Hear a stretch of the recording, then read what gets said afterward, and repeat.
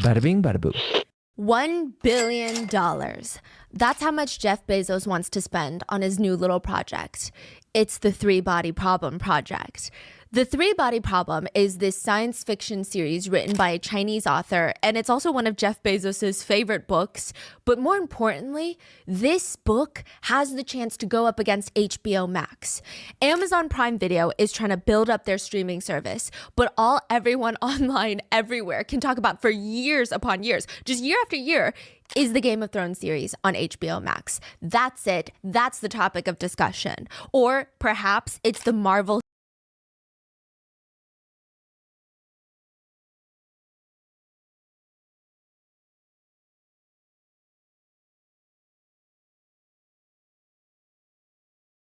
cinematic universe that's grossed close to $30 billion, or Star Wars sitting at $11 billion, Harry Potter at $10 billion. So Jeff Bezos, he's going to put $1 billion on the line to make the next big series. Side note, it's not just a money pit. If it's executed well, it's going to be very lucrative. Some sources state that the Game of Thrones franchise made HBO Max about $3.1 billion in just subscriptions, which is about double what it costs to produce and make the whole show. So that's a pretty good return. That's like a $1.5 billion return. And then just the future retention of subscription-based clients that are going to stay on the platform after the show is over. I mean, it's huge. On top of that, Jeff Bezos is worth over $200 billion. So spending $1 billion would be the equivalent of if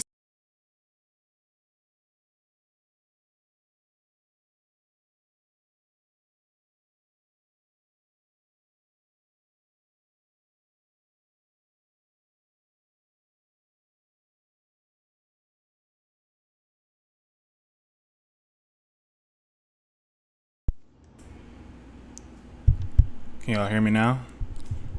All right, we good now. I'm pretty sure we good. My bad, everybody. I thought everybody could hear me. Hey, that's why you guys are MVPs. I appreciate you very much. Come on now. Clap it up for y'all. Thanks. I would have never known. I would have went through this whole stream and just like, yeah, talking and then been like straight up mute. So, appreciate you. I think how you say your name is a Hajar. And what up, Sandra? Appreciate y'all. Appreciate y'all. Big love in the chat. Come on now. But yeah, obviously streaming earlier than usual. I'd like to stream even earlier than this. But yeah, I'm trying to keep it all together so I don't stream so late.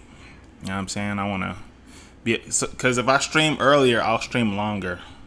Cause I get tired. I tell you what, once it hits about like 5 p.m. decline. if someone has $200 and they spend $1, or if you have $2,000, you're spending $10. But $1 billion is still $1 billion. And if they pull all of this off, it's going to be one of the most expensive series to create of all time. So for 8 months, Jeff Bezos has his top team on the deal in order to spend $1 billion to create a multi-season sci-fi show and to bring more viewers to Amazon Prime Video. There's a few obstacles. There's a few hoops that they have to jump through. First of all, they have to get the licensing rights to the English adaptation of the Three Body Problem. The owner of the copyright, so the owner of the intellectual property, the IP, is a Chinese gaming company called Yuzu Gaming. It is one of the biggest gaming companies in all of China. Once they secure the rights, which is probably the trickiest part because Amazon is reportedly going up against Disney and Netflix, who are all basically racing to try and create the next Game of Thrones series, all fighting for the Three Body Problem rights.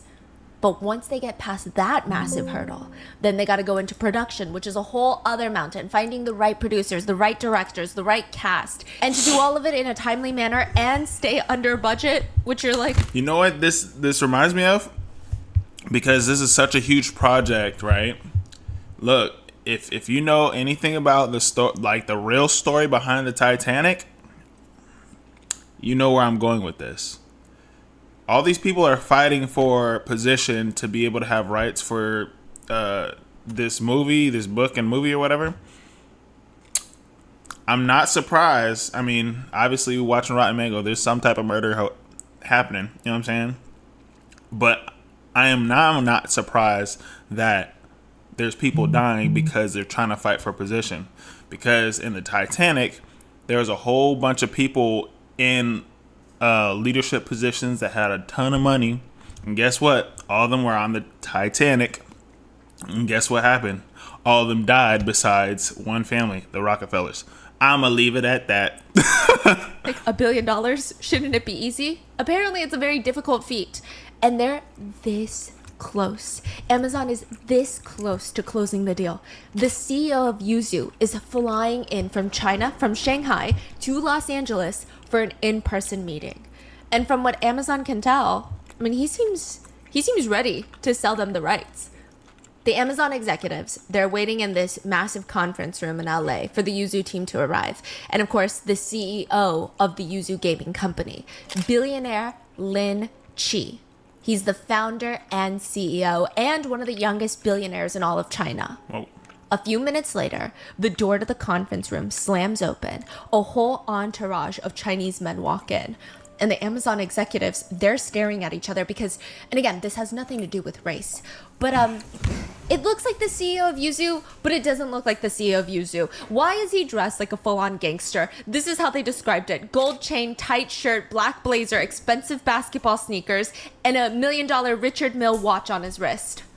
The CEO of Yuzu looks like gangsters. Yeah, they said it. They look like gangsters. The CEO of Yuzu, 38-year-old Lin, he sits down at the head of the table, and this probably does not help with the whole gangster idea. But he sits back on one of those conference wheelie chairs, and he kicks his feet up onto the table.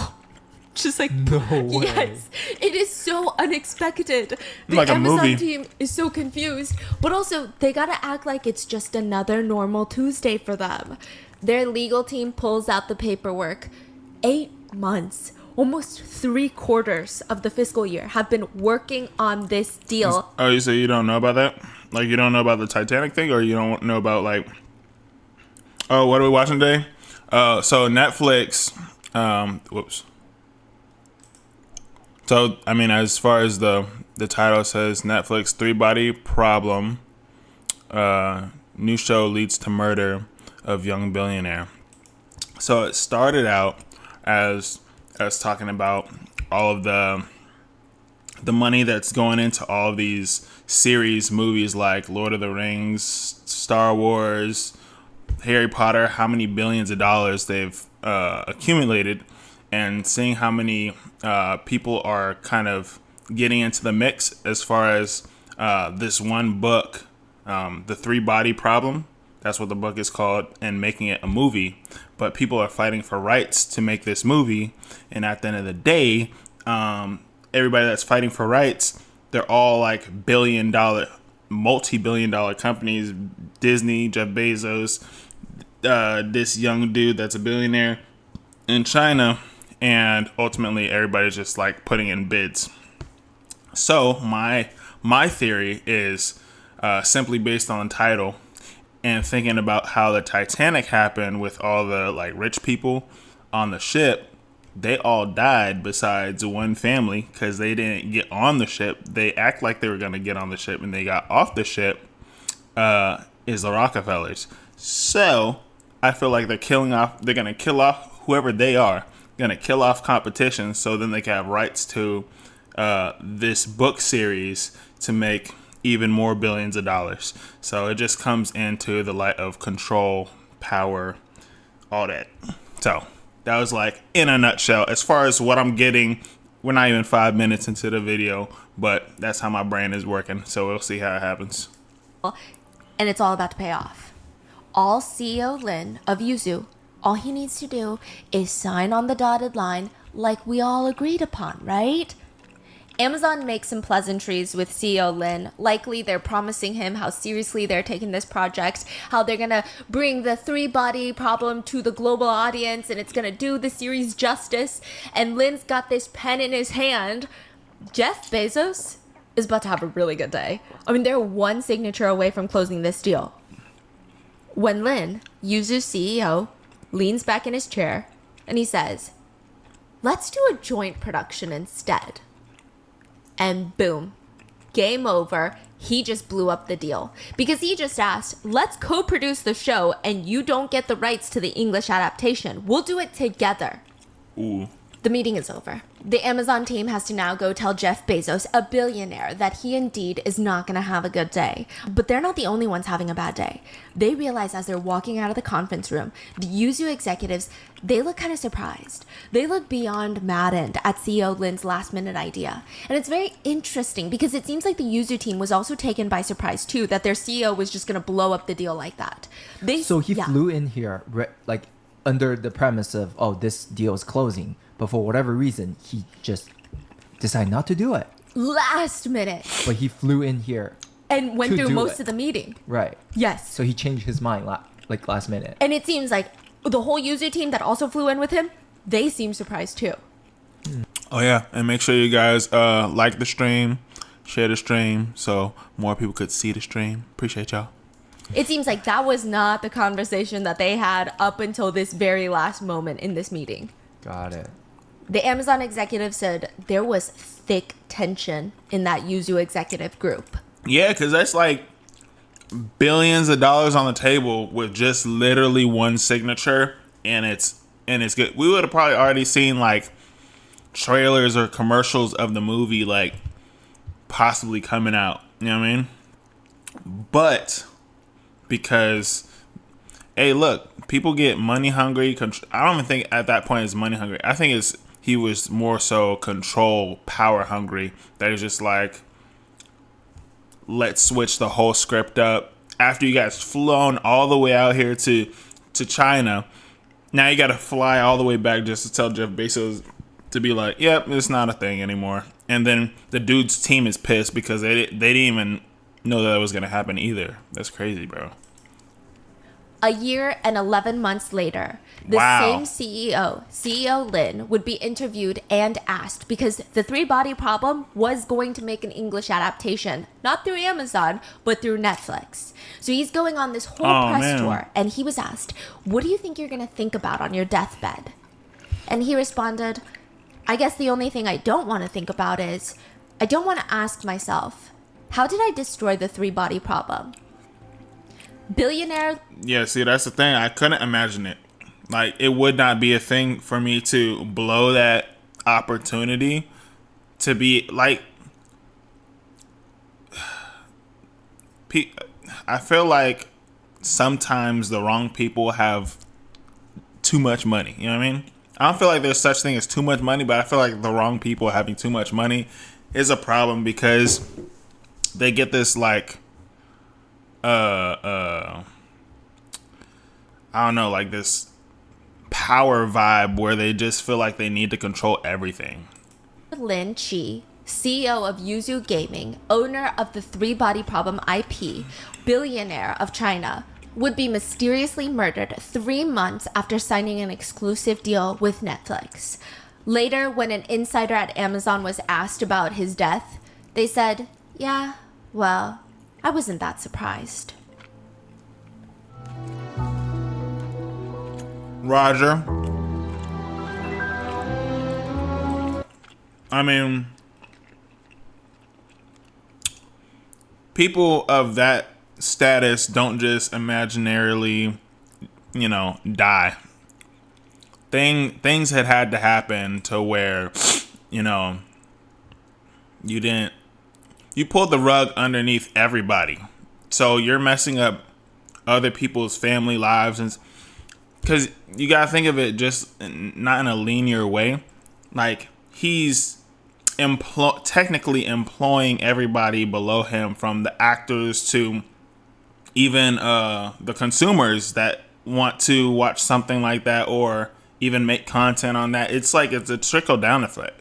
So if he's just thinking about, oh, just me, then of course that happened, and of course there's people that know about it that are within that circle that are just like, yeah, of course he died. Like, what?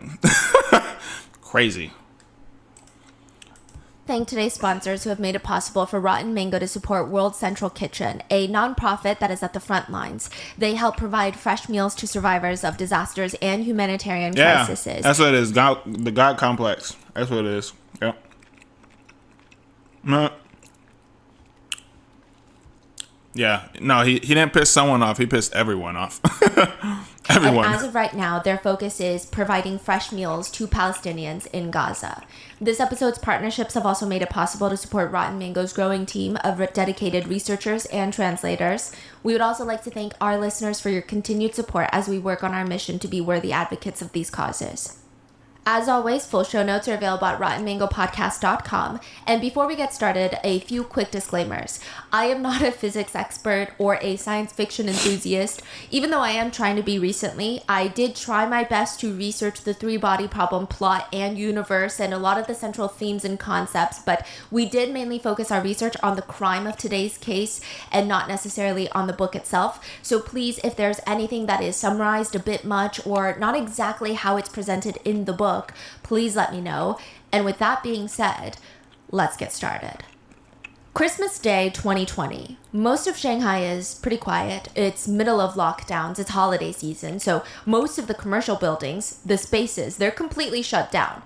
Doors are locked, lights are off, except one single building in the middle of the financial district in Shanghai, the headquarters for a massive gaming company called Yuzu. Every single floor of this building, every single office, the lights are on. And if you were to get binoculars and look through the floors, you would see people, office workers, just scrambling from room to room, holding papers, holding their phone. They look distressed. They're scrambling to get it together because if they don't, their stock is going to plummet to the ground and billions of dollars are going to be lost. But what is there to say, right? Their founder and CEO was killed. But don't worry, guys. Everything's going to be okay. We're going to publish a new game. He might have been murdered by someone inside the company, but don't worry, don't panic. We've got everything under control. But absolutely nothing is under control. The founder died without a will. That means his 3 underage children are going to automatically inherit majority. Oh my gosh. Yo, dying without a will is crazy. Dying without life insurance is crazy because just nerding a little bit financially wise, life insurance isn't just for death, but you could leverage it for like business assets and to pay yourself as a bank, blah blah blah.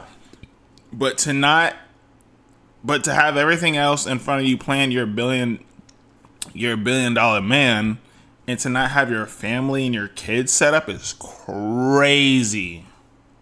40 shares of the company, but they're underage. So then, does that mean that his ex-wife, the mother of the 3 children, is going to take over? She's never even been in the business before.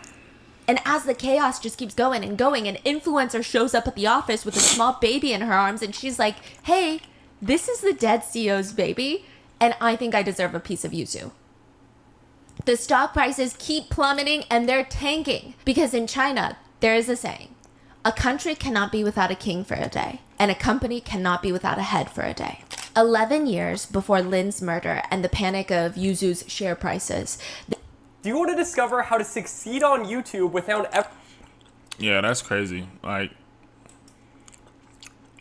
of all things, somebody that would be so well structured, has business mindset, blah, blah, blah, but not have your family straight, bro.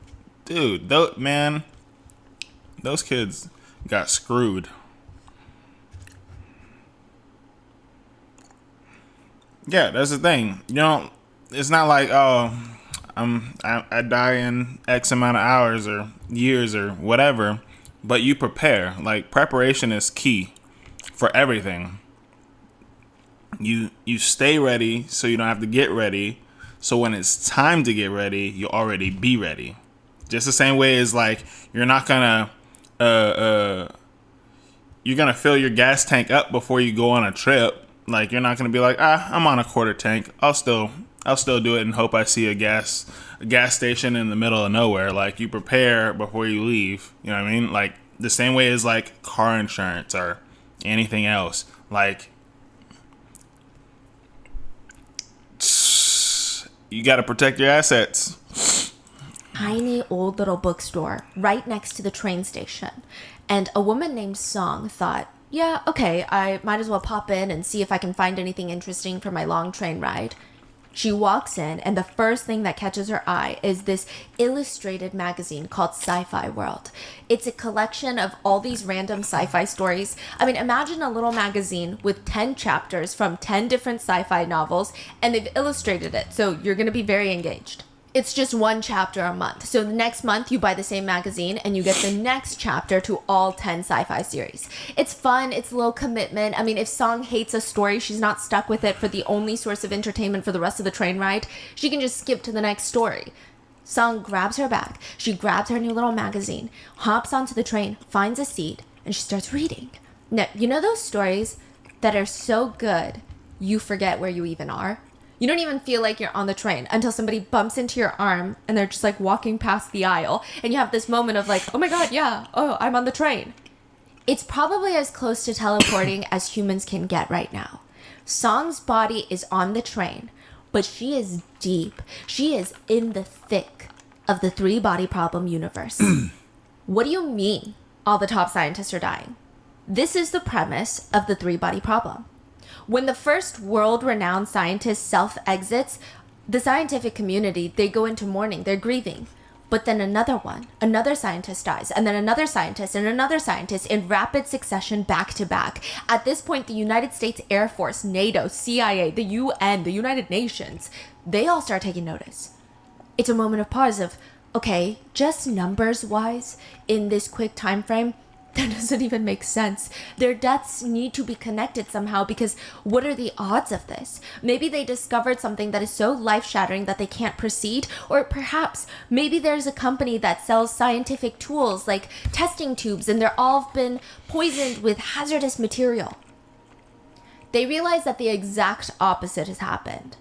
The science that the scientists already know no longer makes sense. It no longer works. Imagine you wake up one day and everyone is telling you 2 + 2 does not equal 4 anymore. We don't know how, but it just doesn't. We don't even know how it used to be 4, but it's no longer 4. We don't know what it is. We don't know what 2 + 2 is anymore. One of the scientists even left behind a note. All the evidence points to a single conclusion. Physics has never existed and will never exist. There wasn't even a signature on it. A brilliant mind just gone after writing those weird, ominous words. Like, what do you mean? Physics never existed. Yes, it does.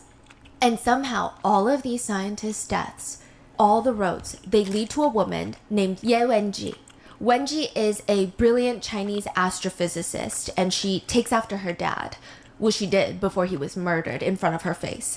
Wenjie's dad was a physics professor at the top university in China, Tsinghua, which was not something that was appreciated during the Cultural Revolution. So the book does kind of take some inspiration from history. And maybe he could have continued his research discreetly in private, but his own wife and one of his own daughters, Wenjie's sister, betrayed him, turned him into the authorities, and reported him for teaching materials in his class that went against the rule of the country. He was murdered in front of his family as punishment, and also as a warning to everybody else. And for not betraying her father, like her own mother and sister did, Wenjie had to watch her father get murdered. She was labeled as a traitor and thrown into a prison. And she's going through this very vulnerable moment. She has an overwhelming sense of betrayal from her own mother and sister, her country, and her dad. And the only one that she might have been able to go to for comfort, the only person that she could have perhaps turned to, was a professor who also served as like a mother-like figure. But when she goes to her office, she finds out she has also been killed. And it's just back to back. Wenjie is going through it. I mean, the worst things imaginable just happened like a normal Thursday for Wenjie. And then in prison, Wenjie is forced to denounce her father as a crazy man with conspiracies and not a brilliant physics scientist, but she refuses, which results in freezing cold water being dumped on her and her almost freezing to death and dying. And so from there, from prison, Wenjie is recruited to work at this very secret military base located in the mountains. The only thing there is this giant... Just so you guys are following, this is the book that she's talking about, not like the actual story. This is the book that everybody was bidding on, or for that dude to sign off on. Hence the show. Satellite at the very tip top of the mountain, a giant radar dish. And this is very interesting because she is imprisoned for her knowledge, but they also want to utilize it and use it for their purposes. The military sector that she is, to a degree, forced to work for, their purpose is top secret. It is to search for extraterrestrial life. It's to look for aliens.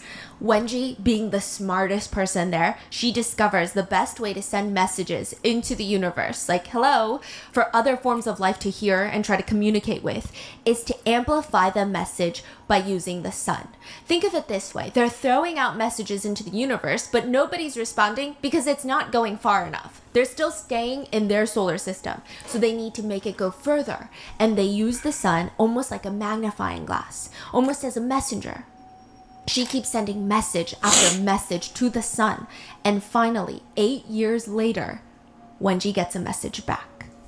She starts freaking out, but she doesn't tell anyone else on the base or even her superiors that somebody responded. That You said, I saw the beginning of this movie. It's a hard watch. Cool, but the hubs wasn't into it. Was it like a hard watch because of the progression of the movie? Or was it a hard watch because of like just the sci-fi aspect of it? Or was it like a little... I don't know how else to put it, but you gotta explain it. they just received a message. Instead, she silently opens it herself, and the message is nothing like what she expected for the past 8 years. I mean, what do you expect from aliens to say? For 8 years, you just say, hello? The message reads 3 lines. Do not answer, do not answer, do not answer. Wenjie is holding her breath. She's waiting. She doesn't know what that means. And then another message pops up. This world has received your message. I am a pacifist in this world. It's the luck of your civilization that I... The cruelty historical part? That's understandable. am the first to receive your message. But I am warning you. Do not answer. Do not answer. Do not answer. There are tens of millions of stars in your direction. As long as you do not answer, this world will not be able to ascertain the source of your transmission. But if you do answer, the source will be located right away. Your planet will be invaded and your world will be conquered. Do not answer. Do not answer. Do not answer. 2 questions. Do y'all believe in aliens? Secondly, would you answer? Do you believe in aliens? And would you answer? Take your time. Take your time. But yes and yes. I'm answering. I'm be like, who are you? What's up? Wenjie doesn't know it yet, but this is a message from the San Tehe, which directly translates to 3 bodies. They are aliens that no longer have a stable planet to reside on, and now they want to take over Earth. The green message is flashing on her screen, and Wenjie is strangely excited. She's shocked. She's scared. I mean, for 8 years, she's been sending message after message to the sun, and she had, I don't know, maybe the world's first confirmation right here on her screen that the universe is not empty, that they're not alone in this galaxy. I think the even... Didn't the government just recently talk about that there's, like, aliens? I think they mentioned it. I know I saw some spacecrafts and whatnot. I know a little bit about it. Come in peace. Sure.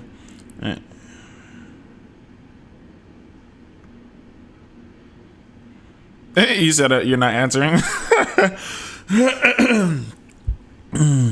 Which means whoever is sending this message to her right now is, if her calculations are correct, 400 light years away. Even if they travel at top speed to Earth, they will arrive 400 years later. See, even if you responded, they wouldn't come until 400 years later. So I'd be like, send me a Happy Meal with fries and a toy, like all of it. Wenjie hesitates. What does that mean? Like, what is she gonna do with this information? But she has this realization that humanity will never save itself from itself. all humanity does is justify their actions and focus on their... She's playing God. She's gonna be like, well, we are already terrible people, so we might as well do something about it. She out here trying to play God. She got the God complex now. Own pain. When Wenjie saw her mom again after her dad's murder, because her mom betrayed their father. And appreciate y'all for liking the stream. Thank you. She saw the guard that actually murdered her father, they both felt justified. Neither of them apologized to Wenjie. They both felt like it's normal to inflict pain on others because they themselves are in pain. Humanity is selfish. Humanity is incapable of solving its own problems. Humanity is actually beyond saving. Unless someone from the outside can help. So she clicks send. But in all actuality, coming from that perspective, how she's processing how the world is, blah, blah, blah, I legitimately wouldn't be like, I would not. You know what I'm saying? Because if somebody is looking, not even just somebody, aliens are looking to, be on a planet, blah, blah, blah, we're going to get ruled and controlled like some slaves. I ain't trying to start this process over. You see my skin color. What the hell? The message she sends reads, "Come here. I will help you conquer this world. Our civilization is no longer capable of solving it." Get her out of here. Get her out of here. She need to be, gone. She need to go somewhere. She's not here. She betrayed the whole world. Its own problems. We need your force to intervene. And now, start the clock. The extraterrestrials are coming for Earth, and who's to say that they're gonna listen to Wenjie? Who guarantees that they even care about our civilization's problems? And that's it.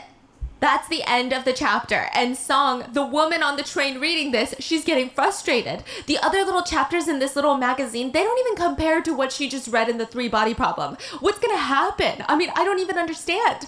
The rest of the train ride, she's just waiting for the train to stop so that she can run off, find the nearest bookstore, and buy the whole freaking novel, read it start to finish, analyze it, get into the story.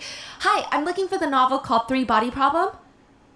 The bookstore clerk says, "Sorry, never heard of it. You can try an older bookstore if you need, but I don't think that sounds like a new book." Song runs out there and goes to the next bookstore. "Hi, I'm looking for the novel called 3-Body Problem." "Oh, never heard of it. We don't carry that book, sorry." Song is losing her freaking mind. She just needs to know what happens to Wenjie. What happened? Hey, that means that's a really good book. We might have to skim over it, you know what I'm saying, to see like the summary of the whole 3-body problem. Just because we could get like man, this paused face right here is crazy, but hey. I do want to see like the summary of like the 3-body problem.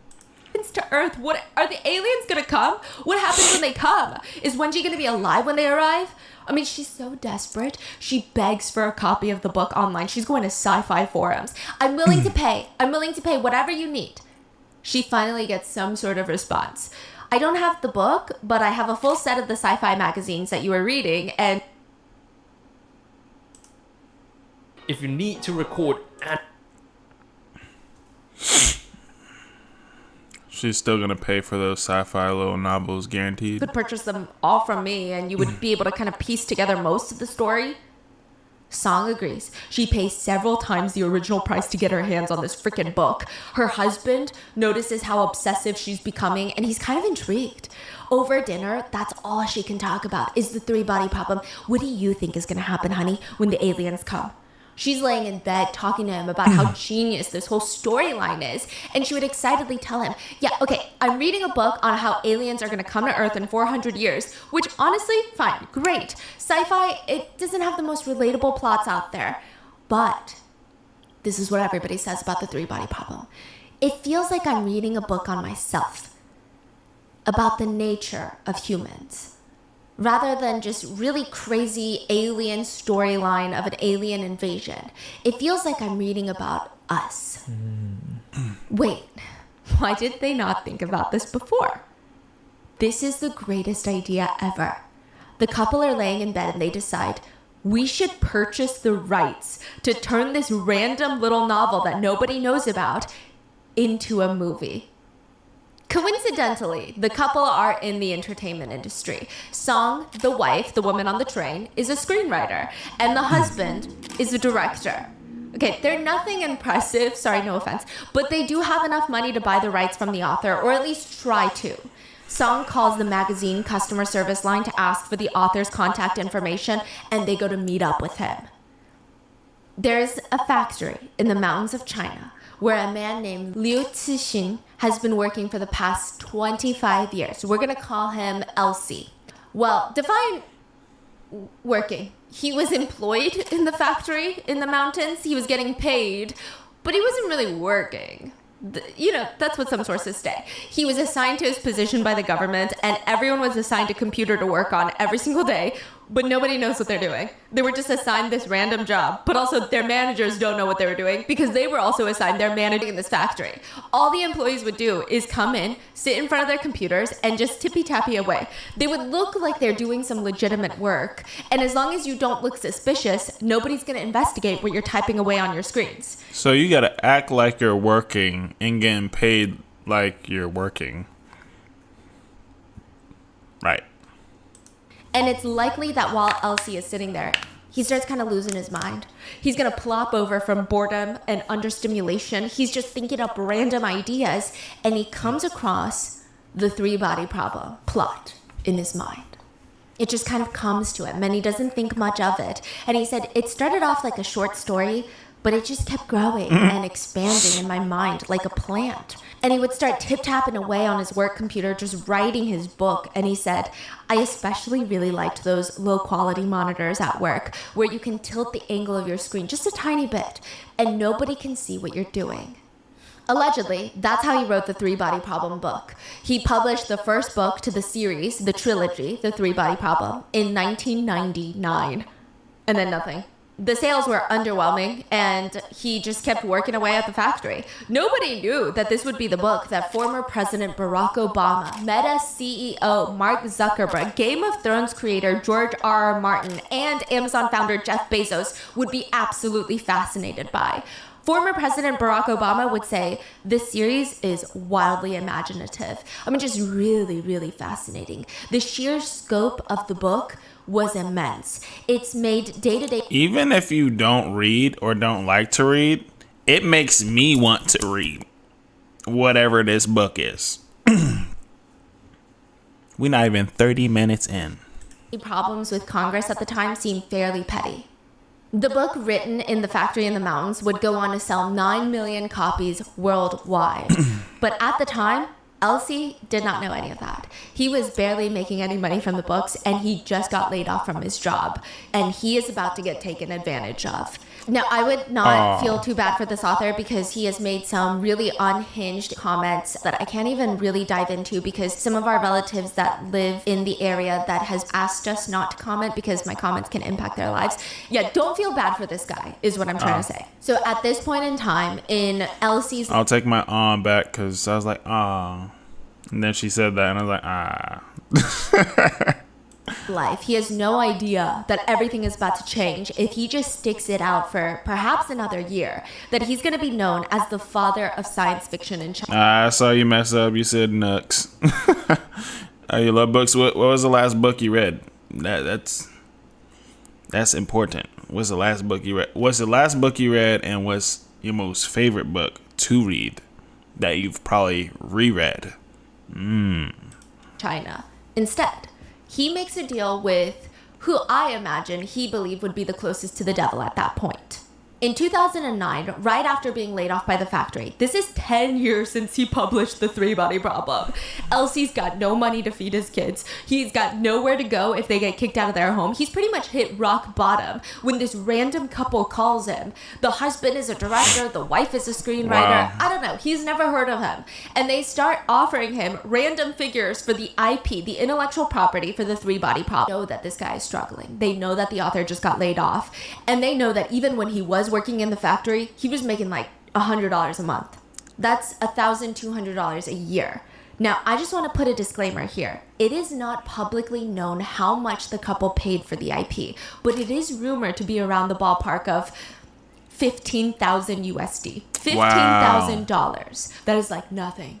And the couple probably knew that. That's really nothing. You could be flat broke, terrible credit, and you can still somehow pull 15,000 credit and possibly like borrow money to be able to purchase the rights in United States to be able to do that for now like a $1 billion series. That's crazy. Since they work in the industry and they know that the author really, really needs the money. Song and her husband, they get really aggressive with it too. So they purchase the IP. You read a lot, but it's in Arabic. Do you guys like action? Do you like mystery? I like thriller because it's between mystery and like action is kind of. Thriller is probably my favorite. It's probably like thriller. And then probably second has to be like action comedy. For all of the movie and TV rights for all 3 books of his 3-body trilogy. The 3-Body Problem, Dark Forest, and Death's End. The author had an... You said right now you're reading a book called Retribution. That sounds crazy. And League of Vampires Part 4. I'm guessing it's about a League of like, is it like Blade vampires, or is it like, what's that movie with the vampires and wolves? You know what I'm talking about. Is it like that one, or is it like Blade mystery? Mystery is your favorite? For sure. I feel like when it comes to books, I like implementation, but if I'm like storybook, it has to be there has to be like thrills and something that's not real direct. I have to figure it out. I don't want to know exactly where the story is going. Going through the old Sherlock Holmes series with my son. Oh, that's dope. Sherlock Holmes is gangster. Sherlock Holmes is gangster. Oh, you like mystery and historic wars? I like specifically when it comes to history, I love the Eastern culture, like Japanese history. I know a lot about some Japanese history, especially when it comes to martial arts and stuff like that. I like how innovative everybody was in comparison to how technically the Americas was or European culture was.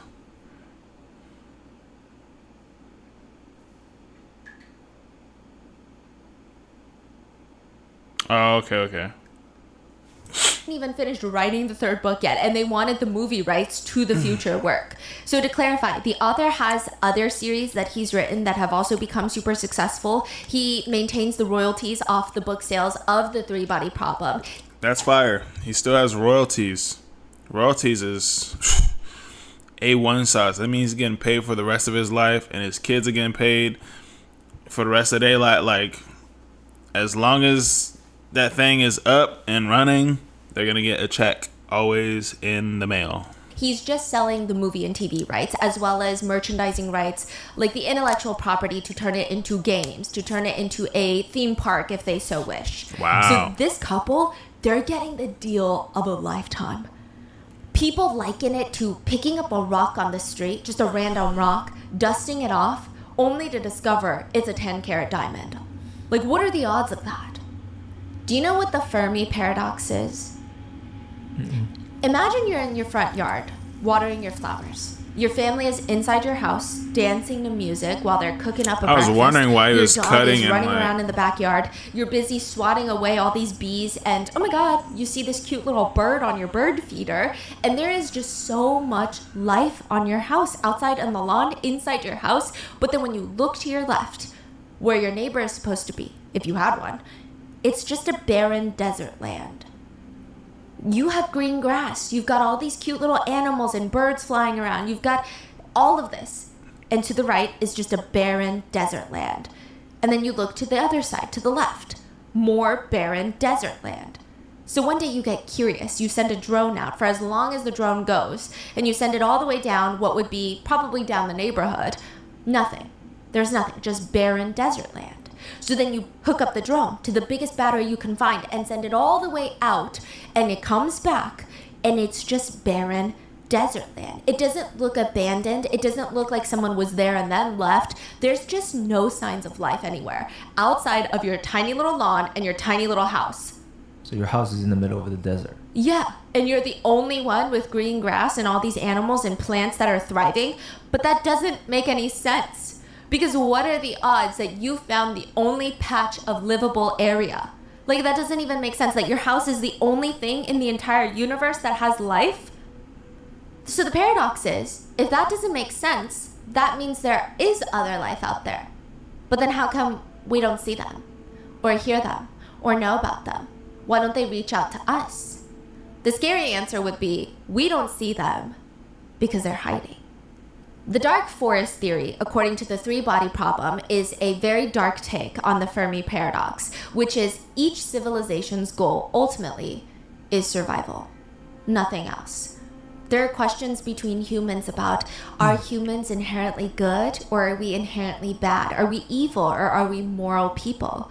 But if you really look at the infinite unknown universe at the universal scale, none of that really matters, is what the dark forest theory says. The only thing that matters to humanity and all life out there in the universe is survival. At the end of the day, good and evil mean nothing.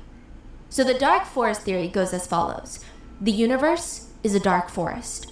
Every civilization is a hunter with a gun. They are armed hunters stalking through the trees like a ghost, gently pushing aside branches that block the path, and they try to move without creating sound. Even breathing is done with care. The hunter has to be careful because everywhere in the forest, there are stealthy hunters like himself. If he finds another life, if he finds another hunter, an angel or demon, a delicate infant or a tottering old man, a fairy or a demigod, there is only one thing the hunter can do. Open fire and eliminate them. Because in this forest, hell is other people. It does not matter if you think the hunter you're staring at in the dark forest is good or evil, weak or strong. The only thing that makes sense in this split moment is to shoot and eliminate the hunter. Because if you do not, they will do it to you. They're going to turn around and they will shoot you. Because in this dark forest, the only thing that matters is survival. The struggle for survival rules over everything else, which translates to shoot first, apologize later.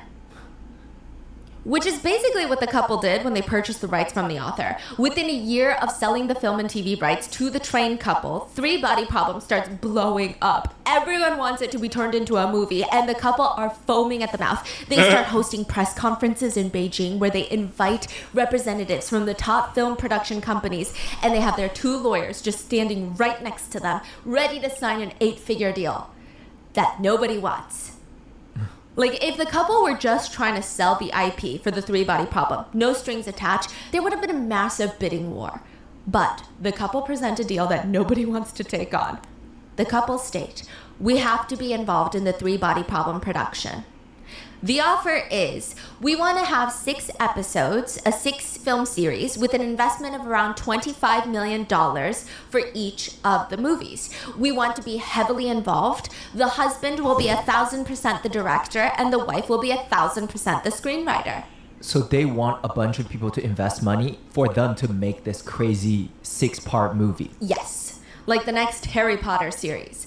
There's a saying in China where if there's a man laying on the couch, no matter how much you want them to stand up, no matter how much you're trying to drag them, if they're just like limp, dead weight on the couch, you're not going to get them to stand up. It doesn't matter how much blood, sweat, and tears you put into that person, they're going to stay laying on that couch. They're going to stay horizontal. The couple's skills are basically non-existent. Even if they had Jeff Bezos' resources, they would not be able to pull this movie off unless they use those resources to fire themselves and hire new screenwriters. Yeah. that's called delegation. You know what I mean?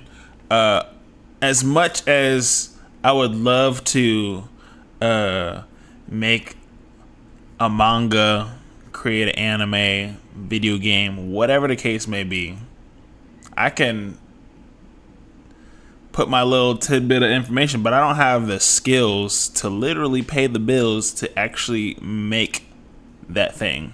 So ultimately, they got to get out of their own way to make it happen. But they want to be the director. They want to be the screenwriter. But legitimately, they don't have the skills. So it's like almost like a kid coming to you, telling you what to do. You're like, you have no authority over here. I mean, you're just asking us what to do. Or telling us what to do.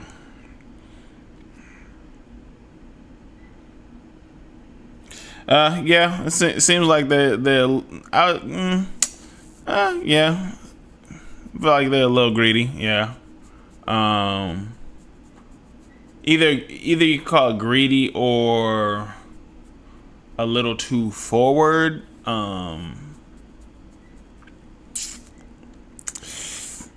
They could have probably presented it a lot better than how they did. I don't know. I'm very intrigued in how this is transpiring, though. And directors. I mean, no offense. Okay, like they're that bad, just objectively speaking. The husband, the director, he had never directed anything of this kind of magnitude with this kind of budget. It's like giving a person who's only recreationally kayaked. Maybe they kayaked once or twice in their life, giving them the steering wheel to a mega yacht or a massive cargo ship, and then expecting them to do a good job at sailing the boat. Nobody's going to have a good time. It's going to be rough waters. See? And that's not my personal opinion. You know how movies and shows are reviewed and they're rated on a scale of 1 through 10? Even if you were to take every existing work that the couple had already completed, they had, I think, 2 TV shows, 4 movies prior to all of this. If you added up all of the scores, it would still not hit the 2 digits. See, I just listened to somebody. What was his name? Who's the guy that created Apple? Beggars can't be choosies. Yeah.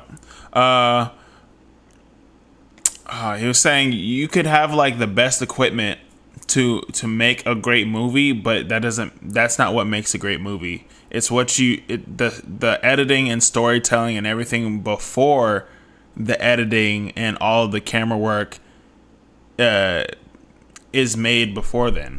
You know what I mean? The $1 billion idea of how everything is gonna work before all the actors, the voice actors, camera work, editing, blah blah blah. And ultimately, what I was saying and what she's saying is like intertwining together. As far as like they don't got it like that. You know what I'm saying? They don't have all the pieces together, but yet they want this thing to happen. It would not hit 10. I mean, they're all rated horribly. I think the highest rating that they ever got was like a 5. Yeah, it's pretty bad. The Exactly. It'd be like, hey, I'm good at Mario Kart, Mom. I definitely could take you to the grocery store and bring you back safely. That is an absolute no. Not at all. Like, no. Entertainment companies, production companies, nobody wants it. Not even the fans. They're terrified. They were all over social media at this point because remember the part in 3 Body Problem where the main villain, Wenjie of the series, gets a message from the alien saying, do not answer, do not answer, do not answer? Mm-hmm. Well, fans responded to the couple's multi-million-dollar proposal with the words, do not film, do not film, do not film. Because they'd rather no movie than a ruined... The llama is crazy right there. That's crazy. If anybody will flame you up the fastest, it is the internet. The internet, oh boy. You gotta have thick skin. You can't get on the internet and expect everybody to like you. At the end of the day, they took a gamble. That's business, you know what I mean? They purchased 14,000, 15,000 for the rights for the book to be able to do all the things. They took a gamble with it. They shooting their shot and they getting shot down. Movie. Yeah. That makes sense. Nobody wants the 3-body problem bad enough to put up with this couple, except billionaire Lin Qi. He is one of the youngest self-made billionaires in China at this point. He was worth $2.2 billion. He built his fortune off of knowing what people want and then giving it to them, which in this case, big-chested women in video games. Yeah, okay, so his company, Yuzu Gaming, had some very large assets in their games. Yes. One of their biggest games to date is called League of Angels, which... Like, if you're already... I mean, I feel like everybody that follows, you know, my YouTube channel and everything like that are at least versed enough that within a lot of Asian culture, video games, anime, etc., there's a lot of this, you know, a lot of protruding assets in video games, and like the super hourglass body have zero clue. But I mean, I think, well, majority people that play video games are guys. A lot of girls are now getting into gaming, but most of them are guys. So it's not a surprise that most anime, most gaming figures have protruding assets. Features very exaggerated characteristics in their design process. Lin knows what his audience is looking for, and he delivers on it, and it made him a billionaire, right? We can't hate on that. So within just 3 years of finding Yuzu Games, he becomes one of the youngest CEOs of a publicly traded company, and at 33 years old, he becomes a billionaire. Wow. In 2020, just the first 3 quarters of the year, from January to the end of September, Yuzu's revenue was over $500 million. In the US, there's only about 1,000 companies that make over $500 million a year. This is like the top of the game. But I will say that Yuzu's games are not necessarily seen as a world-class standard for gaming. If anything, their games are kind of pooped on by the online community. Some netizens would go as far to say, if the goat of gaming is Blizzard, Yuzu is the goat shit. So we would call that a hack and slash game. Those are the game that you just kind of saw. The style of it is called hack and slash, because all you got to do is technically press like 1 or 2 buttons and like you're hitting everything. Don't have to be accurate at all. It's just hack and slash, just hacking away. Yeah, apparently a lot of Yuzu's games would just pull from other games. They would take the plot details, fight sequences, even digital aesthetics, just taking bits and pieces from other games and then Frankenstein them, release them to the public. But even then, some people would enjoy it. Yeah. They said it's the type of game that you don't waste too much time or money on. You don't get too invested. It's just a silly game that you play on the toilet. But that's Yuzu's strategy. You target the lower end players. You focus on making affordable but fun games that don't require gaming computers to play because it's so high quality. You keep it cheap to develop, cheap to play for the masses. I mean, there's a large market for it, clearly. I mean, he's a billionaire. He was not oblivious to what people thought of his games either. He said something along the lines of, when an affordable shoe brand starts releasing shoes, as long as they can be worn, walked in, they're gonna sell even if they start leaking after a rainy day. Insinuating not everybody has money for Gucci footwear, but also don't expect the world's best shoes without paying that price. There's a market for everyone. Before Lin went on to run one of the most successful, profitable gaming companies in China, he was just a little kid working in a coal mine. I'm serious. There was one day he worked there 14 hours in the dark, scary, dangerous coal mines.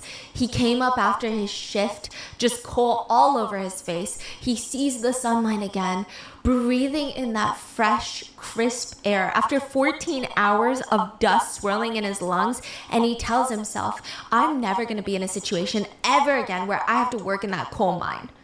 Which he wouldn't ever have to, ever again, because his parents own the coal mine. Yeah, Lin is the son of a wealthy businessman who owns a few coal mines, and they made him work one singular day in the coal mines as a wake-up call. To give you some context, Lin's parents have money, but they also have zero time. So Lin's whole childhood, he doesn't really remember his parents, but he does remember that they would send him living expenses every single month. And by living to be 33 and not remember your parents is crazy. I wouldn't care how rich and wealthy I would get. There is no way I would sacrifice the time with my family over a piece of paper. I don't care.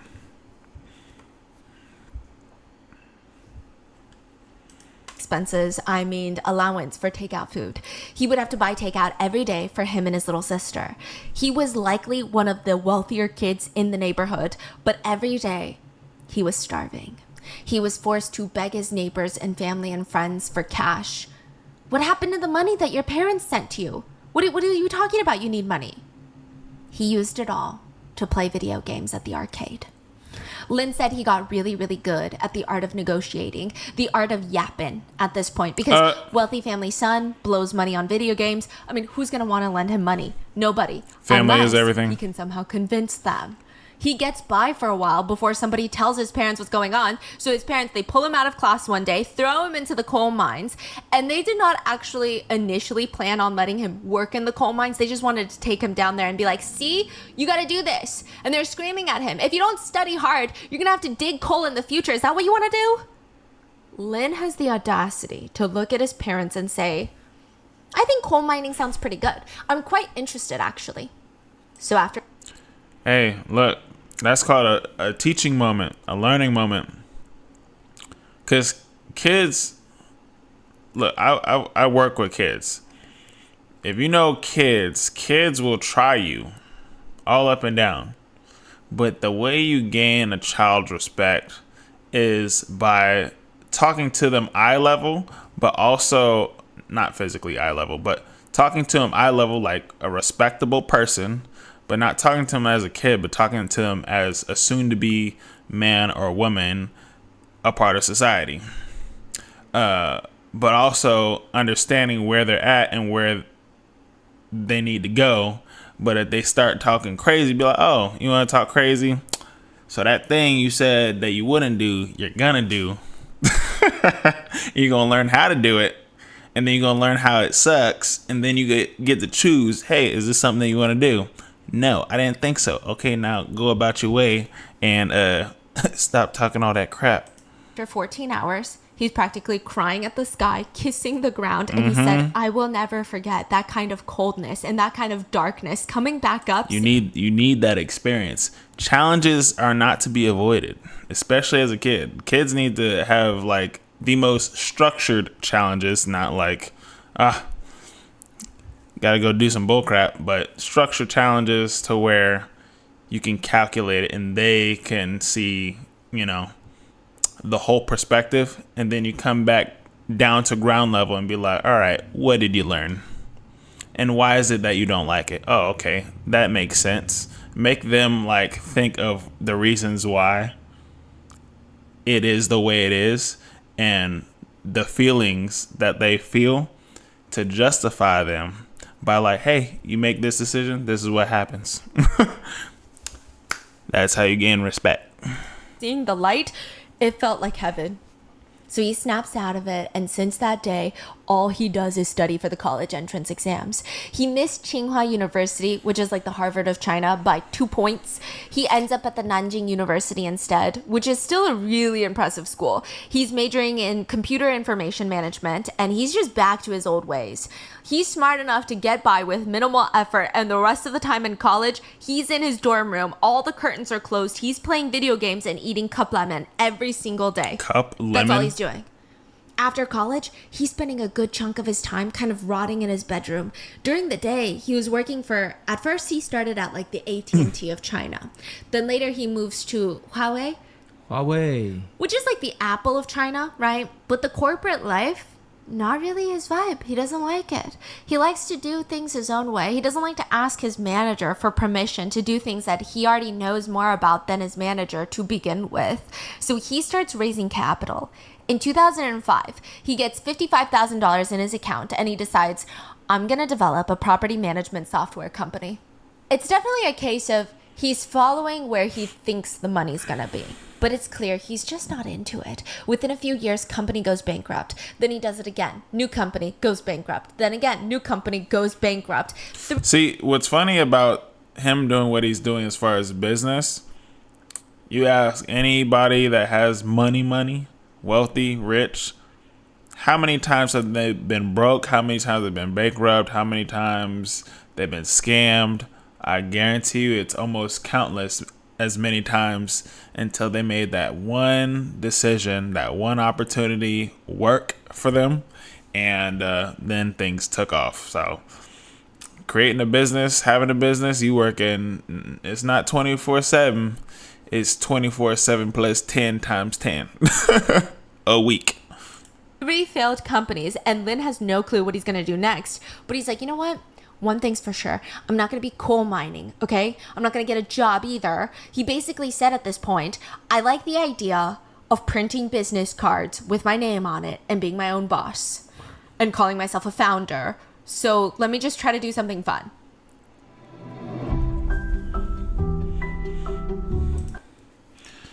All right, what do we got here? What's up? Appreciate you joining the stream. So you're watching Murder Mystery, and BuzzFeed is about to post a Stray Kids interview. Ooh. Is it like scheduled? I need to check that out. Hey, look, I'm telling you now, because a lot of American industries, such as BuzzFeed, like they're getting a hold of like the K-pop stuff, and a lot of them are starting with Stray Kids. So Stray Kids are the pinnacle of K-pop. I would say that they're the top K-pop group of this generation. Oh, the kitten interview. I seen the dog one. They got a kitten one now.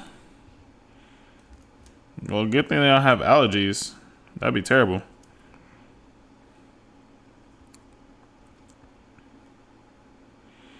Yeah, the kitten interview. When did that release? Today, or was that this week? Earlier this week.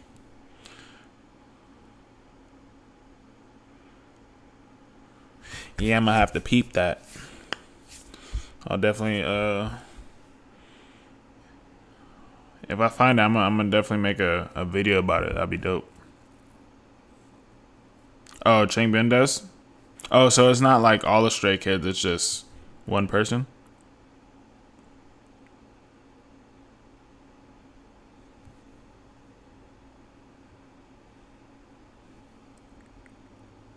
Oh, it's gonna be uploaded soon.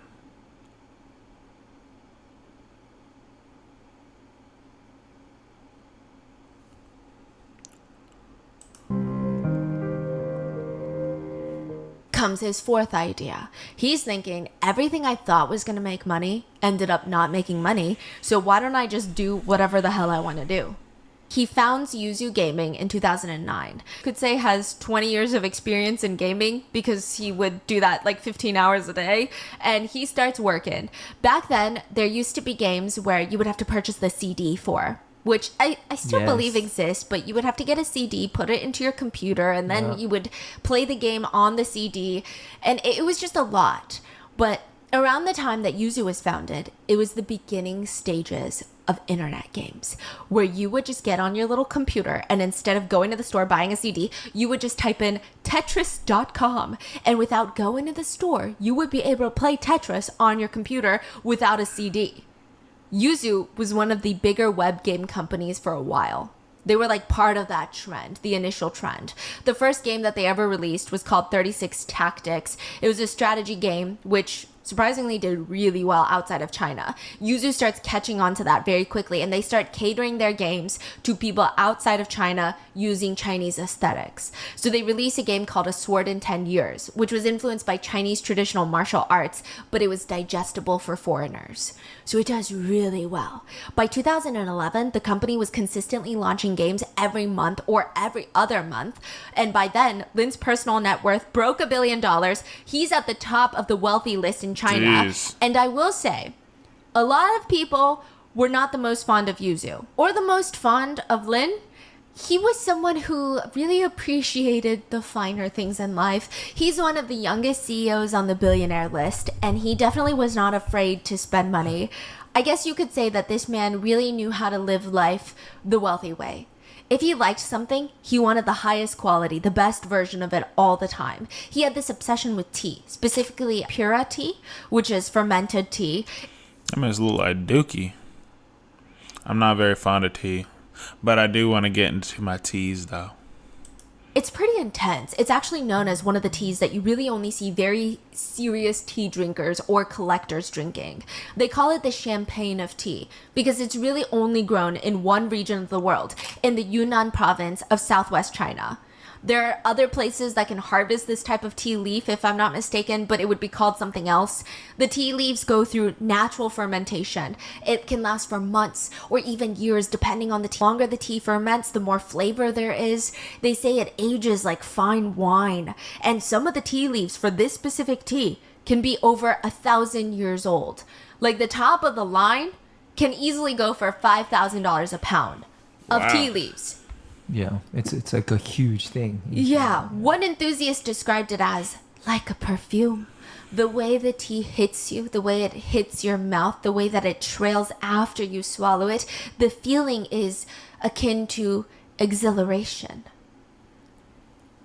Lin would send his assistants or his tea collectors specifically to that region in China that makes that tea to purchase it on site because he doesn't want to just get a random bag of tea. They need to pick the specific tea leaves. He was very serious about the things that he liked. He also very much likes wine, so he created his own little wine fund where he invested $5 million just to acquire the world's finest wines. He even constructed this massive kitchen next to the Yuzu headquarters where he had 2 Michelin star chefs sitting around, just on standby, ready to cook a meal for him whenever he has a little craving. Hey, look, I don't think that's, if you got it, why not? Look, I don't see anything wrong with how he's spending his money. I know some people would feel like indifferent, be like, oh, I wouldn't do that. I'll just give it away to charity and blah, blah, blah, blah, blah. Look, if I had that type of money, I'm building me a whole, an anime Disney world in my own backyard, bro. I would have the Batmobile handmade in my living room as a couch, and then I could still drive it. Like, I would do some wild stuff too. It wouldn't be like some crazy weirdo stuff, but it'd be like all of my kid fantasies. I'd be like, I at least have to do it one time. Like, that's cool, because regardless, at the end of the day, someone has a job, you're paying them, and probably even more than what they're worth as far as anywhere else. So I mean, like, if you got it, that's cool. He's just living it up. He's making money from a passion that he's always been doing, and now he's able to pay for the things that he wants. He's not being a weirdo like a lot of other weirdos out there, having like these islands with and being like can you even say that on the internet? I'm gonna say it, I don't care. A pedo and all types of bulk. Man, what? There's some weirdos out there. This dude just living his little kid life dream as an adult. I haven't heard nothing crazy, you know what I'm saying? I mean, he truly was a character. The CEO of Meituan, which is like the Uber of China, said this about Lin. He's got the strength of a dragon and the fierceness of a tiger. He's full of energy. He's a force to be reckoned with. And more on that, more on the fierceness of the tiger aspect. Apparently, Lin is incredibly hot-tempered. He's got this short fuse. Oh, he got the video game temper. All right. That's strike one. He got video game. Look, I know about it. There's allegations that he could not even go 10, 20 seconds without interrupting someone. But other people said, well, not really. I mean, I guess you could put it that way. But it's more of the fact that Lin is super direct. And You said if you're rich, you'd never cook and clean again. Yeah, that's the biggest thing. Like, I'm not saying when I become rich, I would want a maid, chef. I wouldn't want to have to do a single thing besides my job and spend my job being like something I actually want to do, of course, and spending time with my family and my kids. Like, that's really all I'm doing, is saving time to spend more time with my family, employing people, because I think that's the coolest thing to do. I've been able to employ some friends to do jobs for me. That's the coolest thing in the world. Because then you putting money in their pocket to feed their family and XYZ. That's cool. If you're rich, you would pay so much money to work with stray kids. But what exactly would you do? You know what I mean? To work with stray kids, what exactly would you do? Because to say that you work with them is just like, okay, how can you help us? You know what I'm saying? Because then I don't think they have entourage. I think they just have bodyguards. Just you would have a chef, a housekeeper, a personal trainer. Yep, you got to get that health right. It's funny what you'll actually pay for to have the funds. Is like, you'll do everything that it's the hardest to do. Like, if you struggle with working out every day or whatever the case, you'll get a personal trainer so then they could, keep you on your P's and Q's.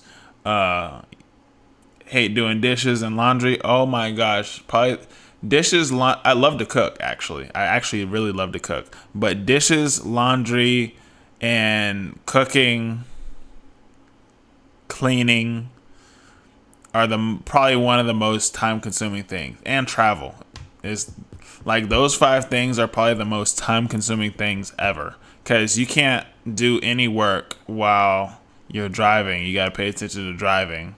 And if you're going long distance, or always, there's some rich people that are out there that don't drive anymore.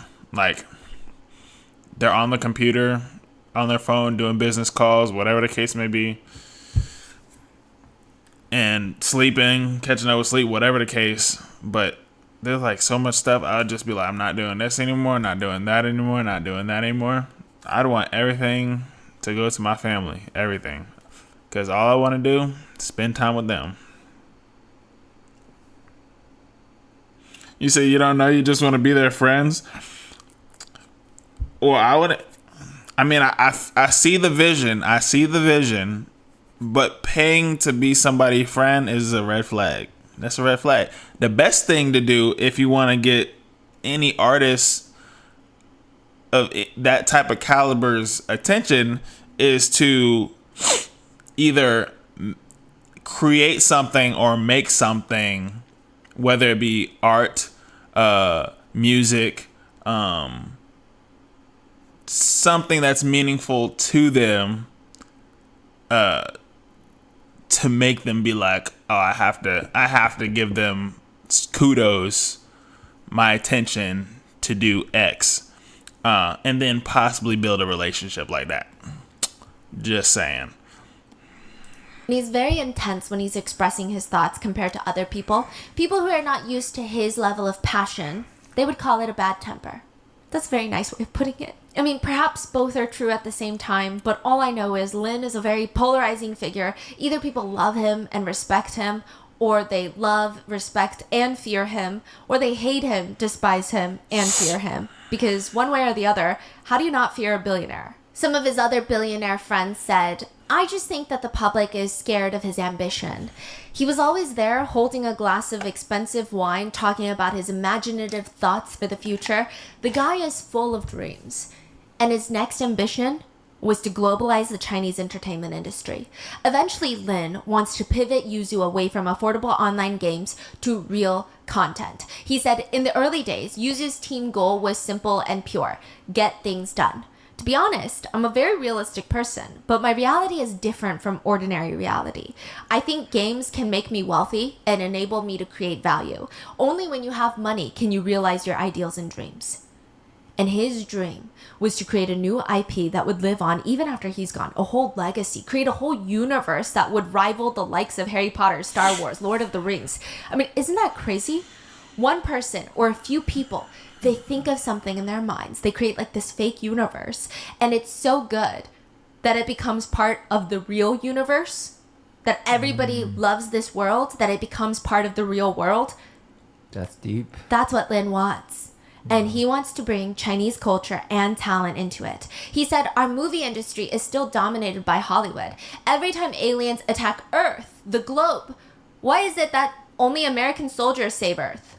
He wants to become the world's leading provider of entertainment services, create the Chinese Marvel. And the only way to get there, that he felt, build a whole universe around the IP of a famous series, is the three-body problem. In the three-body problem series, the Tehe, the aliens who want to invade Earth, they send a collective message to all the humans, to all of humanity before they arrive on the planet. 3 simple words. You are bugs. You are bugs. We are bugs. We are bugs. Humans are bugs to them. Now, 7 years after the couple acquire the IP for the three-body problem, they purchase it from the author. Lin, billionaire Lin, licenses it from them. So he's not buying the rights. He's saying, okay, I'm going to co-produce a 6-film series with you. Like, let's start with the first movie.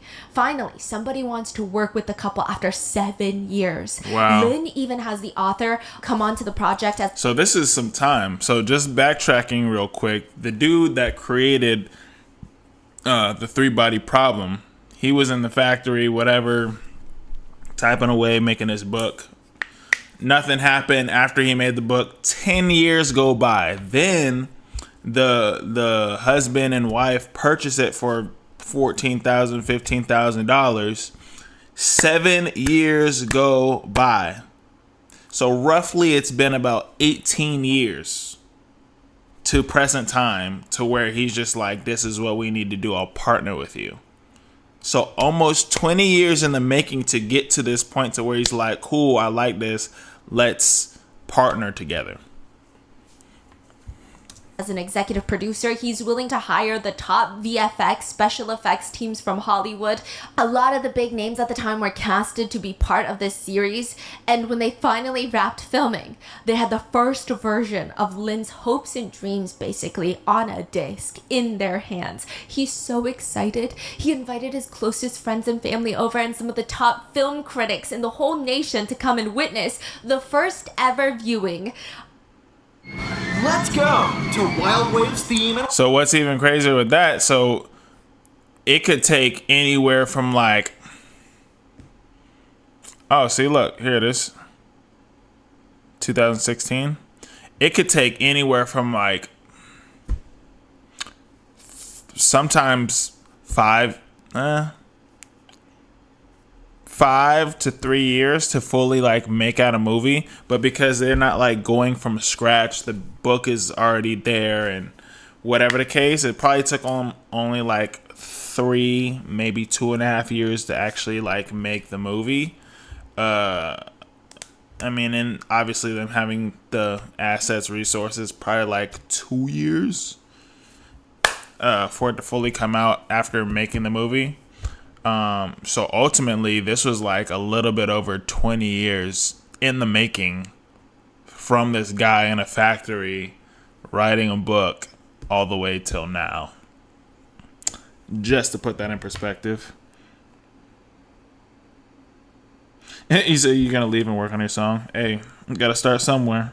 Yeah, I think front row is like $1,500. Oof.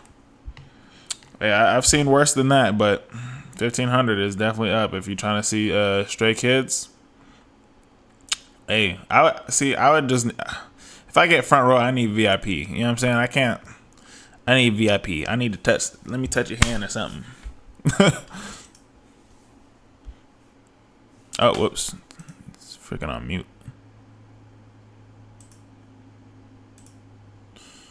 first version of Lin's hopes and dreams basically on a disc in their hands. He's so excited. He invited his closest friends and family over and some of the top film critics in the whole nation to come and witness the first ever viewing of the first ever film of the Three Body Project. After they watched the movie, the whole room was silent. I mean, nobody even knew what to say about it. It was just so... The ones that were a bit nervous around Lin, they came up to him and they said, "It is so, so good, so moving, so touching. I mean, captivating, really. However, I do think it's a little bit too forward thinking for the mainstream audience. You know, they're all kind of dumb and this is too artistic. I think I'm scared that this type of art, this level of craft and creative expression is just going to go over the general audience's heads, you know? It's just almost too good." Yeah. The other people, the ones that weren't scared of Lin, so probably just his friends and family, they looked at him and just said bluntly, "Are you sure that was a movie? That felt like a PowerPoint presentation." Damn. The movie was filmed with 50 screenwriters. They would go scene by scene. 50 screenwriters to write a 2-hour movie. I mean, think about it this way. Game of Thrones, for like all, 8 seasons, only had 7 screenwriters. 7. Wow. Yeah, so 50, I mean, each scene is probably written by a different screenwriter, so the whole tone, the messaging, the plot, it's all lost. Every 2 seconds, a whole new vibe, a whole new mission, a whole new direction, and they're not even communicating well. It's like they stitched together the worst group project ever, just relay racing this shit. Each screenwriter would write a few minutes, stop randomly. I wouldn't even be surprised if they stopped mid-sentence. Then it would be passed on to the next screenwriter. Then the next. I mean, to give you an idea, again, 7 screenwriters for Game of Thrones. They're using 50. It just makes zero logical sense. I mean, it doesn't... More does Why not mean so better. many? So obviously, dude with money wants to help make a movie, but has no clear... That's why there's a director. You know what I'm saying? To direct traffic. Whatever that traffic may be. But just because you have money doesn't make you smart. You're smart enough to get the money. But now, when you're going into a different realm, as far as this, you got to have people that know how to tell a story. There's a difference between reading a story, but to tell a story is completely different. You can tell when somebody's reading a script to you. Like, if they're trying to sell you something, be like, "Oh, nice. Thanks for sitting down with me. Now, and I want to go over this, da-da-da-da-da." Like, it sounds like somebody is memorizing a script in comparison to telling you a story. When someone tells you a story, you're, like, fully involved. But because he doesn't know, that's why he getting that type of response, because they said it's a power... I ain't never heard that one before, where it looks like that they were watching a PowerPoint. That's crazy. I don't know, I guess they thought more the better. The more the better. Yeah, technically, movies done in 2 years, that means like everything was already pre-made. I'm talking about from like the actors already knowing their script and like doing it, like actually doing the work, putting in the hours, and acting is like 2 years. You'll be surprised. I have family and friends that work in the industry in Hollywood and stuff like that. You could get some work done, but we're not talking about 3-4 hour long movie. Talking about like an hour, 30 minutes, sometimes even 2 hour long movies. Yeah. Couple were interviewed. The couple, the director and the main screenwriter, the one that owned the rights to the IP, they were interviewed during a press release for this movie, or at least the announcing of the production for this movie. And the husband, the director, said that his biggest challenge for this film would be the special effects. He said he spent years learning green screen technology. Green screen? Just adding green screen in the back? Yeah. Precisely. Which is also very interesting because a lot of the editors working on this movie allegedly mass walked out on their jobs. They were having to sit there 20 hours a day editing the green screen. So let me give you an idea. Let's say my background is a green screen. It would have to fit the whole frame, right? See, now I have to see at least a trailer. I feel like seeing a trailer of this movie would put it all together. So probably after this whole thing, I'm probably going to watch the trailer of the movie. Yes. And then you would put a little background on it. The director did not buy a green screen. Yep, because the editing. Look, there's audio, lighting, editing, all the cameras as far as which angles you want, and then dicing everything up and clipping parts and taking parts out, putting parts in. Look, it's the whole nine, and then making sure like the actors are doing what they're supposed to do and blah blah blah. Like it's a man. There's a lot that goes on set. That was big enough. Even if the editors had put in a background, the edges of the frame would still not be green screened. And then there were parts in the middle that were not correctly green screened. Oh my it was gosh. crazy. So the editors had to sit there, crop out green, and then place green in the parts that were not green screened. That and then is they terrible. could overlay a background on it. It was absolutely horrendous. And also, remember the special effects company that they wanted to work with in Hollywood, one of the biggest names, I believe they worked on Harry Potter? They declined the footage. They declined What do you it. mean? So they get the raw footage of the 3-body problem, and they said, what is this? Like, that's not what we're supposed to be doing.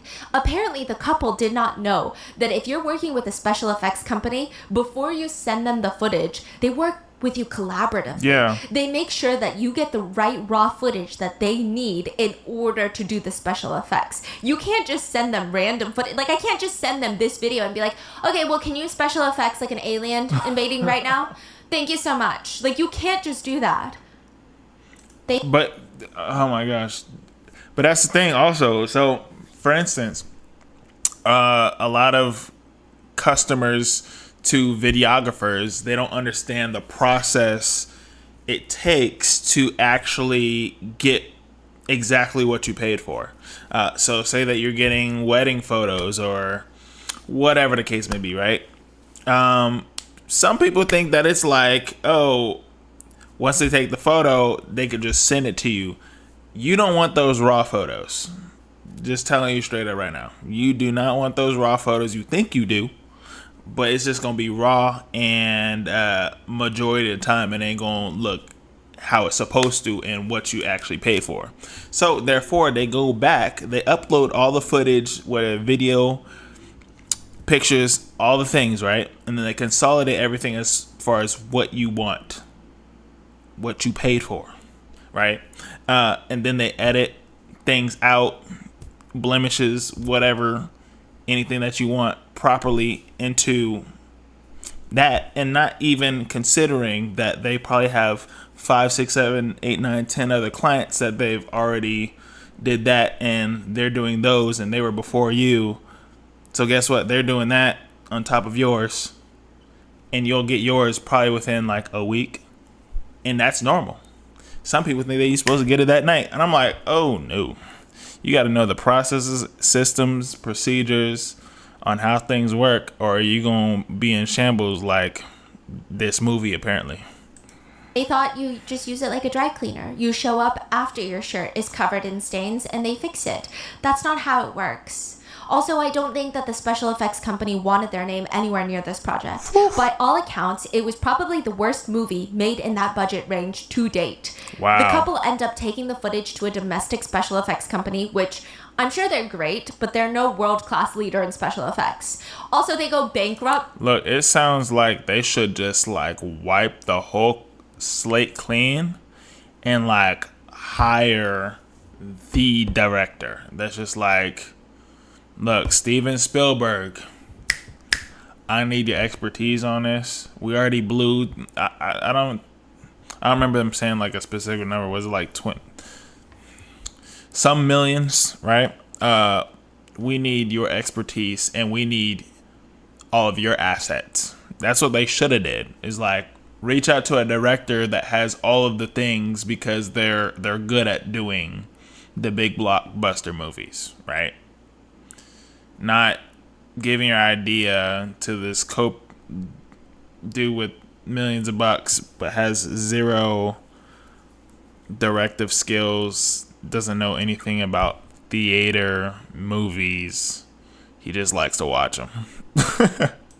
Before they can finish editing the Three Body Problem. Oh, The special effects company. The second company? Yeah. Went bankrupt? Went bankrupt. What is going on? Exactly. So a lot of the edits had to be done in-house, which, like I said, the editors are flipping their desk, walking out on this job. It's just nothing is going right. Which honestly, maybe the editors wouldn't have walked out on their jobs. Just maybe. If the movie had been interesting, it could keep them somewhat entertained, somewhat incentivized to focus on this big mission while they work. But the writing, the dialogue, the plot line was so horrendous. You couldn't even say that this was the Three Body Problem. Jesus. It felt like a fanfic. Apparently, the wife that owns the IP, the main screenwriter, she added so much of her own original content to the script that it was no longer the Three Body Problem. No, why would you do that? That's oh my gosh. Oh my gosh. That is the dumbest thing ever. That is so stupid. Oh my goodness, bro. If I hate anything the most out of movies, from books to movies, manga to movie, anime to movie, comic books to movies, is when they want to put their own freaking twist to it, bro. That's not what I read. That's not what I saw. That's not, like, it's not about you. You know what I'm saying? Like, this is not about you. It's about the story that people gravitated and love, and then you're gonna put your own bull crap. Oh my gosh, bro. If anything gets me pissed, it's that. I'm just like, this is not it. This is not it. What is that one movie? Like, for instance, when Hollywood likes to make movies that's clearly like in Egypt or whatever, and then all of a sudden everybody's white. I'm like, okay, I get it. Everybody wants to be actor job, but this isn't accurate to what we doing. You know what I'm saying? Or like The Little Mermaid. The Little Mermaid is not black. The Little Mermaid white, bro. That's what I grew up watching, is Little Mermaid. Little Mermaid is white. You hear me? Like, why are you gonna twist the narrative to people? I swear. Oh my goodness. She managed to turn a masterpiece into literally the worst Wattpad that you can imagine. I'll see you when you get She back. refuses to listen to anybody, including the author himself. Who Oh my gosh, the X-Men thing. Oh my goodness, I heard about it. I need to watch probably like a deep dive of like the X-Men. I heard a lot of bullcrap with this new X-Men or something. They just blew so much money.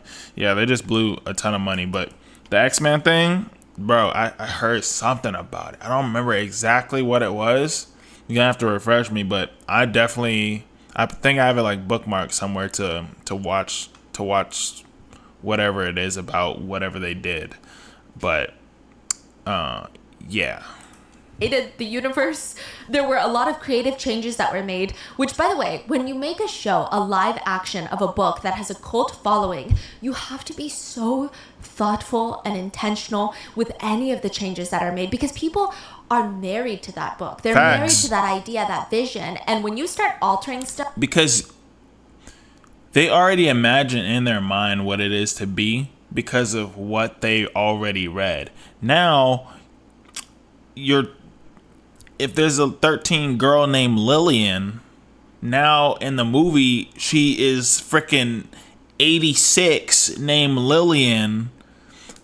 It's like, it's not even a small tweak. Tweaks like that is like what's gonna get people hell-bent on, like, what did I just watch? That's not what I subscribe to at all. You know what I mean? So you can't be surprised if someone just like flips out on something as such as this. and you twist it. Like, why would you spend so much money just to change the narrative of the actual book to where it's not even the same story no more? Stuff, you're gonna hurt a lot of people's feelings. People want to see that book come to life, not a whole new book. Suddenly there's an alien that comes to Earth in the movie that can point a finger at you like E.T. and throw you 20 feet away. Like, it felt like a mashup of Avengers meets Three Body Problem meets E.T. and it's a whole new story and it's not a good one. Lin is understandably very pissed.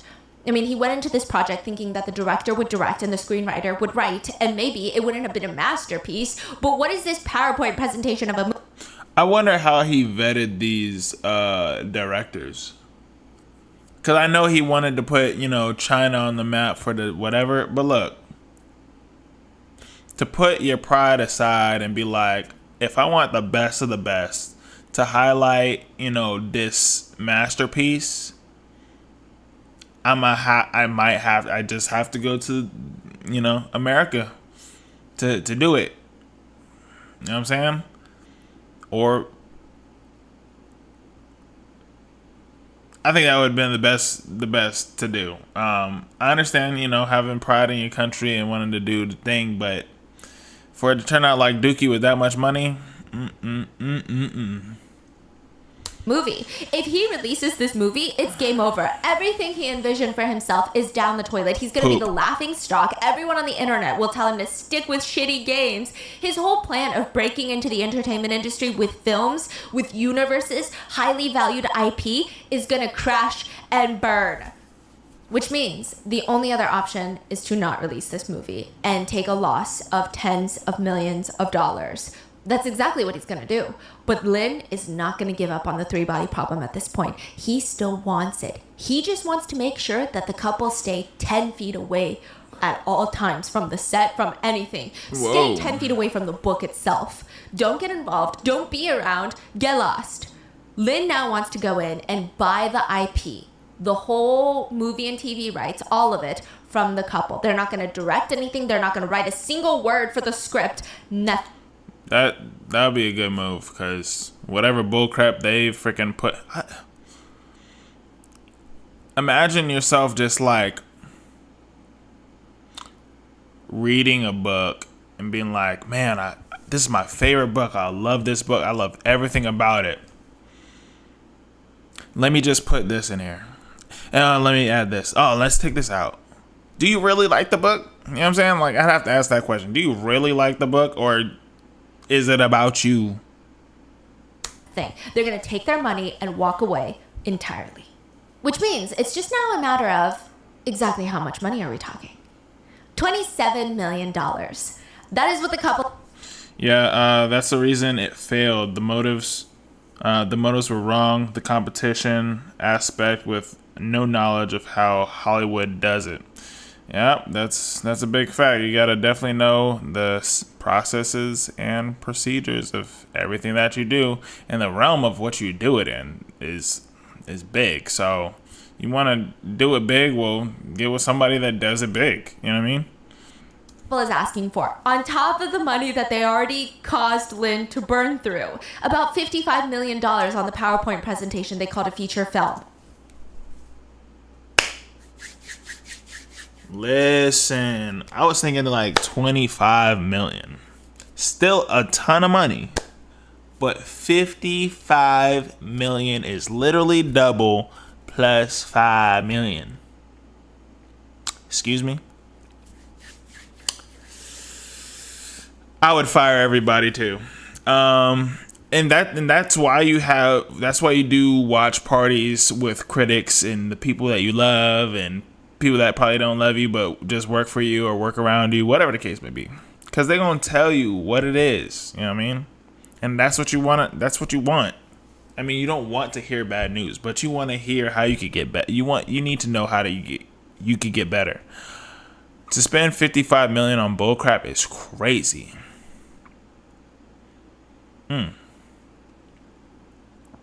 You would have to fire everybody. There's no way. Because you spend 55 million on a PowerPoint, technically.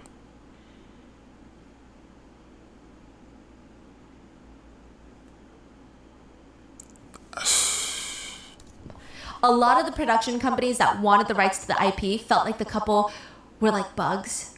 Pesky, annoying, refusing to leave, not helping anyone but themselves. What is the point of your existence? But just to go back on the comment earlier, greedy. I would definitely have to agree now, 100%. Just greedy. You saw it before me. I gave you ups. You know what I'm saying? You said greedy. I heard it. About bugs. It's a quote from the three-body problem. Look at them. The bugs. Humans have used everything in their power to extinguish them out of disgust. Every kind of poison, bug sprays, pesticides, searching for and destroying their eggs, using genetic modification to sterilize bugs, drowning them in water. Every family has bug spray. Every desk has a fly swatter. This long war has been going on for the entire history of human civilization. But the outcome is, bugs are still not extinct, and their numbers are no less than that of humans. Insects roam heaven and earth, just like the true masters of the planet. One big problem with the couple, the bugs, is I'm sure a lot of people would do the same thing if they were in the couple's shoes. I would hope not, but I feel like, when money's involved, they just really did not care for the three-body problem. They were willing to die with this series if that's what made them the most money. It feels like they don't care if the fans hate whatever they produce. It feels like they don't care about the integrity of the story.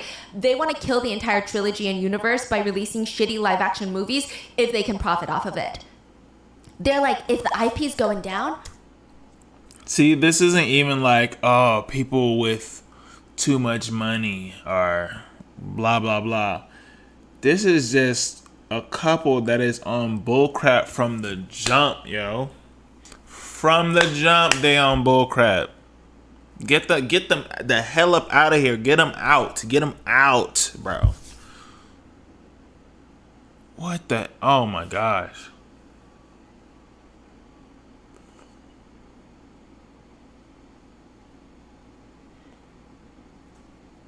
See, like this movie, I mean, the book doesn't even have time to be iconic because they're just greedy, money hungry, and oh my god, dog. I don't even. That is just frustrating. Just to listen. There'd be no way I could be around people like that. I'm gonna go down with it. It's honestly kind of wild. I mean, just the principle of that is not what Lin can get behind. He already blew $55 million on the couple, and now they want another 27. At this point, they want another 27, bro. Like, how about you reach into your pockets and you do it? You know what I'm saying? Like, what do you mean you want another 27? I already spent double. What are we talking about right now, dog?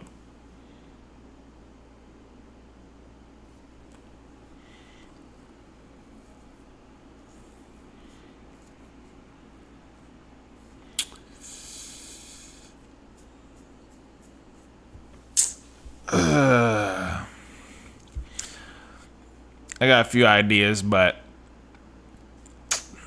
they'd have to leave permanently. So close to closing the deal. The couple come back and they say, we change our minds. We want closer to 30 million. We want more money. Mind you, they've already somewhat taken advantage of the author and purchased the IP rights for allegedly $15,000. And they're gonna make 27 million from 15,000. That's crazy. But they're coming back and saying, actually, we deserve more for this. Lin is aggravated at this point. Technically, $1 million is nothing to somebody like Lin, and he's losing sleep over this whole situation. It really comes down to the principle. It's infuriating him. So one day, his friend pulls him aside and nicely tells him, you're gonna lose your mind, okay? You really are. Here, take this card and call this guy. Who the hell is this guy? I'm just taking my cat out for a sit. Yeah. Oh my gosh. How just to see how this transpired from the start of this video to literally the middle of this video.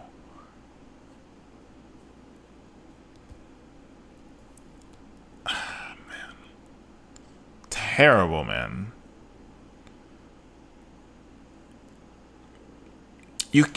I swear you can't escape just idiocracy. Like, it will never be escaped. It's always going to be around you somehow, somewhere. But you can very much so frame your life to where you don't have to deal with idiocracy, but it's outside of your bubble that is the idiocracy. It's around. It's always going to be around, but it don't got to be around in your bubble. But there's a filtering process that has to go on, and hopefully he gets to the bottom of this. Oh, snap, it's freaking on mute. Keep forgetting.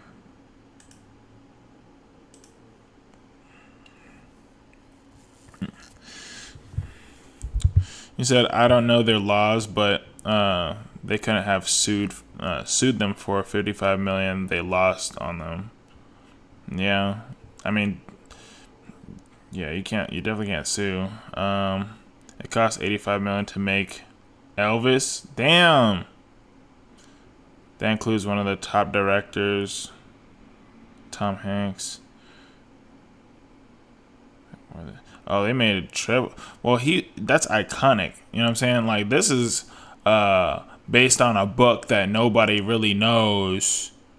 You got to have it like bare bones, basic ground level of the book. You know what I mean? Or to make it that big, to reinvest in the book, to have it marketed as top best-selling, whatever, have it in every bookstore, ebook, this, that, and the third, right? Remarket it, rebrand it for like the next year. So then, in process, you gather a team that's more conducive and effective to the book and all the things, and having the actors be invested into all the things to make a really good movie. Like, that's how you could triple, maybe even quintuple your money. You know what I mean? But we'll see what happens. We'll see how he does business. Lose your mind. Okay, you really are. Here, take this card and call this guy. Who the hell is this guy? He's known as the master negotiator. If you want a deal done, you go to this guy. He's a closer. They say that he can whip up a deal out of thin air. If you ask him to handle it, nothing ever goes wrong. Lin agrees to call the master negotiator, but he's a billionaire. He's going to run a few background checks first on the guy. The guy's name is Shu Yao, a lawyer. Okay, my boy looking clean. My boy is looking clean. Okay, I like the aesthetic. He got like wood everything. And what is those? Is that like a bonsai tree? Is that what it's called? I don't think that's what it is. I think they're smaller, right?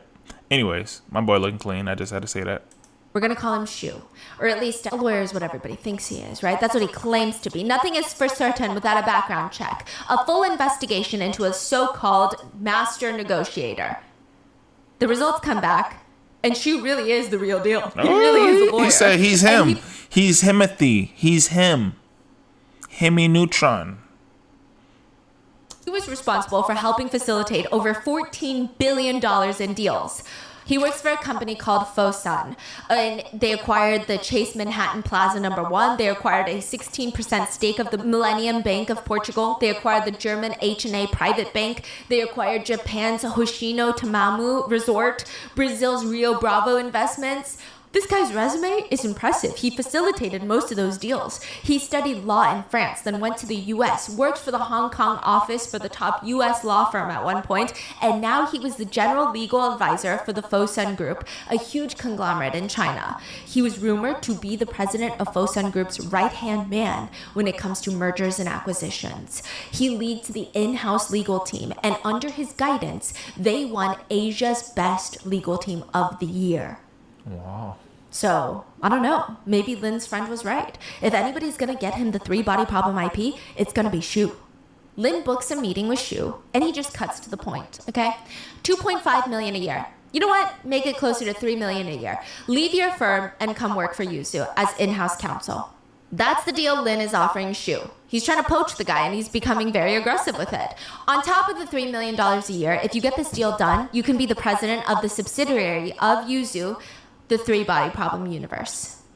Oh, so he wants him to work for him for $3 million a year and also be the president of Yes. three-body problem. Universe. You will be one of the highest executives in Yuzu, running one of the world's greatest IPs. I mean, That's pretty good. how do you say no to that deal? You can definitely say no to that deal. The reason why, because at some point, morality, right? Money isn't going to move you. It comes down to like who you're around, time spent, you know what I mean? Like relationship. Because who wants to deal with like an aggressive boss, somebody just like yappy and, you know what I mean? Like at some point when you've made enough money for you and yours, more money isn't going to help. It's like, do I like what I'm doing and do I like who I'm doing it with at the end of the day? Within 120 days, 4 months of joining negotiations, Shu closes the deal. Instead of the over 27, close to $30 million the couple originally asked for, in 2018, Yuzu purchases the IP for the three-body problem for $16 million. The three-body problem IP was now Lin's, and Shu was officially the president of the three-body problem universe. In order to understand the three-body problem, I think you have to understand the two-body problem. Let's say we have two stars. They're both moving. Well, he got them two husband and wife up out of there. They got their bread, though. They definitely got their bread. But they're out the picture now to create the movie. And interacting with each other. Based on mass, gravitational pull, and a whole list of other factors, you can kind of predict the location of both stars at any given point. Even maybe... Yeah, more money, more problems, for sure. Like, you got problems at every tier of your life. Less, more, regardless. But that's why it's like... It really comes down to... how you manage everything properly in your own realm. You know what I mean? 5 years down the line. Disclaimer, technically our solar system is not a two-body problem, but for simplicity's sake, just imagine Earth and the sun. Earth orbits around the sun at a certain speed and distance. It's predictable to a degree, and for a certain period of time, it's going to be the same route. You can calculate it mathematically. But then you add in a third body. Let's say you add in another sun, the same mass as the sun that we have right now. You've got these two giant masses, the suns, that are almost in a way fighting to bring our Earth into their orbit. They're just fighting, and we're just getting flung around between the two suns.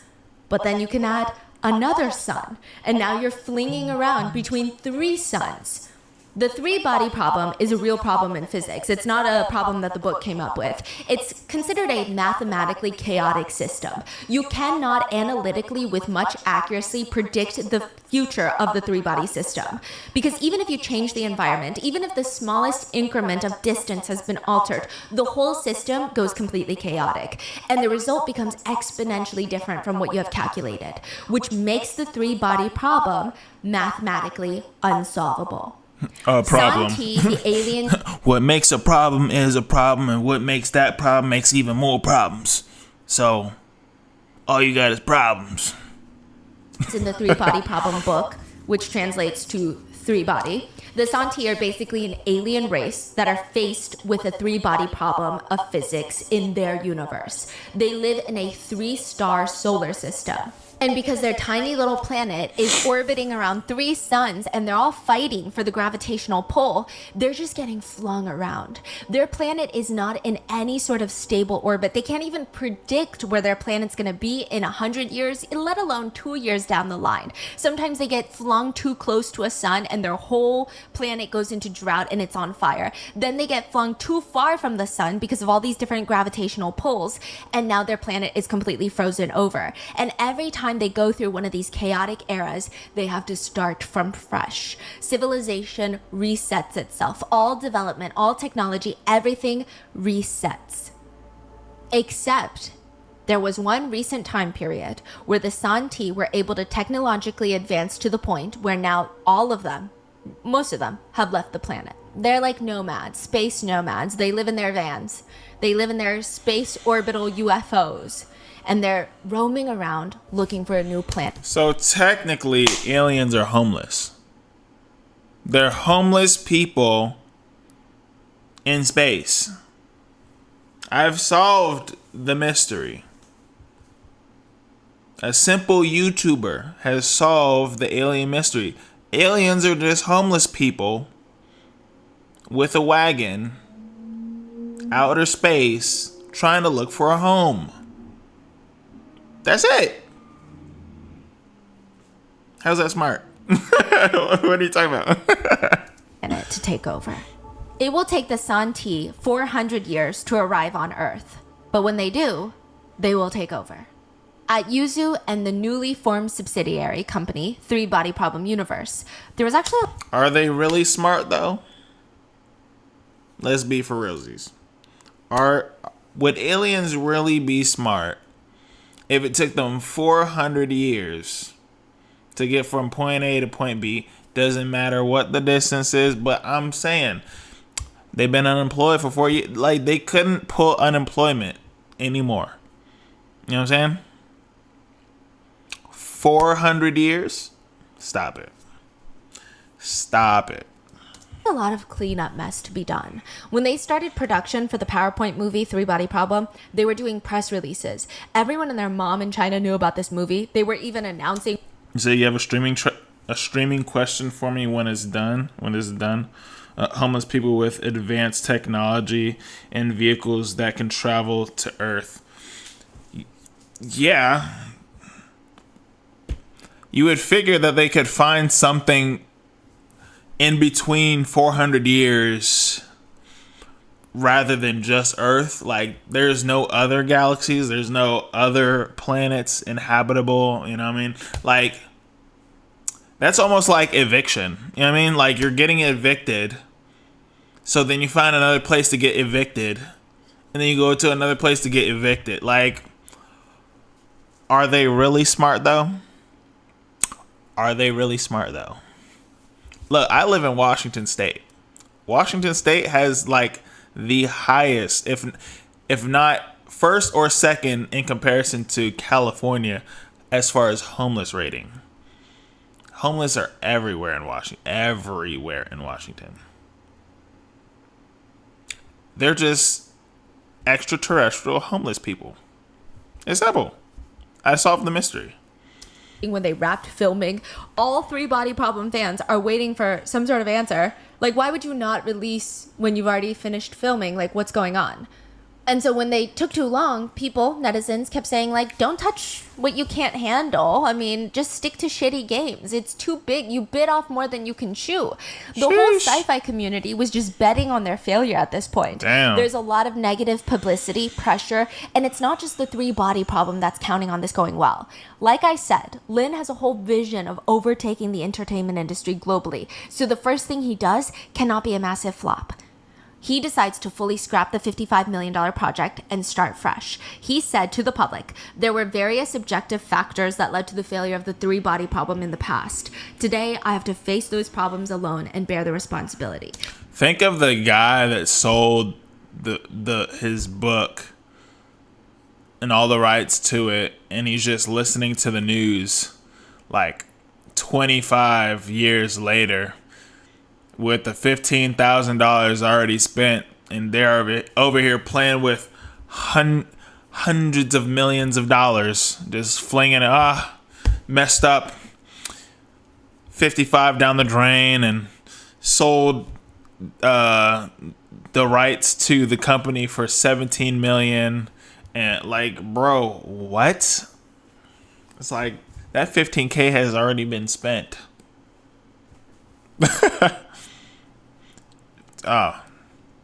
We have to start from scratch. There is a blank sheet of paper and no baggage now. The new plan now is start the universe with 3 movies, 2 Chinese drama series, 1 English drama series. Oh, you said you saw some of the homelessness in Washington when you were younger? Yeah, it definitely, it's changed. It's advanced. It's literally everywhere. Like, you could go down the freeway and, like, homeless camps on the side of the freeway. Like, normal interstate, not under the bridges, is literally on the side of the freeway. And Portland is like a smaller, condensed Seattle with homelessness literally like on, like, it's actually really, really sad. Because you can't just walk and be like, oh, I'm just going to go on a walk.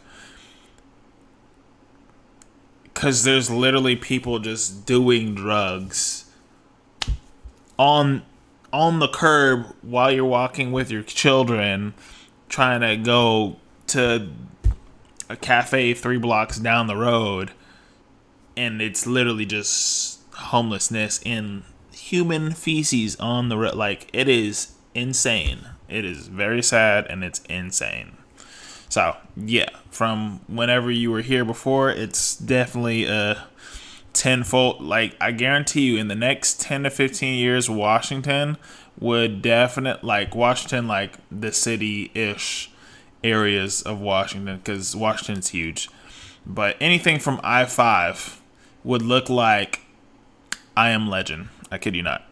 Series, 3 seasons of animated versions of the 3-Body Problem, audiobooks, podcast. The films alone, Okay. Yuzu is estimating spending close to $190 million to produce 6 films. Then eventually they can head into VR, video games, art, music, Okay, so they're taking the route that I was saying earlier. I was just like, they need to reinvest into the book and, like, push it out to the public. So then once they do finally bring the movie to fruition, the book to a movie, whatever, then they would make their money tenfold. So they doing it right now.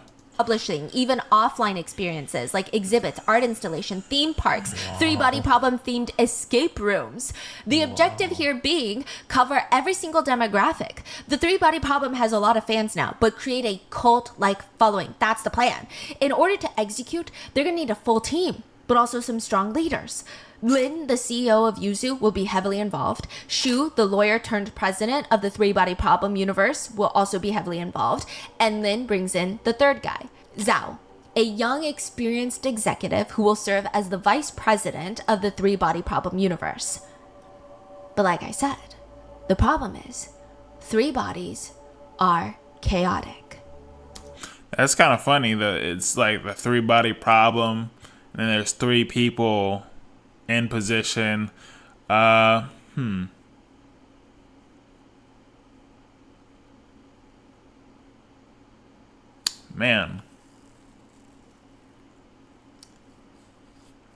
See, I feel like when you want to make a big decision and such as that, I feel like it should be something like couples counseling, right?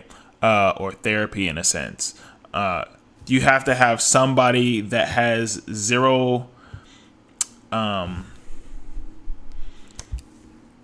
position of power, doesn't really know your circumstance, doesn't really know who you are, but they're like the middleman of everything and looking at it from their outside perspective, and then just like offering, their suggestion as far as what needs to happen. I think it's good. But I don't think that's what's going to happen. I feel like these are like 3, like if you are playing chess, then you have 3 kings on the chessboard. It's just like, okay, like who's in control? And now, Yuzu has a 3-Body Problem. September 2020, a lot is happening in the 3-Body Problem universe. The IP is finally going somewhere. Okay, it's been, 2 years since they purchased the IP, and now it's doing something. There's at least 3 main big projects in the works. A live-action drama series, 30 episodes, shot in China by a Chinese company, Tencent. It's like the Meta or Facebook of China, if you will. They're going to release it mainly to the Chinese-speaking audience because it's fully done in Chinese. Then another Chinese production, an animated version of the series for that was Bilibili, cool. which is like the YouTube of China. Lastly, probably the most exciting news for Yuzu and CEO Lin, Three Body Problem was going to be made into an English sci-fi drama. After months, potentially even close to a year, of non-stop negotiations, meetings, phone calls, weird meetings with Amazon executives, attorneys, Netflix beat Disney and Amazon and secured the rights for the Three Body Problem. Is this thing out already? Hold on. My bad, y'all. We finna go take a trip. Three Body Problem. Oh, they're talking about Netflix. Oh, 2024. Okay. This thing out already? I mean, I know. I think I saw. It said like March something. I think March. Oops.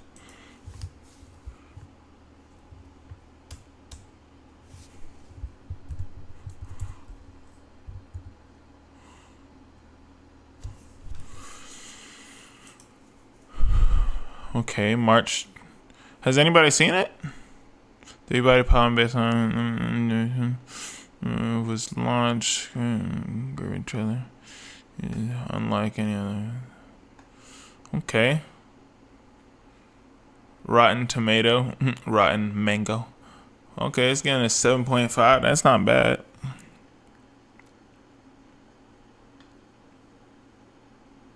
Okay, so this is the China version right here of the Three Body Problem.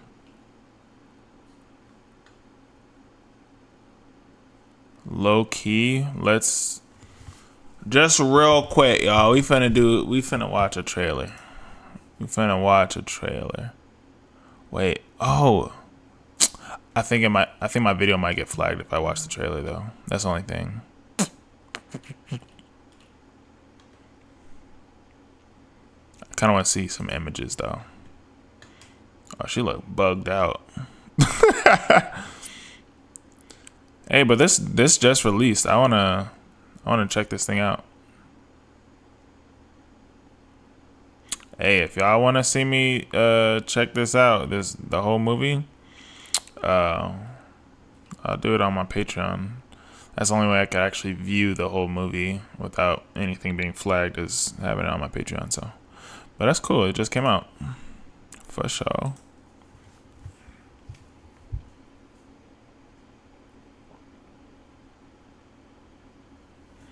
She dropped another story just now. Well, we finishing up this one real quick. Not a co-production. They secured the rights. I mean, okay, a bit more about this Netflix deal, because when it was signed, it was a pretty big conversation amongst Three Body Problem fans and China, since it's a Chinese series.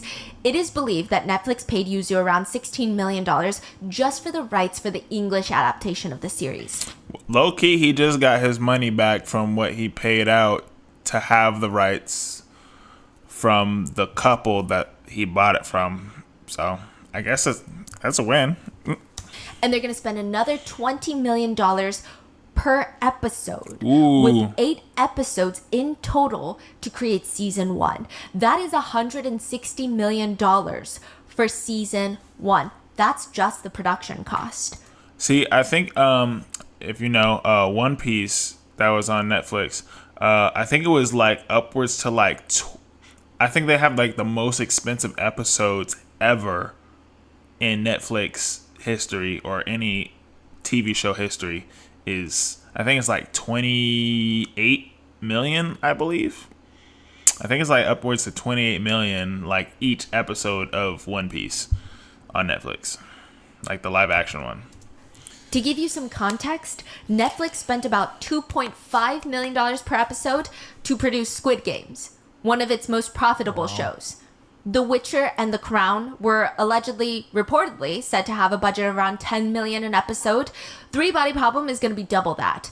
It's a little bit more than One Piece, which had the budget of $18 million. Okay, I was wrong. I said 28.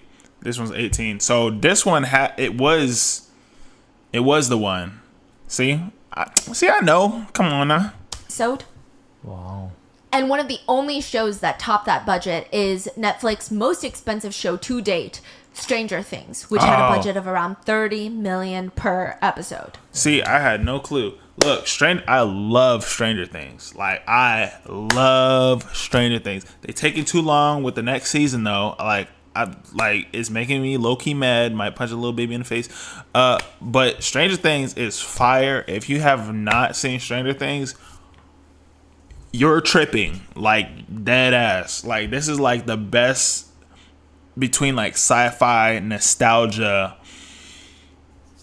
I love Stranger Things, yo. I love Stranger Things. Showrunners that did the whole Game of Thrones series for HBO, industry legends at this point. If you want to learn how to edit really well from professional Hollywood editors, we're going to show you the stuff that nobody else is teaching. Cool.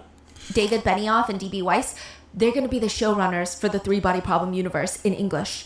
Side note, most of the Game of Thrones had a budget of $10 million per episode. It wasn't until like the final, I want to say 1 or 2 seasons, it was $15 million per episode. So this is a lot more than that. Every single episode of Three Body Problem is going to be more expensive than Game of Thrones. If that doesn't make you want to at least catch the first episode, I don't know what to tell you. But I'm invested. You know what I'm saying? I got to see it. We about to watch this whole thing. The Rotten Manga. And seeing how everything transpires. We're watching like what has taken about 30 years in the making to get to this point, to where this year, like just only a few months ago, this just dropped. That's crazy, yo. That's really cool just to see how everything unfolds. This wasn't like, oh, they did this like 10 years ago. This is this year that like it finally came to fruition. Which most of that cost, I'm assuming, was allocated for special effects. Later on, when the show was released, people who worked in special effects, they said, No Problem is a great show. Really cool. Watching it though, because I work in the industry, is like watching people or someone pile up $1 million in cash. Is that what it looks like? It looks, I'm not gonna lie to you, dog, it looks like a picture book. You know what I mean? Like with the picture popping out on you. That's what this looks like.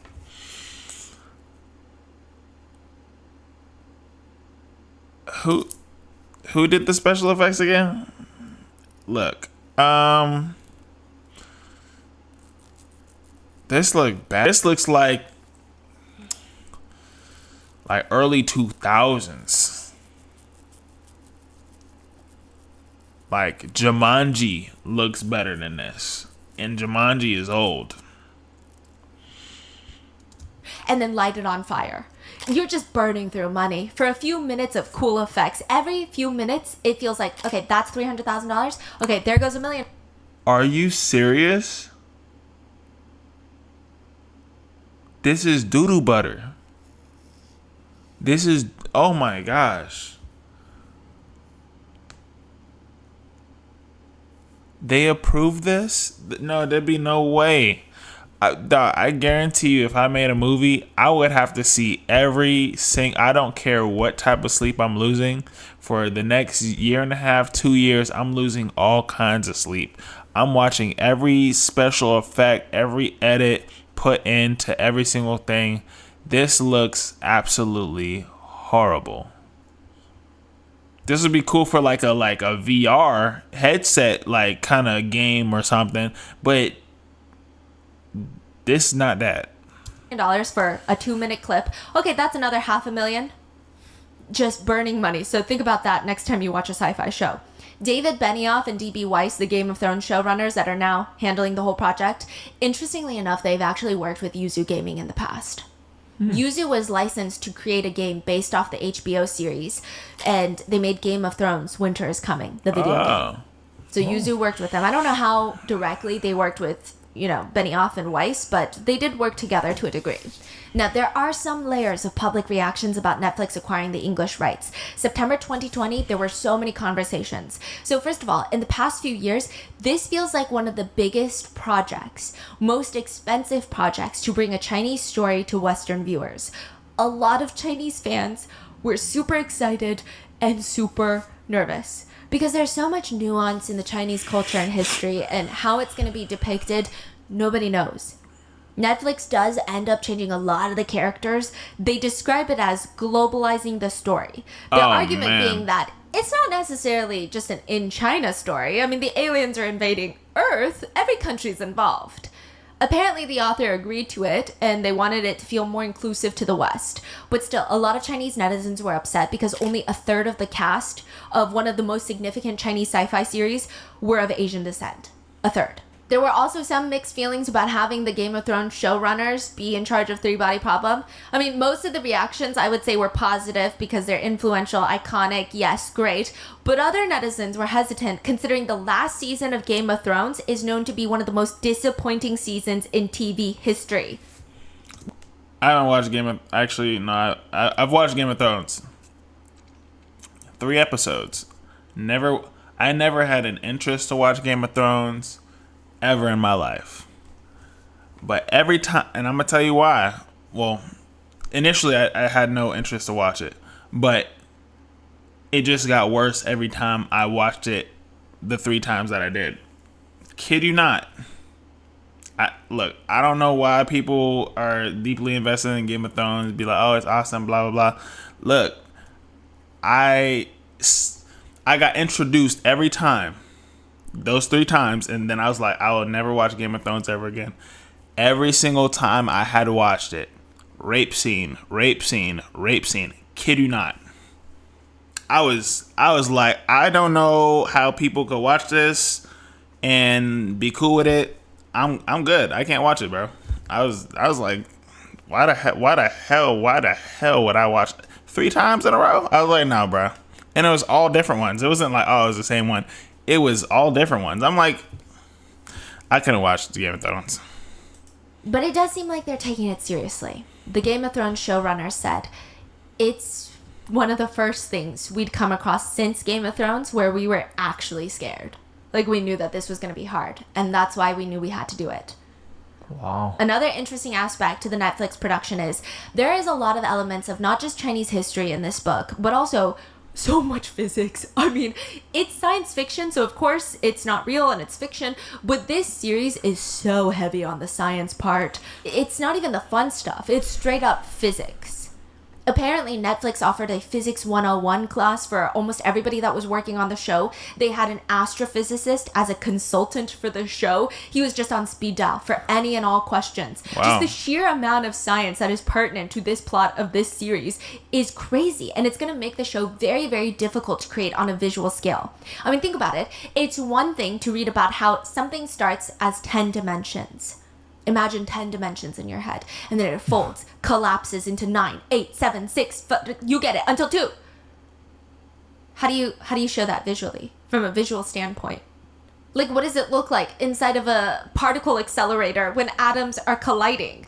David Benioff said, for me, there were so many scenes in the book that I read, and I thought, I really want to see this. Throughout the whole trilogy, there were so many scenes that are so thrilling to read, but also as a TV writer and producer, it's deeply intimidating because you're thinking, how are we going to show multiple dimensions on screen? How is that going to work? Yeah, because they're making that from scratch. They're not like, oh, this is the reference point. They don't have a reference point.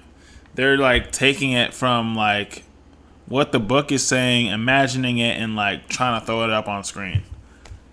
You got to do that like a million times plus 2. You know what I mean? And it'd still probably be wrong. I literally can't visualize some of the things that are described in this book. But overall, the news that Netflix was going to adopt an English version of the 3 Body Problem, I would say, was good. Most people in China were very happy. Everybody seemed really, really ecstatic, especially Lin. This has been his project for the past, 5 years of his life, and it's going somewhere. 3 months later, after the news of Netflix was released, Lin ends up in the hospital. December 16th, 2020, Lin's alarm goes off. He shuts it off. He's laying in bed staring at the ceiling, which already seems kind of odd because Lin is typically the type to jump out of bed, get the day started, but his whole body feels like it's made out of the bruised parts of an apple. That's what his whole body feels like. Soft, painful, sore everywhere, fragile. His entire body is in pain. He takes a deep breath. He swings his legs over to the side of the bed, and the whole room is spinning. He's so dizzy. His face is completely puffed up, swollen, and it's strange. I mean, maybe it's the stress. He's been working like crazy recently to get this Netflix deal done and all the press releases, all the interviews.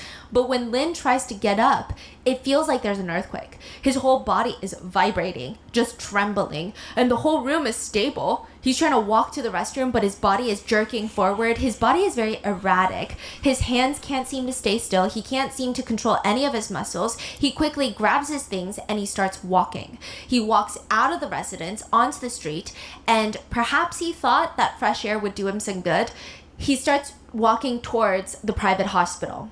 It takes him about an hour to walk the very short distance to the hospital, and once he's in through that door, his state has already rapidly deteriorated. He can barely breathe. He's He should have been called help at that point. Yeah, nah. There's no way. I wouldn't even have left without calling help. You know what I mean? And then he took an hour to get to the hospital. That's crazy. Talk about not wanting to ask for help, man. Throwing up, he's having explosive diarrhea. Doctors are rushing him to the ICU, and eventually he goes into full cardiac arrest. His whole body is shutting down on him. In the 3-Body Problem book, there's a fascinating concept called chain of suspicion. Let's say there are 2 civilizations, 2 worlds, and the only 2 worlds with life on it in the entire universe. Let's just say that. Civilization 1, let's call it Earth. It's us. And then there's Civilization 2. The 2 planets are 400 light years apart. So for us to get to Civilization 2, it's going to take 400 years and vice versa. And Earth just discovered Civilization 2 exists. We just discovered there's another life out there. Civilization 2, as of right now, has no idea that Earth exists. They don't know that there's life outside of their planet. The problem here is Earth knows about 2, but other than they exist, we don't know anything else. We don't know if they're good or bad, what kind of civilization they are. Do they just like to destroy things? I mean, I guess we could try and talk to them to figure out, but then we would be exposing ourselves and our location to Civilization 2, and who's to say that they'll even tell us the truth, and who's to say that they won't kill us on impact, like immediately after finding out we exist? So Earth must, at least to a degree, wonder if maybe we haven't found any other civilizations. What if it's because Civilization 2 has been out here annihilating all sense of life? And what if they find out about Earth, they're going to annihilate us too? So now, there's a few ways that this could play out. The first way would be guarantee Earth's survival and the survival of all humans on Earth, and destroy Civilization 2 before they know Earth exists. It's only a matter of time before they find out about Earth. Then what? We just bet and hope that they're not going to kill Earth for the same reason Earth wants to kill Civilization 2, for peace of mind, for guaranteeing survival? But let's say humans can't do that. We want to know more about Civilization 2. Then we'll figure out what to do next. So we reach out. Now Civilization 2 knows about Earth. Perhaps they kill Earth instantly, or perhaps they interact with Earth. Now the problem is there's so many things that make this very complicated, because there's so much more now that we have to factor in, like a technological explosion. So the way that Netflix describes it is, it took humans 90,000 years to get from hunter-gatherer to farmer. And then it took humans another 10,000 years to become industrialist. Then 200 years for atomic power. Computers, the information age, another 50 years. Meaning on the scale of the universe, the amount of time to get from hunter-gatherer to where we are now, it feels slow, it feels very gradual. But on the scale of the universe, it's like a burst. A technological explosion. And who's to say Earth does it the fastest? So with that in mind, if Earth reaches out to Civilization 2, they discover one of 2 things. Maybe they discover that Civilization 2 is weaker than Earth, and they seem nice. But what does that even mean? You can't just take that for face value when you have the whole weight of humanity's survival on your shoulders. That means right now, Civilization 2 is weaker than Earth. But after Earth reaches out, that might be the perfect catalyst for them to have a technological explosion. Because according to the book, quote, staying alive is not enough to guarantee survival. Development is the best. This is why I... That is a lot to process. Way to ensure survival. On Earth, it took 300 years, but there's no reason why humanity should be the fastest of all cosmic civilizations. Maybe there are others whose technological explosions are even more sudden. I'm weaker than you, but once I received your message and know of your existence, the chain of suspicion is established between us. If at any time I experience a technological explosion that suddenly puts me far ahead of you, then I'm stronger than you. And on the scale of the universe, several hundred years is the snap of a finger. And it might be that my knowledge of your existence and the information I received from our communication was the perfect spark to set off my technological explosion. That means even though I'm still just a newborn or a growing civilization, I'm still a big danger to you. So it's saying that anybody, even if they're weaker, they can surpass you. Yes, and become a threat. It's the incentive of the stronger to kill the weaker at this point. Because at any point they can become stronger to you, and who's to say that they operate on the same ethics and morals as you do? Got it. So even if someone's like little, yeah, okay. And very soon they could be more powerful, more advanced than you. And sure, they seem nice, but it's the chain of suspicion. It's basically game theory. You're predicting outcomes based on multiple participants. Civilization 2 tells Earth, we're good people, we're weaker than you, and we're very good people, we're nice. If Earth believes them and decides not to kill them, Civilization 2 lives. But now, Earth is left wondering, what if Civilization 2 lied? Or what if they get more evil as they grow more technologically powerful? Then we need to annihilate them while we still can.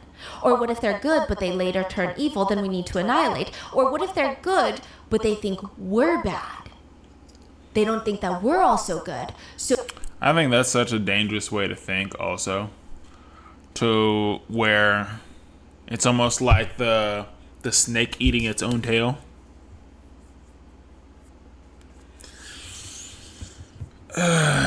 Like, you understand, like, I understand, but at the same time, it's like, I think there's a overthinking in it to where, what if they just don't care? You know what I mean? What if you just care too much that it's putting you into out of position, and you're asking for something that you never actually wanted. You know what I mean? Like, what if the other planet is just like, okay, like, we don't care. I mean, that's cool that you guys are, out there, but that's what's up. Like, we don't care. Like, what if they just don't care? But y'all are just like, oh my gosh, they're plotting on it. Like, I feel like that's a little schizo.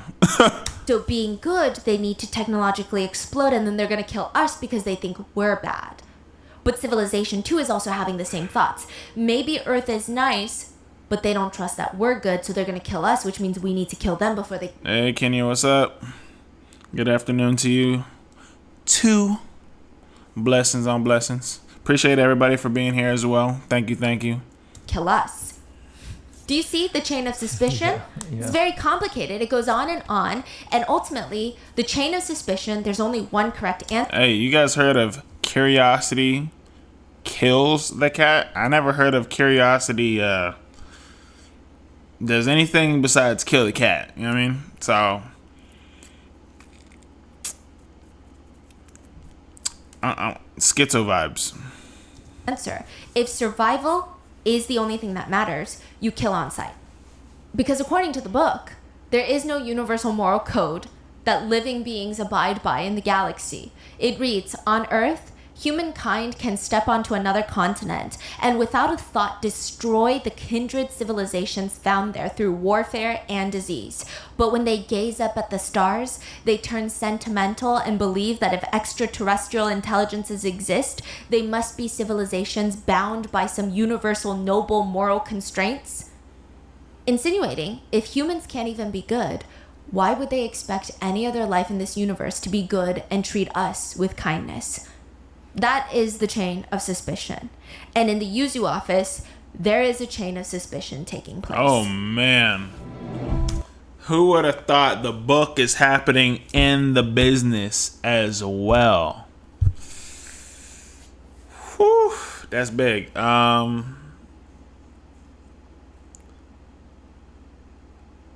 That's actually a lot to take on at the same time. Because you heard the chain of suspicions within the book, but now there's a chain of suspicions not in the book, but in your own reality, in your own business, personally affecting you. That's crazy.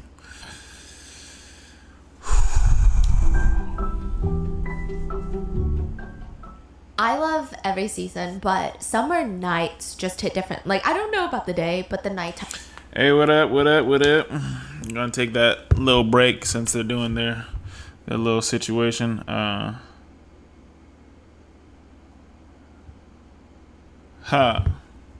yeah, how's everybody doing? How's everybody doing today? It's afternoon for me, Kenya. I'm not sure what time it is on. Where's everybody coming from? Like, state, country, whatever the case. Where's everybody at in their day, or evening, night, morning? And I hope everybody's having a good day, night, or morning, because today is absolutely beautiful. It's hitting 80s all week for Washington. So yeah, all the anxiety is definitely real. Story is getting crazy because honestly, to have that type of book theory, as well as in your real life, in the office of what you work in, that's crazy. Because remember, there's 3 heads. There's I don't remember all their names, but there's 3 of them, and all of them are in position of power. So Milwaukee, okay, yeah. Texas, hey, shout out Texas. Or Fort Worth, Texas, okay. From Cleveland, Ohio. Okay. You said you're eating squid and crab. That sounds delicious. I love me some calamari. I love fried pickles. Crab is absolutely delicious. Crab, lobster, I love it all. Yeah, it definitely sounds like paranoia more than anything. But you see how deeply invested the founder is, right? Like, he's deeply invested in everything to where it's taking over everything as well. But I mean, in that sense, like, how can't you not see that? Or, yeah, how can't you not see that maybe something's going on when you become that sick?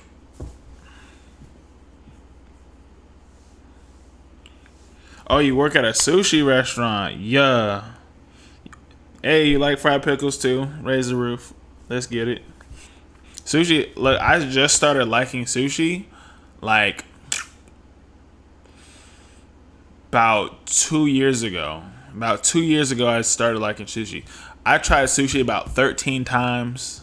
Like, some at restaurants, some they get in the little container at the store. Like, I was really trying to acquire the taste of, like, why sushi was a thing. I just couldn't find it until I started eating, like, the little salmon joints, where it's just, like, plain salmon and the rice. I don't know what that's called, but once I started on those, and I was like, okay. Then I started progressing into the California roll. Then I was like, okay. Then I started getting to assortment of things, and I was like, okay, I like this, I don't like that, I like this, I like that. I think my favorite one, I'm not sure if it's universal, but it's called a oh my gosh, what is it? It's called a, oh my gosh. It has like mango as mango's my favorite fruit. As mango on the outside, I'm not super fond of everything, but it has like mango on the outside. I always like crab and everything in mine, and then it has like I think like chili flakes and stuff on it. Dang, I wish I remember what it was called.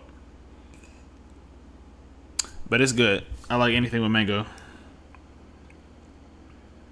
If you ever come to Cleveland, you have to come to Sushi 86. It's on the pier with the best view. I'm all about the views and I'm all about my food. That is a fact. That is a big fact. Eel? Oh yeah, eel is fire. Yeah. I love me some eel. Yeah.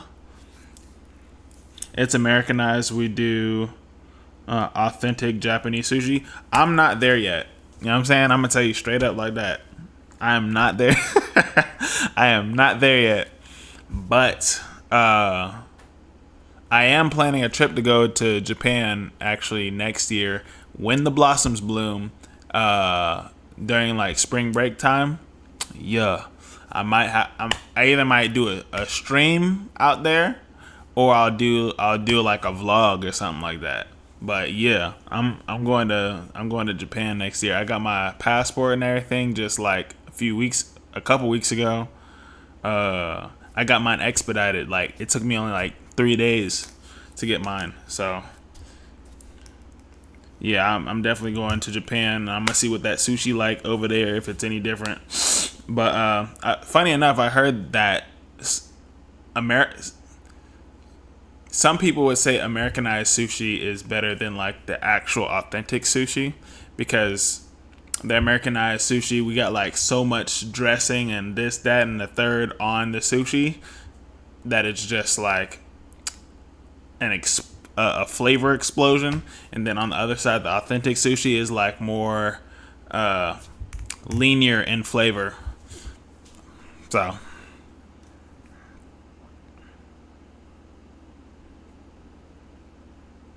yeah, I know. That's what I plan on doing, is hopping over to like different countries for sure. I already have like, I want to go to Thailand, I want to go to the Philippines, I want to go to Korea. So hey, you guys gotta let me know where I should go. I want to go everywhere. Lucky people. Live through us.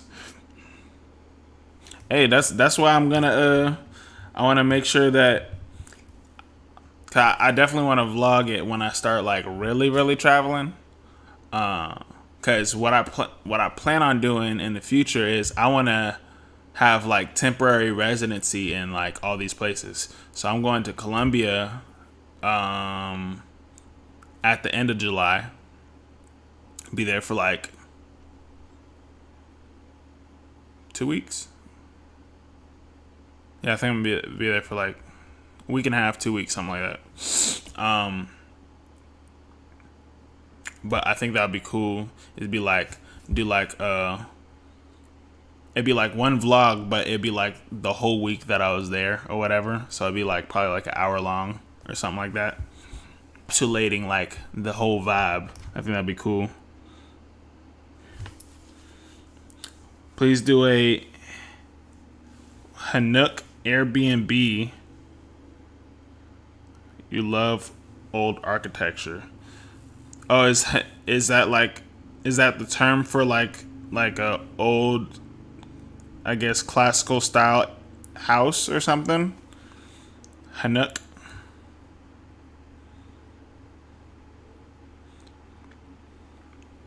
But yeah, let's get this thing started. Got much more to go, everybody. The doctors initially guessed that Lin came into the hospital December 16th, 2020, that he had a heart attack. Lin had a heart attack from overworking, stress, bad lifestyle habits. But very quickly they think, wait, maybe it's not. Maybe something bad happened. Now, I'm not too sure how they came to this conclusion, whether it was from recent experience, symptoms, a gut feeling, or the fact that the patient is a billionaire. I have no clue. But they believe that Lin was poisoned by pufferfish. To test this theory, the doctors run a few labs, and Lin was found to have high levels of tetrodotoxin. He has way more than the lethal amounts in his body. Oof. Now, Textrodotoxin is often called nature's most powerful neurotoxin. There's not... Somebody tried to take him out. Because there's no way if he's having like Michelin star chefs, right? Making his food, they are precise. They're like doctors' precision with their food. You know what I mean? And they know their food. So, if he had more than lethal in his system,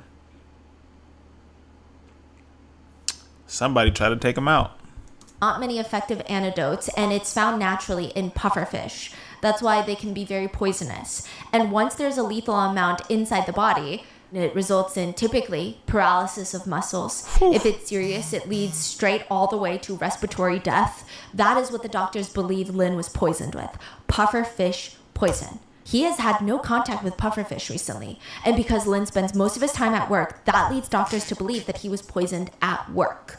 Authorities come and they just tear Yuzu headquarters inside out. They've taken out anything that could have been tampered with. Water cups, teacups, supplements, anything Lin used daily and came in contact with. They're checking the water fountains on each floor. Everything that has the potential to be evidence, everything is being booked and checked over and over, including employee hair samples, blood samples. They were also taken in for toxicology reports.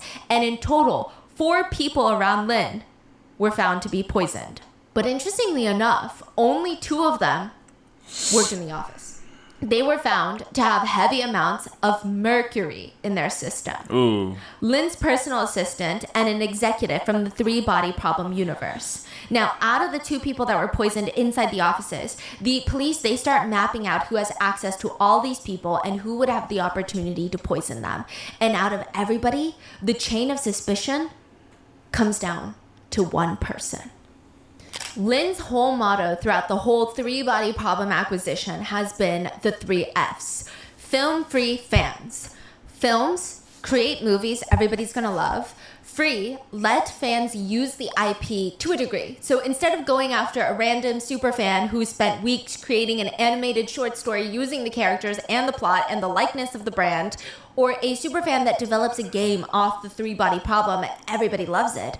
Instead of suing them for copyright, Lin's vision was let them create and even encourage them. He said whoever can make a good game should have the right to use the IP for free. In the grand layout of IP, it is the people who are competent and talented that keep it alive, not the people who have money. Facts. But that's not to say anything. I mean, the ultimate end game for him is still money. So once he does that, he's going to see an explosion in fans from all over the world that he can acquire and sell merchandise to, sell a theme park ticket to, make more movie admission tickets for. You repeat the cycle over and over again. Release movies, merchandising, experiences. They're going to spend money on it. It's the 3F model. Lin said the fans, especially for something like the 3-body problem, they need to be respected. He said every day before you go to bed, you talk to your users. Otherwise, you don't know what's going to happen when you wake up tomorrow. That's the spirit of the internet. And the internet, they want things fast, okay? Lin is really aggressive with the development of the 3-body problem, which from a business standpoint, it does make sense. Reportedly, he's already sunk $71 million into the first failed film, plus the rights to the IP. That's just surface level. There were attorneys, personnel, staff that were all involved in this massive deal. Their paychecks have to come from somewhere. They're being paid to work on this. Right now, there's a new subsidiary of Yuzu that was formed for the 3-body problem universe, being run by Shu, and they've got a whole office, a whole team of employees that are trying to get this thing off the ground. Every day, every single employee on payroll, keeping the lights on, every single coffee pod that they drink is technically sinking money, which I'm not saying he doesn't have the money to spare, but from an accounting business standpoint, there is a lot of pressure for him to make this work. They need to start making money from this IP ASAP, or else Yuzu shares are gonna drop and nobody's gonna have a good time and a lot of people are gonna be out of jobs. But for a full year, nothing happens. It's radio silence inside the 3-body problem building. When was this, you say? 2019. A year after they acquire the rights, nothing is happening. Nobody knows what the hell they're doing and what the hell is going on. What do you mean you don't know what's going on? I don't know. I don't even know who I'm supposed to be reporting to. The whole thing is chaos. Everything is stalled because the head of the company is a lawyer who has zero experience in the entertainment industry. He has no idea what he's doing. I don't know why I didn't question that from the jump. I was just like, why is he gonna give him like? He's just a lawyer. Like he's good at negotiation. Like everything else, as far as business, knowing how to structure a business, knowing how businesses ran is a completely different skill set. But you're gonna give a lawyer. See, he's running a gaming business, but all business isn't, structured necessarily the same way. But you can have like the skill set to know how the foundation is supposed to be. And I don't think the foundation was all that strong to begin with. They just started building up. So that's why I'm guessing the confusion is coming from, because there's Nobody wants to listen to Shu because all of his contributions as of right now are misinformed or dumb because he's just a lawyer. What does he know about this business? Everybody's kind of doing their own thing. There's no head of any project. No one is leading the march. One employee said, at one point, Shu spent more than 2 hours asking random employees in the break room about their... He said this can be fun leading up to your trip. We can do live reactions to places and things to eat. Yeah, that'd be cool. Yeah, definitely too eager. And nobody has any clue what's going on. Oh yeah, make sure you guys like the stream, share the stream. Helps out so much. Appreciate y'all. Their advice on making it work in the entertainment industry. Aren't you supposed to know that? One former employee said, we would have these meetings and everybody was super passive. Everybody was just a bystander. Nobody even knew who was in charge. So the result just was not good. When Lin realizes that everything at the three-body problem universe is stalled, he marches into the office and he's got a meeting with Shu. They're going to continue to have daily meetings moving forward from this point. Lin is desperate. He's practically begging, screaming at Shu. We got to turn this IP into money soon. We got to monetize now or else the ship is going to sink. Shu is calm. He always is. That's his trademark. He's in his three-piece suit, polished leather shoes, and he just looks at Lin and he suggests, well, the solution is we just release the first PowerPoint movie that you already made so that we can make some money back. The freaking PowerPoint movie? Now, for those of you that were not here earlier, the PowerPoint movie is the movie that wasn't released at all because it was that garbage. Because the movie looked like a PowerPoint. It wasn't a theater. There's no theatrics. It wasn't a movie. It was literally a PowerPoint. What was spent on the movie that looked like a PowerPoint was $55 million on the movie alone, and it was absolutely dookie butter.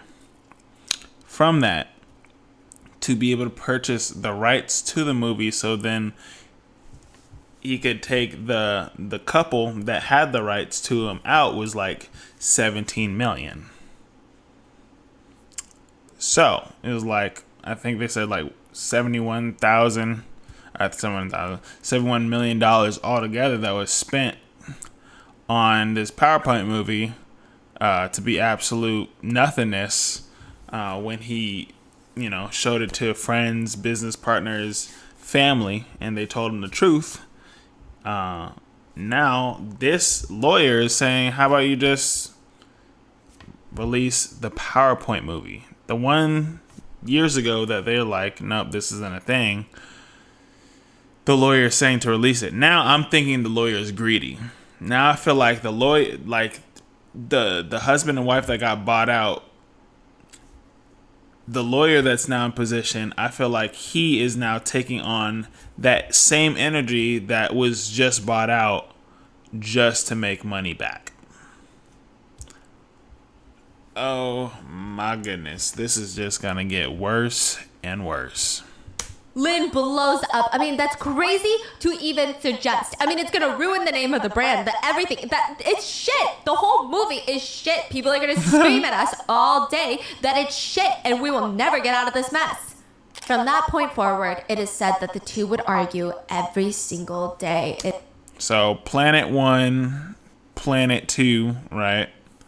And even like I said before, he took the deal with him saying, all right, this is how much money it is.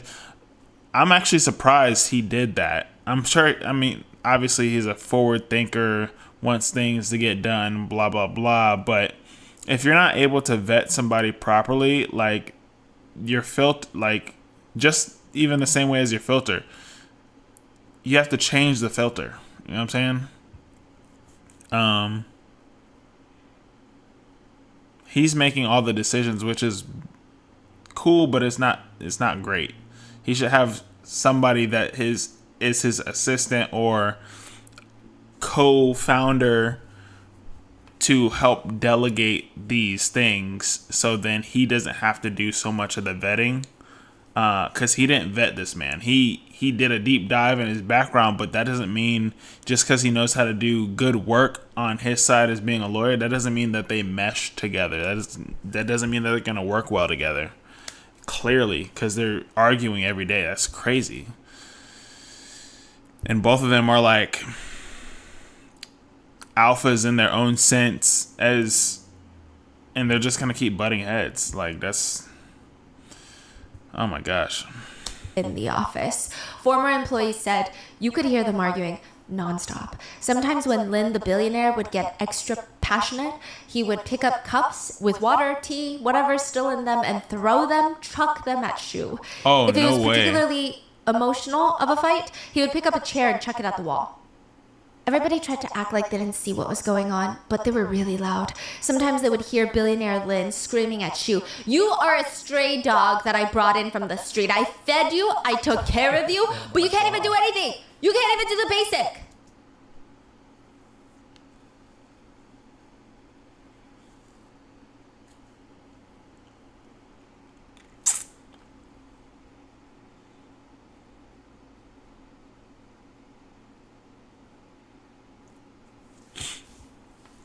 And I guarantee you, the lawyer was just sitting there like this. Calm, cool, collective.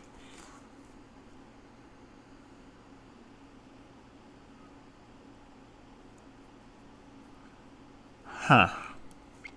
I have a couple theories. He could be the one that, try to get him up out of there.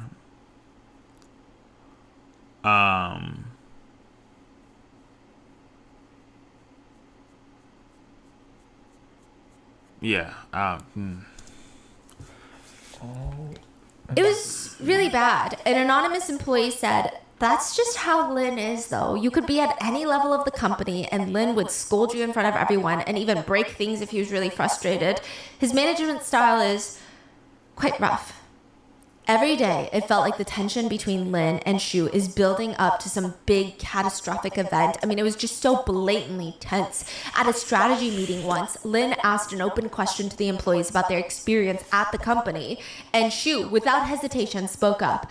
"I feel wronged in the workplace. I feel a deep sense of disparity working here." People knew that things were just gonna get worse from here. There were even rumors floating around in the office that the two, Lin and Shu, were destined not to be able to work together. So first of all, the Chinese character for Lin is actually two symbols placed together, and they spell out wood. Wood, wood. But it's pronounced Lin. Yeah. Now, Shu Yao, the spelling of the character Yao, the way he spells it, spells out earth, earth, earth. 3, earth. And if you look at the 5 element charts in China, which include water, wood, fire, earth, and metal, with the belief that depending on where you were born and the elements, they're going to greatly impact you one way or the other. Wood and ground are on the opposite sides of each other, which is quite a complicated way of saying they're destined to not be compatible. But even if you don't believe in the elements in the charts, employees said it was pretty obvious, like their That's a pretty cool theory. It's a pretty cool theory. Managing styles, their personalities, it wasn't going to work. Lin is not a traditional CEO. He's young. He likes to run things in a... Where did the lawyer come from? The lawyer came... Oh, man. lawyer was from like a long time in the story. Ultimately, he was trying to negotiate the rights from the couple that purchased the rights from the person who made the book. So the person who made the book used to work in a factory, and he published his book, or he wrote out his book while working in the factory and published it. And then 10 years from there, husband and wife that did a little bit of mediocre acting or whatever, they purchased the rights for $15,000. From there, they were trying to reach out to big, well-known, movie producers, asking for $25 million. Nobody would take them besides Lin, the one with the $1 billion. He had a successful video game company, billions of dollars worth. He wound up and took a hold of it. They wound up became co-partnering. That's why they made this the first movie that it is now the one that the lawyer was telling was like a presentation or whatever. I forgot what terminology I used before, but anyways, he asked the lawyer for help to negotiate the rights over, and after doing a background check and whatever, he said, if you could get me this deal, then I'll allow you partnership in the company to be over this and over that. And that's how he comes in with like zero theater, zero directive skills, zero anything like business skills. He's just a really good negotiator, a really good lawyer. So, yeah, in a nutshell. Very extreme, all or nothing kind of way. Shu, on the other hand, he's very elitist, very academic. He wears suits and ties for every meeting. He expects everyone to have the same level of corporate professionalism that he has. They said Shu could not handle the, quote, barbaric culture of Yuzu. They said Shu is thin-skinned. His self-esteem is definitely going to get hurt. And out of the two, by first glance, a lot of the employees actually liked Shu more. They said he's soft-spoken. He is quite nice to his subordinates. So the people that work under him, he's nice to them.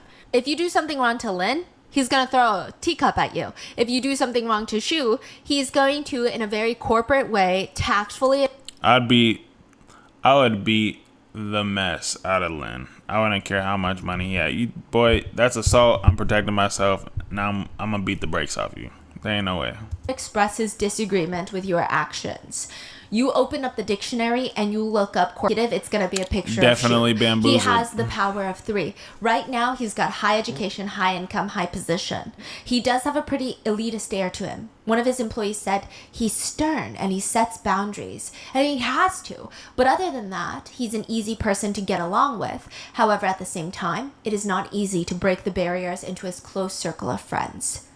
AKA, he's as professional as it gets. He's that employee, you will never know what's going on in their person. That Lin is very internally driven person. He will try to solve problems by improving himself, and it's all about what's going on inside. Shu, on the other hand, is a very externally driven person. The environment, his peers, the surroundings he's in have a great influence on him. Lin is kind of like a loud car, making noise down the street. Dangerous, loud, but you see it coming and you hear it from a mile away. Welcome to Fall River.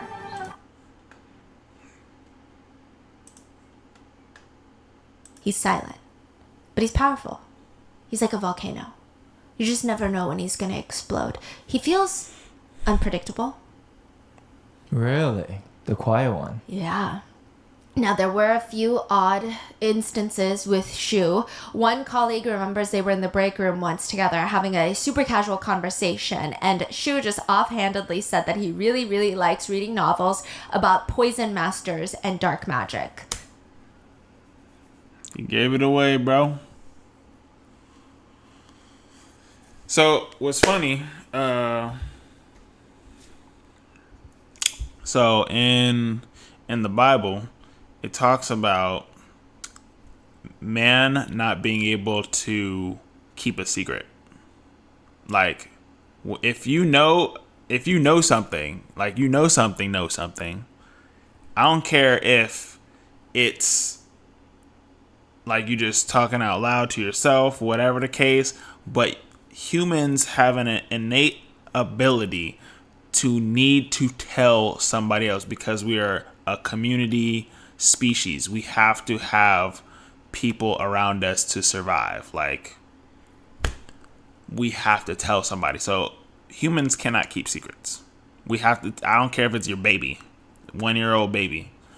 You telling somebody. Somebody knows a secret about you.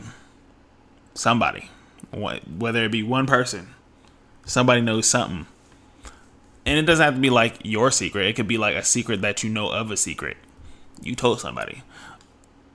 It's funny that he just blurts that out, even though he's like the calm, cool, collective, doesn't talk too much. But he says this, though. And in every joke, there is some sort of truth. Witch doctors, he called them. The employee thought it was interesting since they Yep, know that never President know what your Xi right is a hand. lawyer. Yeah, exactly. He said never let your right hand know what your left hand is doing.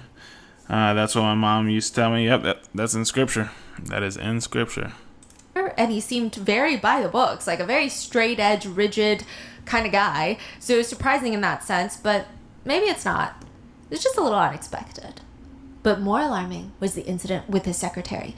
Everyone in that office that day likely remembers it was just such a strange moment. Xu was going out of town for a business meeting. His secretary is staying in the office. She gets off the phone with him and runs to the bathroom crying. Apparently, Xu had gotten to the airport. He's about to board the flight, but the flight attendant is like, "Oh, sorry, sir. You can't board." "What do you mean I can't board?" "Yes, I can. I'm going to board the freaking plane." "No, sir, you cannot board because this plane is not even headed where you would like to go. You are at the wrong gate." Xu himself had walked to the wrong boarding gate inside of the airport. He missed his flight by going to the wrong gate, called his secretary, and screamed at her for 45 minutes straight. It is said the words he used were so vile that it is out of a normal person's imagination. The dirtiest, most filthy words were sprayed all over the sky, is how it's described. Wow. After he hung up, his secretary broke down in the office completely and submitted her resignation letter, which he rejected. Oh, wow. Because he profusely apologized. He told her, "I am just under a lot of pressure at work, as you can tell clearly, so the emotions have gotten the better of me, but it's never going to happen again. I would love if you could forgive me and come back to work. I will make sure that this never, ever happens." You know the kind of pressure, right? That Lin has been putting us under, right? See, look. That's a form of gaslighting, because he's gonna say it. He's gonna say that, apologize, and guess what he's gonna do again? The same thing. He gonna do the same thing. Guess what? Because he's gonna be under pressure again and feel all the stress again. And guess what he's gonna do again? He ain't. Man, come on now. He ain't going to therapy. Right? Lin feels like every single day that Xu is president, they are throwing money into a fireplace and lighting it on fire. On top of that, to add fuel to the fire, in 2019, a movie called Wandering Earth is released. That was like, it was number one. Yo, the editing on this dude's head in this mat is like, it looks so, it don't look right. Everybody else look fine, but this one right here, and this one, and probably even this one. Don't look like. It broke all the records. So, The Three Body Problem is one series of the author's book collection, and that is the IP that Lin owns now. But the movie Wandering Earth is the author's newer series that was adapted into a movie written by the same author of The Three Body Problem. And I mean, this is probably the biggest Chinese sci-fi movie at the time. It grossed $673 million in Chinese theaters. Whoa. At the time, that one movie broke almost every single film record in China, and it kickstarted a whole sci-fi trend. Before this movie, sci-fi was big in China, but it was not mainstream. Yeah. Everyone and their mom wanted to see Wandering Earth. They wanted to see aliens at this point. It was, by all accounts, a massive success. And every day, Lin comes into the office, he opens up the news reports, and he is tomato red. Three Body Problem Universe is technically bigger of a series than Wandering Earth. They have a bigger fan base, and they're sitting on the rights of the biggest series ever, and they're sitting on a golden egg, and right now is when everybody wants to see it. They don't want to see it 5 years from now when the sci-fi trend is over. They want it right now. Even if they start filming now, it's going to take years to hit theaters. What if the sci-fi trend is over, huh? Lin would take it all out by screaming at Shu, "You are a useless general and you're exhausting our whole army and resources." Now, there is a Chinese saying, "One mountain cannot fit two tigers. One throne cannot fit two kings." Lin... What I say when I said that, because there's three heads right now, right? It's Lin, the lawyer, whatever his name is, and then the other guy that's kind of out the picture, but he's still, running a good portion of the business. I said it's like a chessboard and having three kings. You don't really know what to do at that point because there's no delegation of what everybody should be doing. Just the same way as she just said there can be two tigers on the same mountain. brings in another person, a third body. Everyone, please meet the newest vice president of Three Body Problem, Zhao. Lin brings in a younger, more experienced vice president into the company, and it is very, very The three heads. clear what Lin is planning. Zhao is Shu's replacement, and he's breathing down Shu's neck every single day, asking him why they have nothing to show for the Three Body Problem IP. Lin doesn't even hide the fact that he favors Zhao.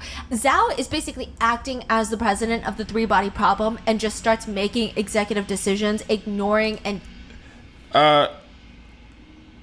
So the funny thing is when a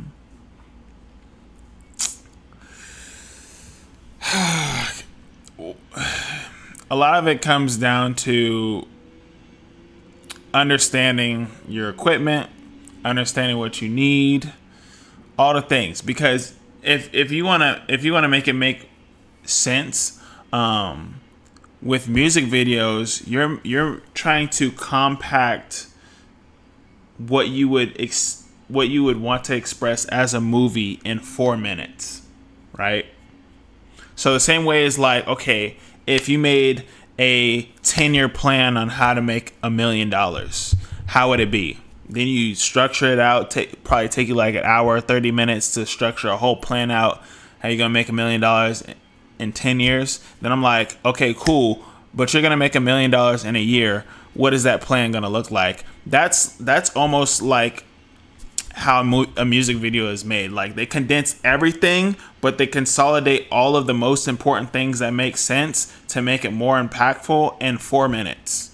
A music video, right?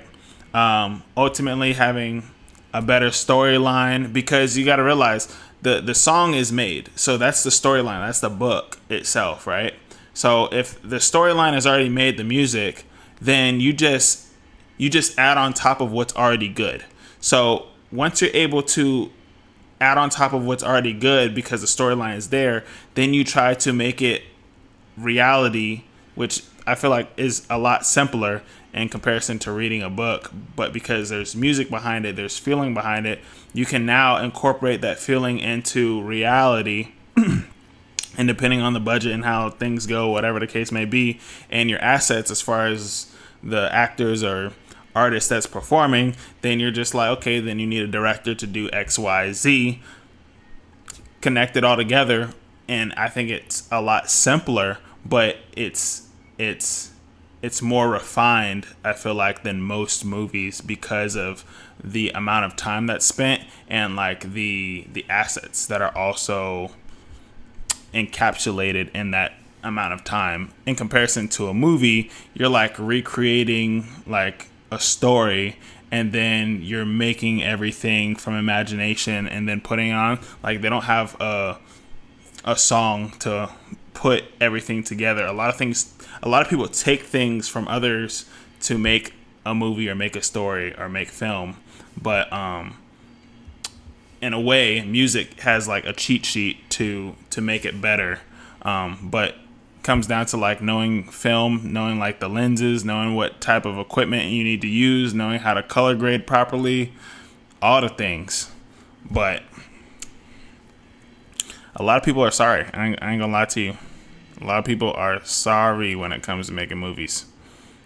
disrespecting Shu completely. Shu has no real power at this point. You said they should do that with some of these movies out there. Just a waste of time watching most of them. That's a fact. I get that, but that editors and graphic artists are better. But that's the thing, is like people don't try to take from they don't try to take from music producers and editors and try to transition them over to because they're not in that space to think out that box, you know what I mean? So if you're in the box of like anime, right? So if you watch anime, thinking of it as a live action takes like extra go-go juice in your brain to like, how would you put these pieces together? A lot of people can't think outside their own box that they're already thinking outside of, which is film and movie. They don't translate that as film and movie with music video. Those are like two different skill sets in a way that some people don't think of, like, hey, they do great editing over here. Look, I have some music videos that I did on my YouTube channel. Kid you not, paid like anywhere between $2,000-$3,000 for music video that looks like it should be in a movie. Like, that was the whole gist of it. So it really depends on like who it is that you're looking for, but you also have to know who you're looking for and why you're looking for them. You said the Conehead cover looked better. Funny thing is, these people went to the same type of schools. Well, nowadays, a lot of people don't even go to schools for editing. A lot of people learn it on their own now. So I feel like there's two ways of learning it in that sense. Like, yeah, you can go to school, but then I feel like it has like you'll learn things in school that you won't learn outside of school, but then you'll learn things and probably have like a better creative discipline than someone that's in school that probably knows the more technical things and might have been a little bit more suppressed in the creative discipline than the other. But that's why when you build relationship and you find people that are working in the same realm or even outside, that is better. So a lot of times if I'm looking for somebody to do anything particular, if I was just like, hey, I have a theory of making a script and doing a short film, I would get somebody that has like probably the best equipment and directive ability. But then I get somebody that edits specifically like the way that I like and has like the creative outlook that I have. And I would look to see if, hey, do you watch anime or do you watch like Marvel movies or whatever like that? They'd be like, yeah, I love that stuff. Taking somebody that has a passion in the same likeness that you do and wanting to incorporate it into the film or whatever you're doing will absolutely make that thing explode exactly the way that you want it, because you have like the same like-minded individuals correlating in the same project. But that's not what they do in movies in comparison to music videos.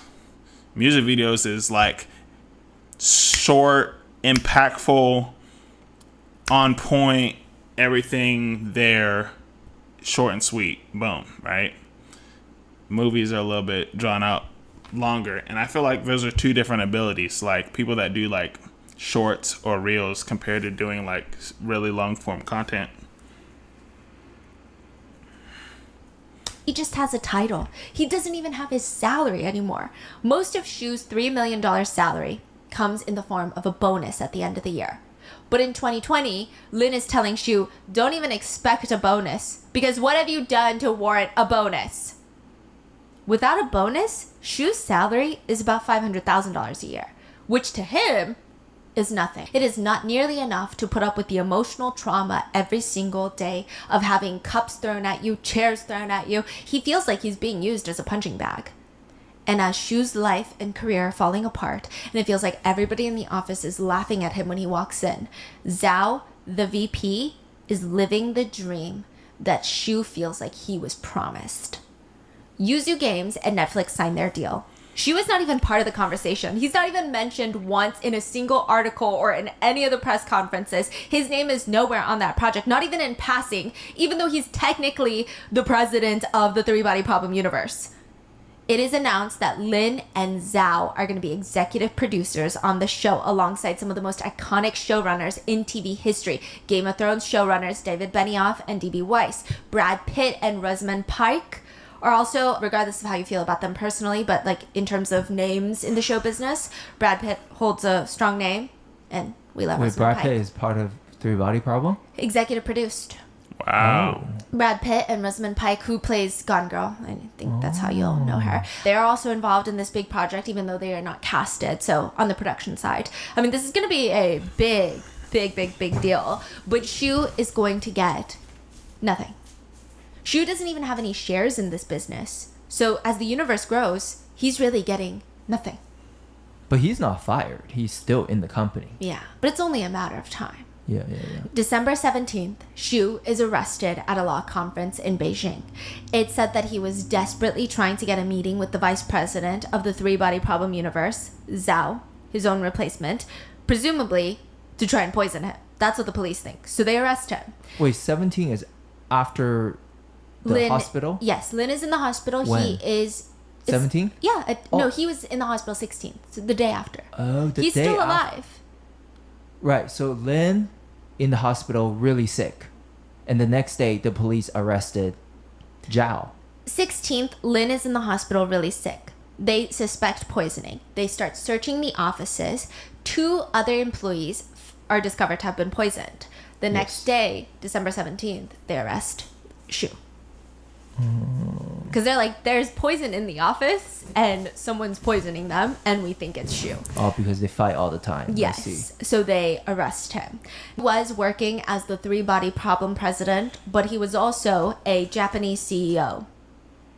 A Japanese CEO? He's Yeah. Japanese? Well, he's Chinese, but he owns a company in Japan, a chemical import and export company. Well, not really, but he did recently register a company in Japan along with 160 new phone numbers. He started ordering poison off the dark web and sending them to Japan to his holding company. Then slowly he would have someone import all the poisons from Japan to China. They probably didn't even know it was poison.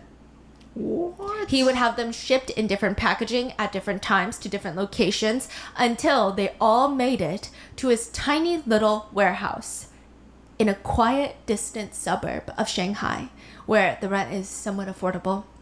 The houses are spread far enough that you can actually get some privacy. You can walk around in your underwear in the back shed and probably, hopefully, nobody will notice. Shu leased a house there in the suburbs so that he could create his own Breaking Bad lab. That was his favorite show.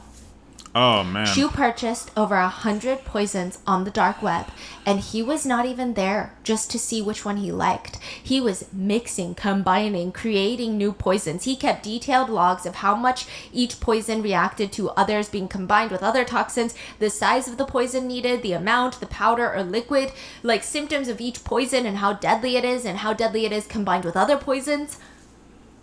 It's a lot. What? Shu was out to create his own little poison blend, if you will, his own concoction, mixture. And his test subjects were stray animals. He would catch stray cats, dogs, rats off the street, test the poison on them first, and it's said that he killed hundreds of animals during his testing phase. Wow.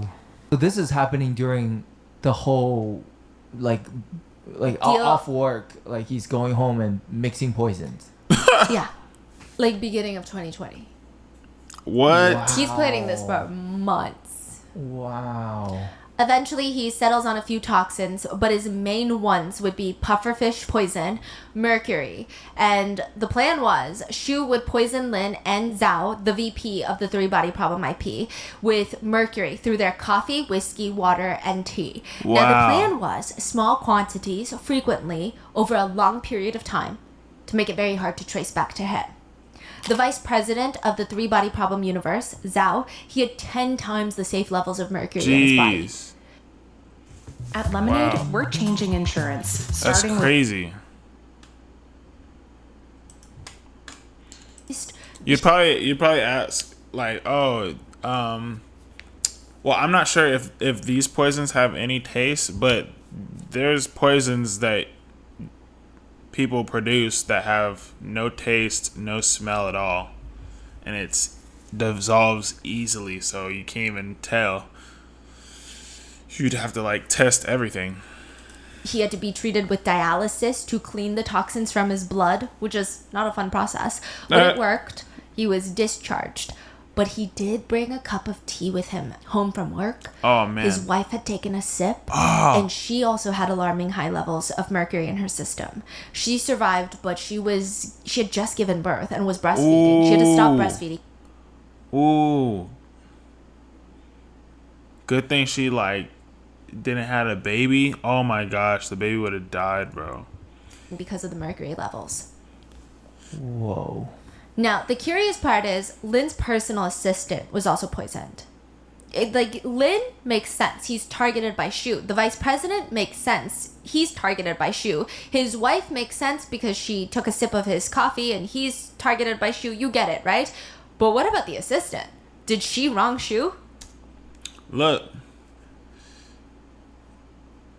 If the dude was smart, he would have got sick too. The lawyer. If he was smart, he would have got sick too. So then he wouldn't. I mean, he'd still be on the chopping block. He just would he would still look like a victim. That would be the smart way to go about it. Not exactly. Earlier in December, because again, he was hospitalized 16th. Earlier in December, Shu had walked into Lin's personal assistant's room with a little bottle in his hands. He places it on the desk. She looks at him, confused. Probiotics. They're from me.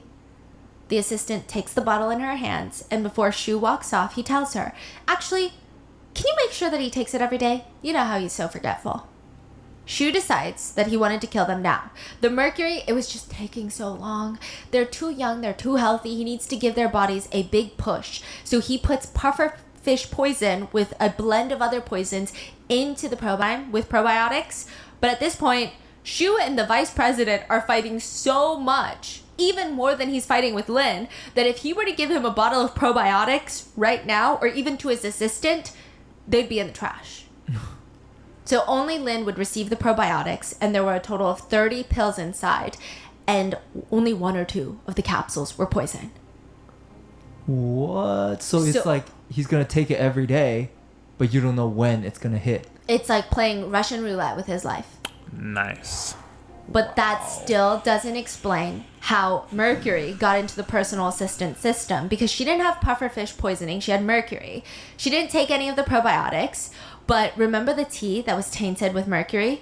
Well, Lin only drinks the finest teas. And sometimes he wouldn't finish the whole teapot. He would have this little teapot with tea left over that he didn't pour into his tea glass. And the assistant, instead of washing it out, she would pour it into a thermos and take it home to drink, because it's like $5,000 per pound of tea leaves. When else is she going to get money like that to drink this kind of tea? Is she okay? Is she Yeah, alive? she's fine. She's alive now. But, I mean, fine as in she probably went through a lot, but she's alive. Wow. The tea was poisoned with mercury. Now, the police now know who tried to kill Lin and how they did it, but they have one last thing. What are the other toxins inside the capsule? There's a rule of thumb. If a snake bites you, you kill the snake and bring it to the doctor. This is not some sort of like eye for an eye punishment or anything like that. But chances are back then, if the doctors know exactly what snake and which venom you have in your system, the chances of saving your life are exponentially higher.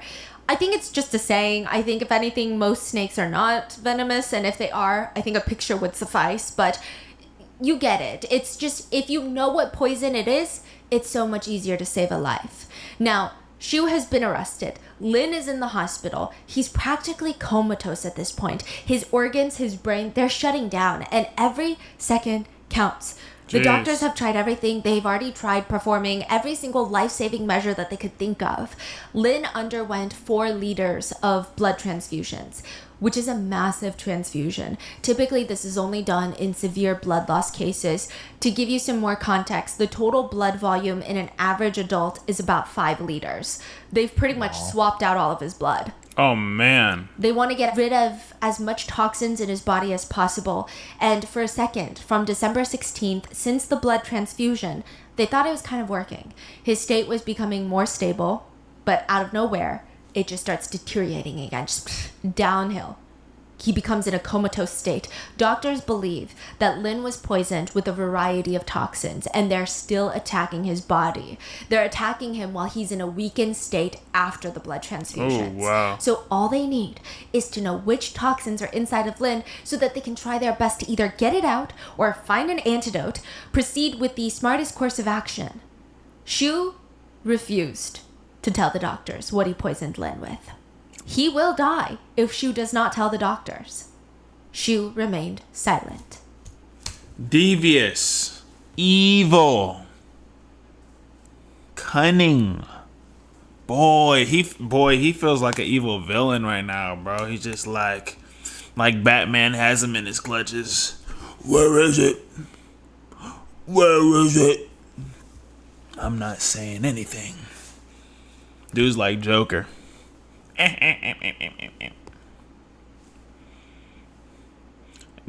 Or like the Riddler. That's evil. That's some evil stuff right there. Till the very end. Wow. December 25th, 2020, 39-year-old Lin Qi was pronounced dead. That's tough. When was it? Damn, he really did that to him. I mean, hey, look, nothing's justified to like kill somebody unless you protecting your own, you know what I mean, or protecting your own life, right? But he was an a-hole in all aspects of work.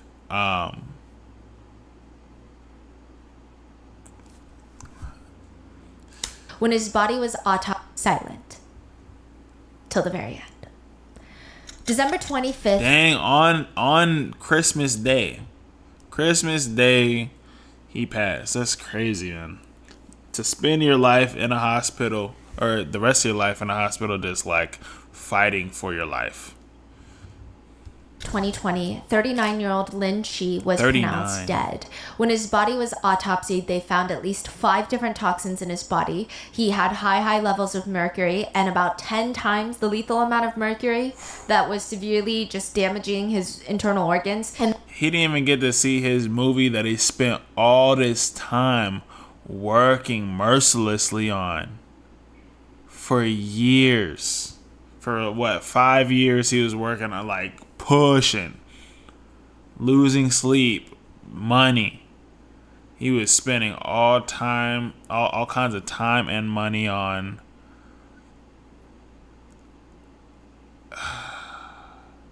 and he didn't get to see it come to fruition. He got to only see the bullcrap that he made the first time. That's crazy, man. Hey, that's why, man, look, it's the thing about working with a purpose and making money or whatever, but life is too damn short to be stressing over the blessings that you already have. You know what I'm saying? And then 5 other smaller toxins, and it said that they were eating away at his organs like Ooh. termites eat dry, rotting wood. Wow. Wood. I will say Lin is not the perfect... That's crazy where he said wood, dry rotting wood, and then dude, whatever the lawyer's, I keep forgetting the lawyer's name, bro. His name meaning wood. It's crazy. Victim here. He's a billionaire, which already raises ethical concerns. On top of that, he undoubtedly created some pretty hostile work environments. It's likely that he at least screwed over one person during his career, if not many people. He worked his employees to the bone at one point. He was very, very temperamental. He could turn on someone in the fraction of a second, and you wouldn't even see it coming. Yeah, Shu. And Shu. Shu is his name. It's like so simple. His name is so simple. It's like super easy to forget. Shu. Yeah. This dude, oh man. He just couldn't wait until dude just passed away. He's like, I'm not giving up the whatever it is so you guys can get the antidote. Seems like people either really, really loved him or they had some really harsh things to say about him while he was alive, that is. His friends said that he was definitely a more misunderstood character. They said that he was very tough and passionate, to the point of being aggressive. The words his friends used to describe him were enthusiastic, but also very righteous in what he believed in. Not saying what he believed in was always the right thing, just if he had an opinion about something, he was very passionate about it. He wasn't evil, is what the friends say, or trying to hurt people. He was just someone that didn't treat anything casually. He didn't treat anything indifferent. Even when he played games, he was really aggressive. He liked games that were zero downtime. So games where you're just shooting the gun nonstop. There's no moment of rest. There's no walking around. Look, 'cause I used to game hard. A lot. I'm gonna start gaming soon though, but that's just anxiety, pent up anxiety. That's all that created. Cause I tell you what I want to do. When I have kids, they ain't playing no video games. No video game. When they get older, they can play video games, but not as an impressionable child, little kid. I couldn't have my kids play video games. That's anxiety inducing, especially like even a lot of the little kid shows, anxiety inducing, because it's like every 3 to 4 seconds they're like switches. There's colors everywhere, and like it's just too much for a small little old brain to handle. You're fighting someone nonstop.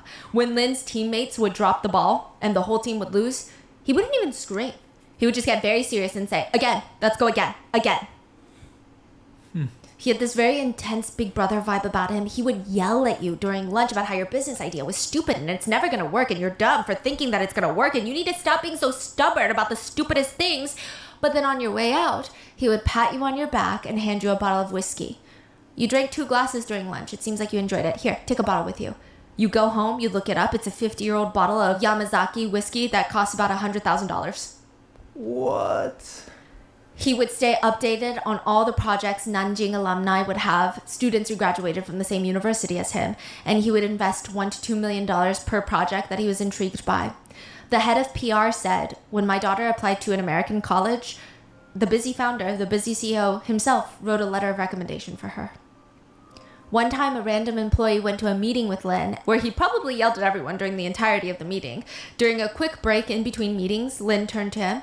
"Did you eat lunch yet?" No, sir. I haven't had the time yet." Lin broke off half the hamburger in his hand and handed it to the employee, and they shared a little meal together. And they said that the man was incredibly smart. A friend of his said they had gone on a business trip together once, and Lin turned to him. "What books have you been into recently?" The friend recommended one, and during the 2 hours on the plane ride, Lin finished the whole book that took the friend much, much longer than that, and he was able to really have these thought-provoking conversations about the book. He really absorbed it. He did not just skim it. He was able to grasp all the concepts and ideas. But again, he's a very intense guy. His idea of working through an idea was to argue about it. To him, brainstorming was screaming at someone and having a fight about it. To the employees, he was straight up bullying them at. See, that's something that should have been dealt with through therapy, but if you're such a position of power, there's only so many people that are willing to intervene and be like, "Hey, that's not it. That's not the way you I hear how passionate you are. That's cool, but that doesn't translate the same way. Just because you have ideas and thoughts and whatever, your delivery is garbage, my boy." Times. And once he was set on an idea, he would bulldoze through everyone and anything to make it happen. But regardless, he was a father to 3 children, and he should have been here to see them grow up. And they're all minors. One Yuzu staff member wrote on social media, "You saw through what was imperfect, but still believed in beauty. Encountered unkindness, but still believed in kindness. Goodbye, youth. We will be together and continue to be kind. Believe in goodness and continue to fight against all that is unkind." One of the employees posted from Lin's account to all of his 2,000 employees at Yuzu, and I'm sure it was approved by his family, but it's a quote from Steve Jobs that apparently Lin really liked, which reads, "I would trade all my technology for an afternoon with Socrates. Goodbye, kids."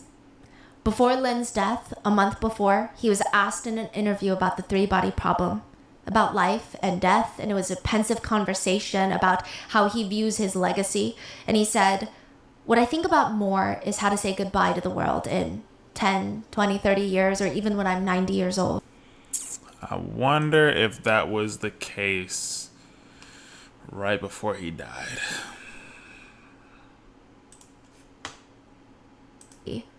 You know, and at that moment, it's how do you say goodbye?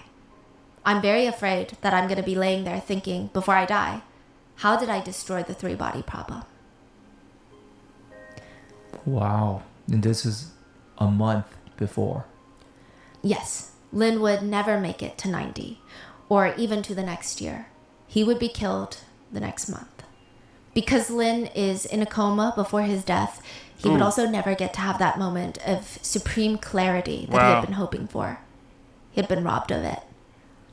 The 3-Body Problem by Tencent in China was released in 2023. Wow. It was a massive hit with a super high ranking of 8.7 out of 10. The animated version that was released on streaming platform Bilibili in China was approaching the 100 million views mark. Netflix's 3-Body Problem was released a few months ago, March 2024. And Lin would never get the chance to see any of those projects come to life. That's crazy. That's crazy, man. To think everything that you work for to do for this project specifically, you didn't even get to see it. I have a question. Is whatever you're working towards worth the joy that you can have right now in the present time? I always have this grounding moment throughout the day where,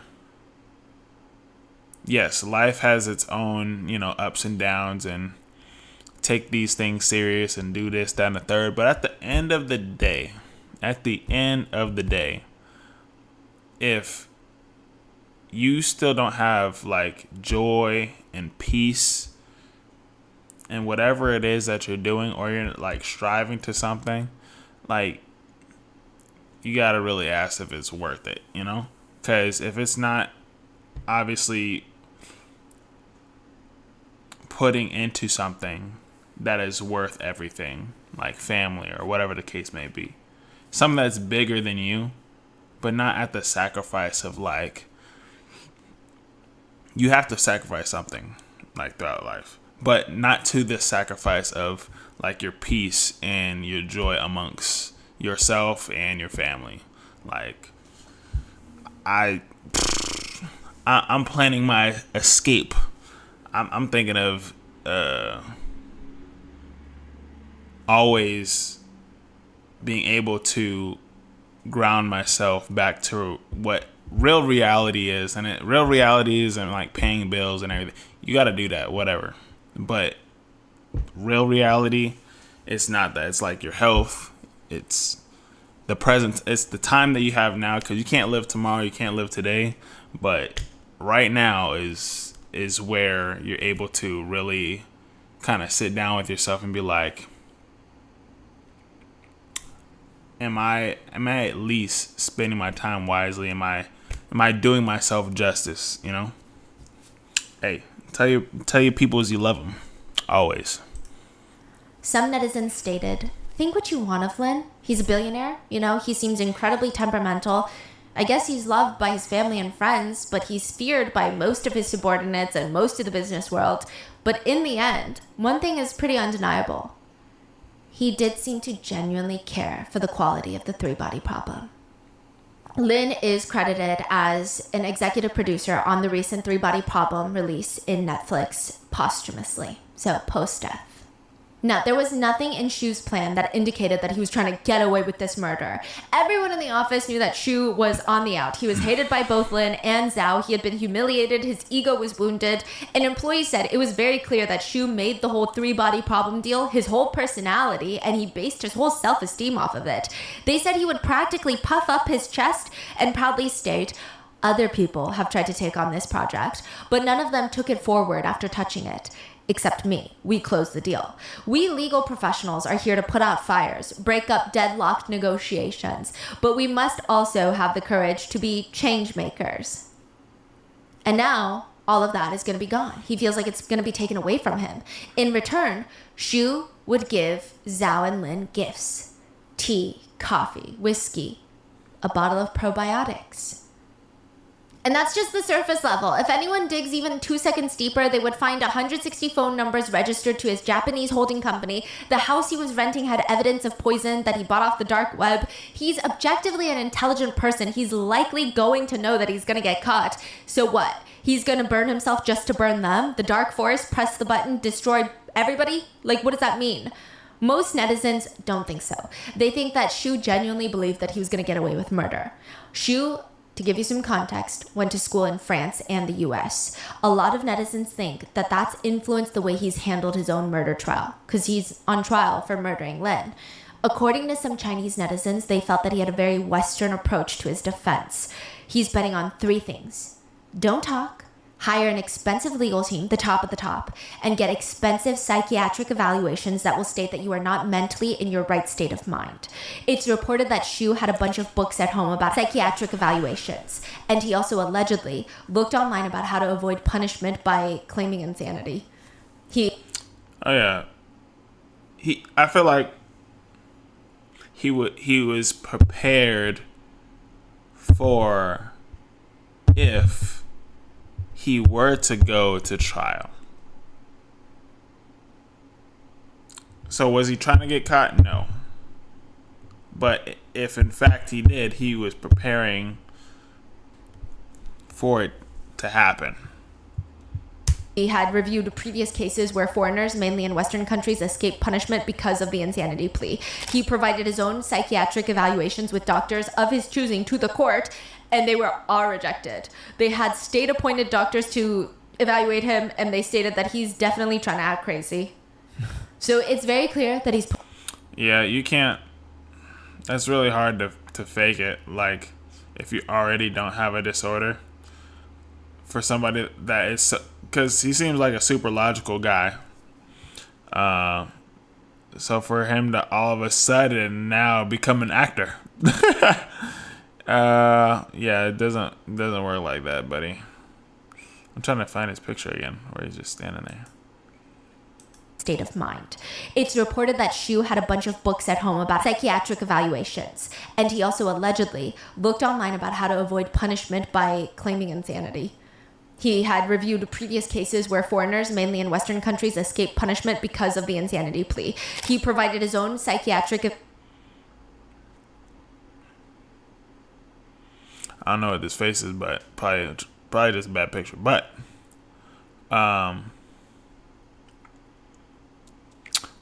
for somebody with his resume, you know what I mean, being the top negotiator in China,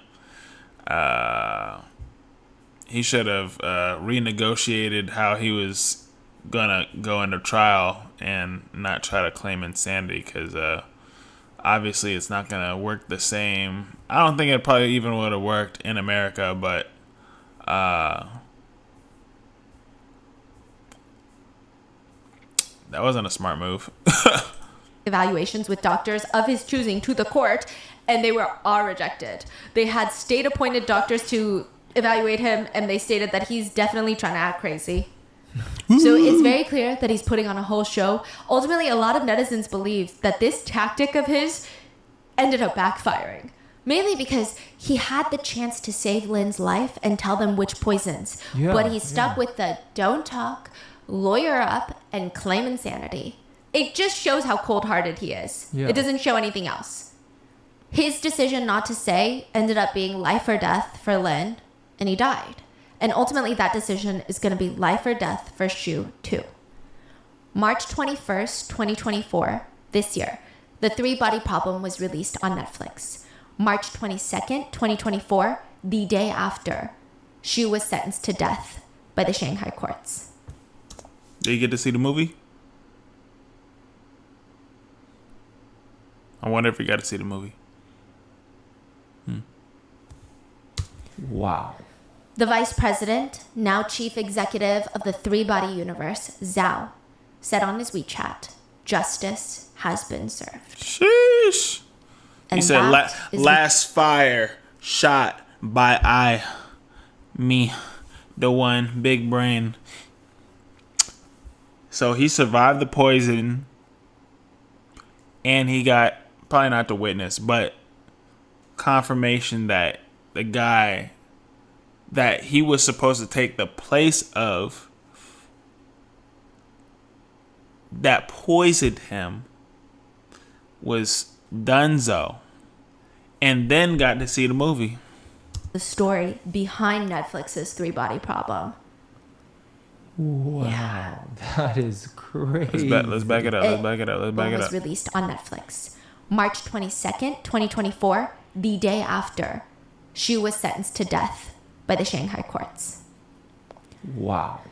The vice president, now chief executive of the Three Body Universe, Zhao, said on his WeChat, "Justice has been served." And that is the story behind Netflix's Three Body Problem. Wow, that is The Three Body Problem with a Three Body Problem. That's what I'm saying. It's like the snake that's eating its own tail. Whew. crazy. Yeah, I mean, I think it was just so crazy because I was looking to see if there were any reactions from even the Netflix production team of the news that he died, because it was immediately after they Probably signed not. the deal. And even the Game of Thrones showrunners, they don't even know how to react. Their statement was, I mean, you see a lot of things in this business. You just never expect to see that happen. Like, I think no one knew the appropriate reaction even because it's so bizarre. Yeah, but you said at the beginning it was Amazon. Yes. They did say something. Or? Yeah, so an insider that was allegedly at the Amazon meeting said that 2 years later, when they found out that Lin was killed by Xu, they said, yeah, I'm not surprised. Like, the amount of tension in between that Yuzu group was just out of this world. Like, I'm not surprised that someone killed someone. Ah. Yeah. Wow. So the theory that I gave before all of this, it was literally like 4 minutes and 49 seconds or something like that. Because the story progression, that's where it started, where it's ending about the Amazon contract signing or whatever. That was in the beginning. And I was like, my theory was it's probably like the Titanic version of the whole story in a nutshell. That's what I was kind of getting at, because if you know the backstory of the Titanic, like all the most wealthy people that were in positions of power were getting on the Titanic, besides one family that acted like they were getting on the Titanic, which was the Rockefellers. Everybody died on, majority of people died on, all the people that were in position of power were supposed to died on the Titanic, besides the Rockefellers, and they were the ones that set everything up. But this kind of flipped on its head. Rather than the that was trying to poison everybody wound up dying himself due to getting caught, and there was a survivor, and it happened to be the guy that Lin hired to take the person's position. Crazy, man. This story, I think this is probably like my favorite plot twist story out of like all of the ones that I've listened to. And I mean, what are your thoughts? Have you guys watched The Three Body Problem on Netflix? It's actually not doing well compared to the budget that they spent on it. Man. Really? There's not even conversation about, yet at least, if it's going to be renewed for season 2. Huh. Which is kind of crazy. That's actually kind of sad too. If I might have to check it out, yo. I might have to check it out just so I can see.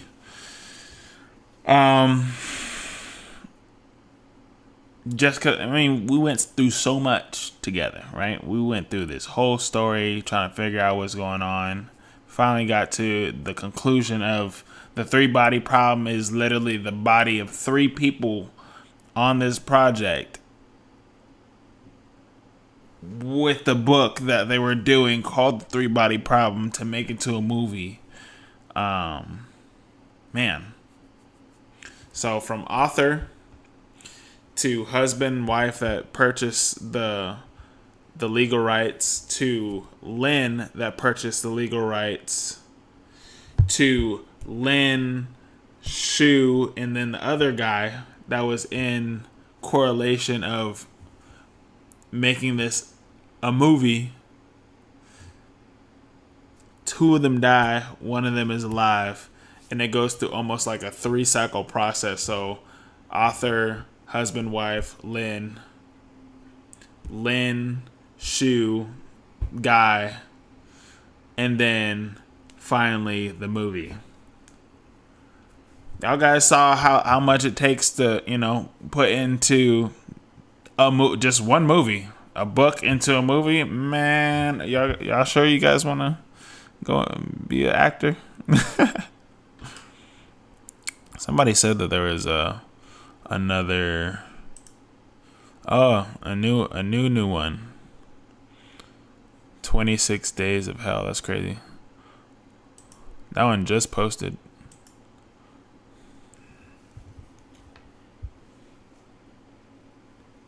Coming from money, you probably had a sense of entitlement. Yeah. All the time taken away by a jealous jerk. Yeah. I have taken lesser pay position to avoid stress at certain companies. I know that. I'd sometimes just full on quit. I'm just like, send me. I'm good. I don't want this. My peace of mind is foremost. I can't function properly if my head is messed up. He was thinking like a lawyer. Life is crazier than fiction. Now I have to watch the whole thing. Yeah, you definitely got to watch the whole thing for sure. But yeah, that was crazy how that whole thing kind of transpired, though. We're going to watch this. We're actually going to... What time is it? Yeah, we're going to watch this one. We're going to watch this one.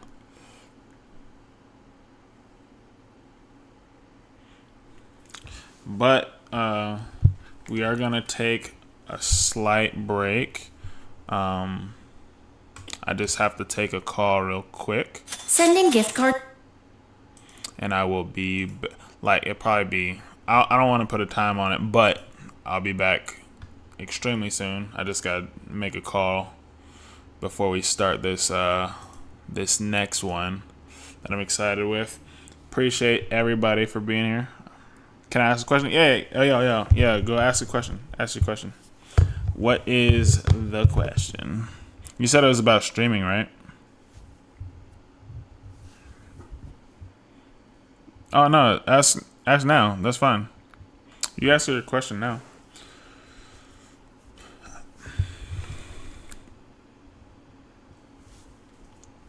I am all ears.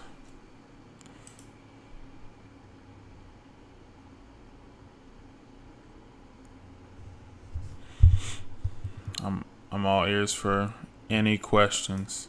Appreciate everybody joining the stream. Make sure you guys like that.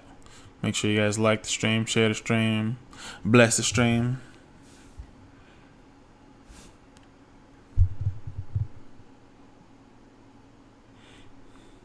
How's everybody doing? Doing good. Doing good.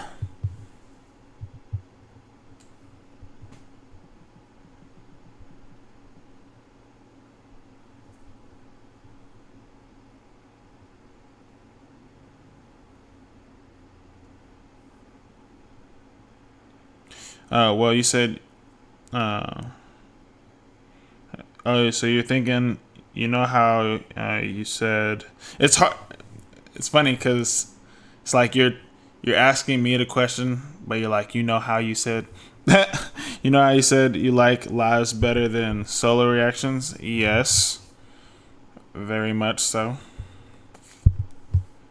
Because I like the live interactions. I like talking to people.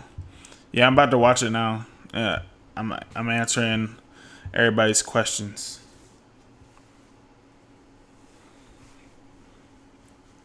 It says, what does it say? The Korean, how you say it? Junko? Fruta? case 26 days of torture SA, then sealed in concrete is crazy. How about reacting to some lives and then edit them down to single videos?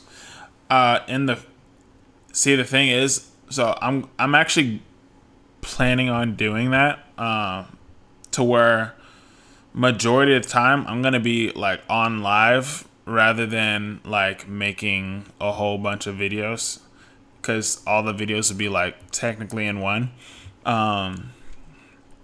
So yes, soon to be doing that.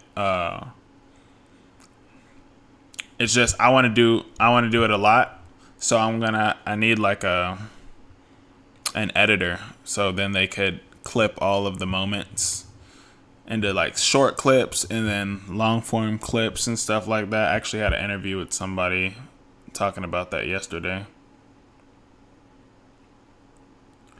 Oh yeah, like we could discuss before and after.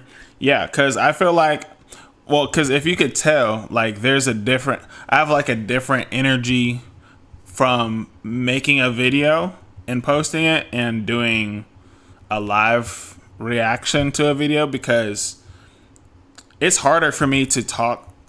Technically I'm still talking to a camera, but I don't think enough people talk about how hard it actually is and actual skill it is to talk to an inanimate object like it's a person if there's like nothing going on. So it's easier for me to be even more of myself when I know that there's like people interacting with me and people to talk to and engage with and having conversation, than just being like dead silent, just like this. And then like imagining that you're talking to somebody. It's crazy.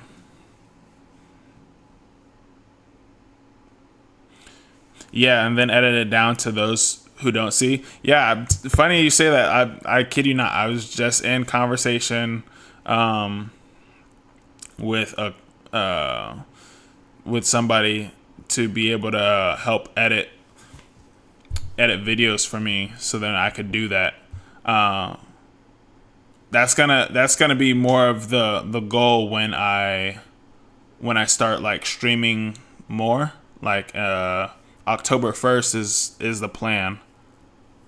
So when because I'm getting a PC, I'm getting like a whole gaming PC build. I gotta get like a new router, like a gaming router, separate from like the household router, so then like connection is smooth all the way throughout. I already have my camera for streaming. I just have to get the cord and like the setup to hook it up, so then it'll look even more phenomenal. I gotta get my PS5. That PS5 is gonna be top notch. So I'm gonna be gaming and stuff.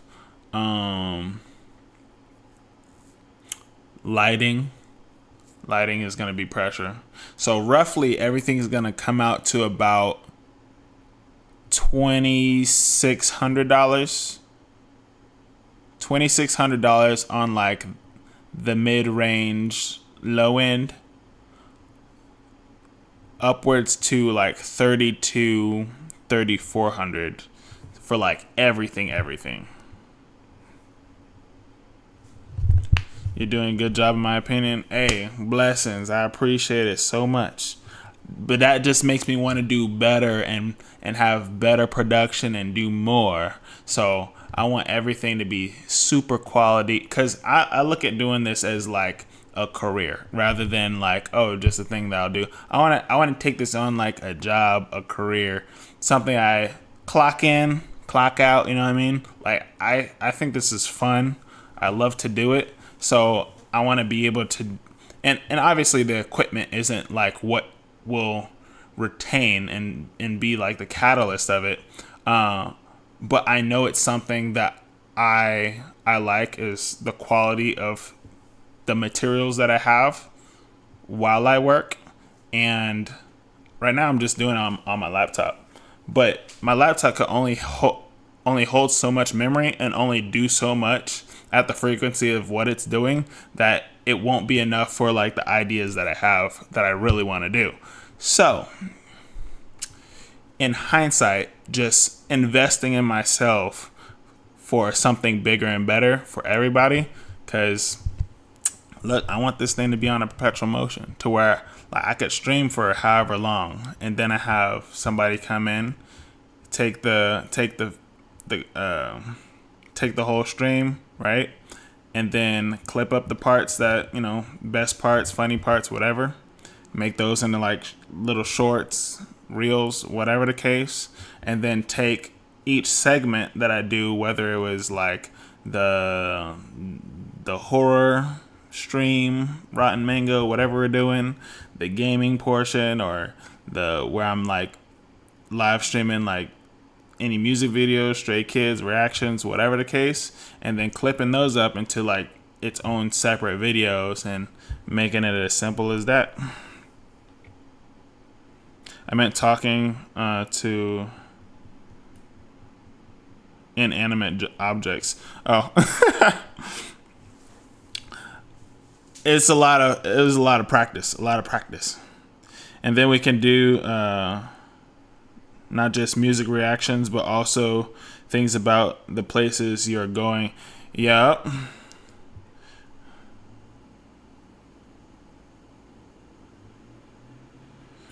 This may also bring people to... Yeah.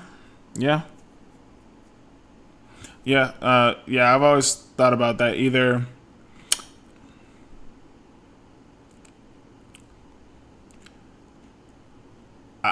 I'm not sure how everybody is able to do a IRL like when they're out and about, but I know if I did an IRL, I would want to have a cameraman. I wouldn't want to hold the camera. I think that's too much effort. But if anything, I would do like a vlog more so if I wasn't going to stream it. Yeah. So like I'm going to Colombia soon, so I might do like a vlog, like a week vlog, since I'm gonna be there, and just like put it on the YouTube, you know what I'm saying, so everybody could enjoys it. But hey, I'm gonna be right back. I just gotta make a call really quick. So we're taking a small hiatus, and I will return.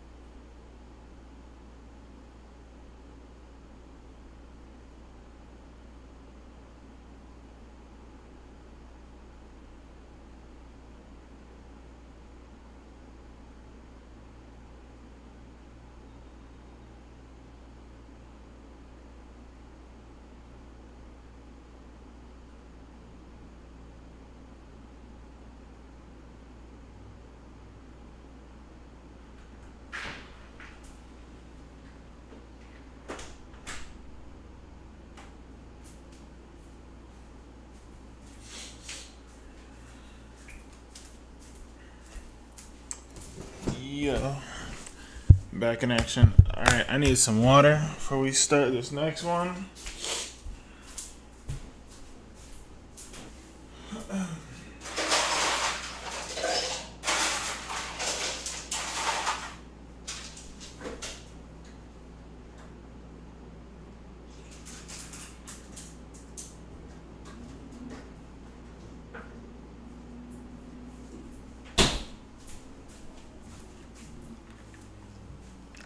I feel like eating ice cream. I want ice cream. That is my craving right meow. Is ice cream.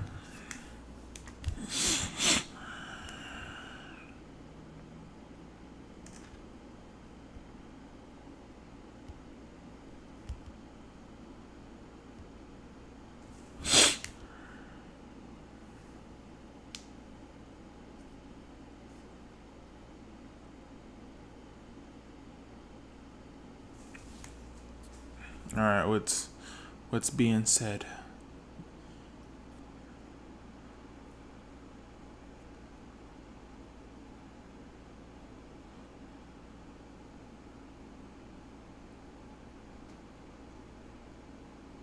Has anyone watched Korean Englishmen? They do really good Korean content. The videos are almost always about food. I watch them all the time. Sorry, was texting the hubs. They're so entertaining level content. We can watch some of those over here. Well, it's funny because it seems everything has crossed my accident, but started by stray kids. Yeah, especially since he's from military training.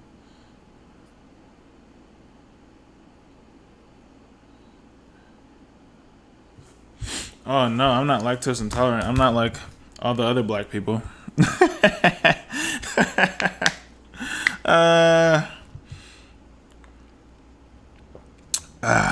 I'm the golden child.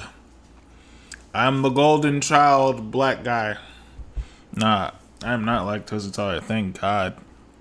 Boy, I'll eat. Ooh, I love me some milkshakes. I love milkshakes.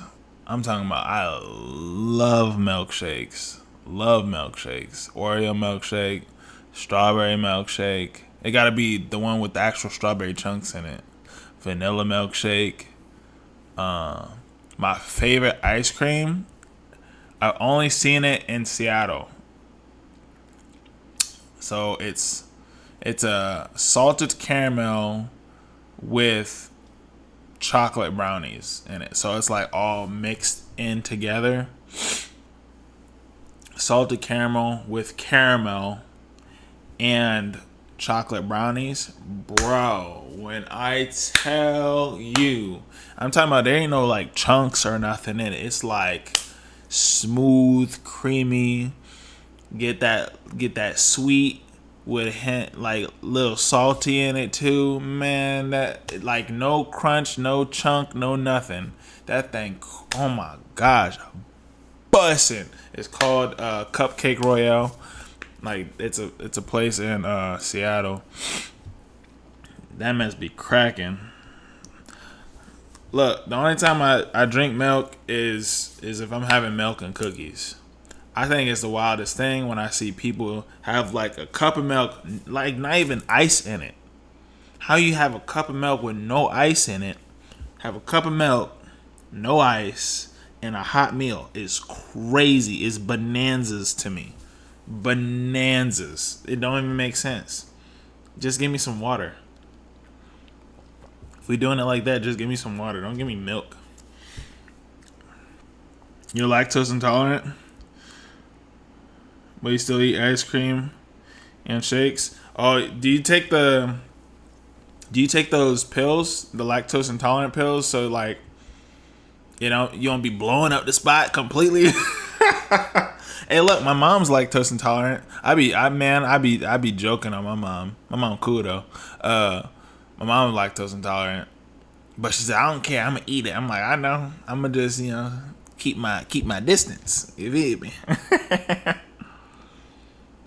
I ain't trying to be in the vicinity. But where I live, we got like a little ice cream spot like literally like right down the road. I always go to.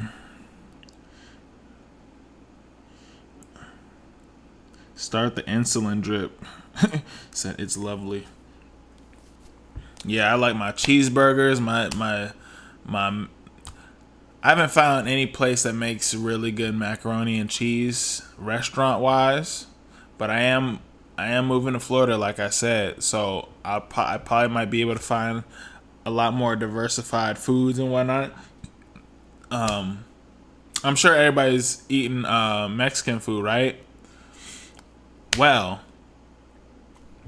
I'm so my fiance. So if you guys didn't know, I'm getting married at the end of July 27th to be exact. Thank you, appreciate the applause. My fiance, she's Colombian, so I got introduced to Colombian food a few months ago, and it is like it don't taste like Mexican food. I mean, I would have thought because it's like of Spanish culture, but Colombian food be cracking, yo. Colombian food crack, yo. I've been having Mexican food all my life. I know all about it. Tacos are my favorite kind of food, but until you try some empanadas, bro, not just any empanadas. You gotta have like the beef. You know what I mean? The beef empanadas, bussin'. You gotta get the green sauce, bussin'. Like all day, every day. Kid you not. Tacos, empanadas all day. Appreciate it. Thank you. It was a whole process, kid you not, but a lovely one at the same time.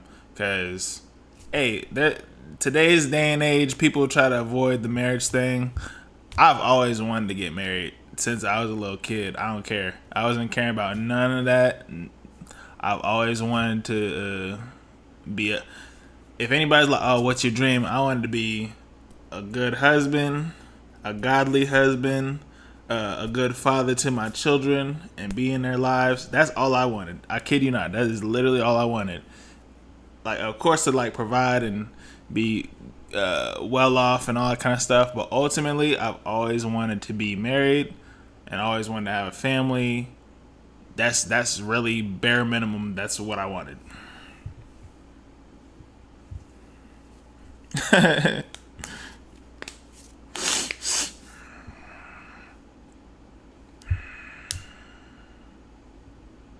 Yeah, it definitely doesn't taste like Mexican food. Colombian food is on point. Oh man, when I got introduced to plantains, bro, plantains be bussin'. Like it's like I never would have thought that would be a treat to eat. I'm not a bananas person. Like my dad loves bananas. I've never banana anything, I'd be like, no. Like banana milkshake, banana ice cream, banana. Like my dad loves anything banana. And I'm like, I hate bananas. Well, I don't hate bananas. I'll eat a banana, you know what I mean? But like banana, everything else, I was like, no. But plantains, though, bro. Don't get me started. All right, you got me started. Plantains are so good. I would just eat a whole plate of plantains, nothing else. I don't care. Plantains, I love avocado, mango. I'll eat that all in. Like I don't need nothing else, just that. You say you used to want to get married, but didn't happen. But you have to cancel. I learned about plantains about 30 years ago in Jamaica. Oh man, Jamaica is another spot I want to go to. Jamaica is definitely another spot I wanted to go to. Mexican food is different from area to area. That is a fact. You'd be surprised how many Mexicans are in Washington, as well as, I mean not as well as, but I have a lot of family in California, and I have Mexican relatives. Like I'm Mexican. Like I'm not Mexican, but It's in me. It's in my blood. You know what I mean? So I know that I have Mexican, white, black, Seminole Indian, native. I'm not sure if I do have Japanese in my blood, but I know I have Japanese relatives in Texas. I have a Puerto Rican uncle as well. So I could be like a whole mixing pot of I don't know what, you know what I mean? But both my parents are black. A lot of people think that, oh, he's light skinned. One of his parents are white. No, both my parents are black. Both my grandpa and grandma are black. I'm just like, there's such things as black people that are just not dark. Like, it's a thing. But yeah, I'm a whole mixing pot. But I want to see how much native I do have. So, hey, if they want to give me some V-Bucks, my hand is wide open. Please and thank you. Please and thank you. There's some good Jamaican food in Miami. That's what I was hearing. I never tried oxtail. Isn't oxtail Jamaican?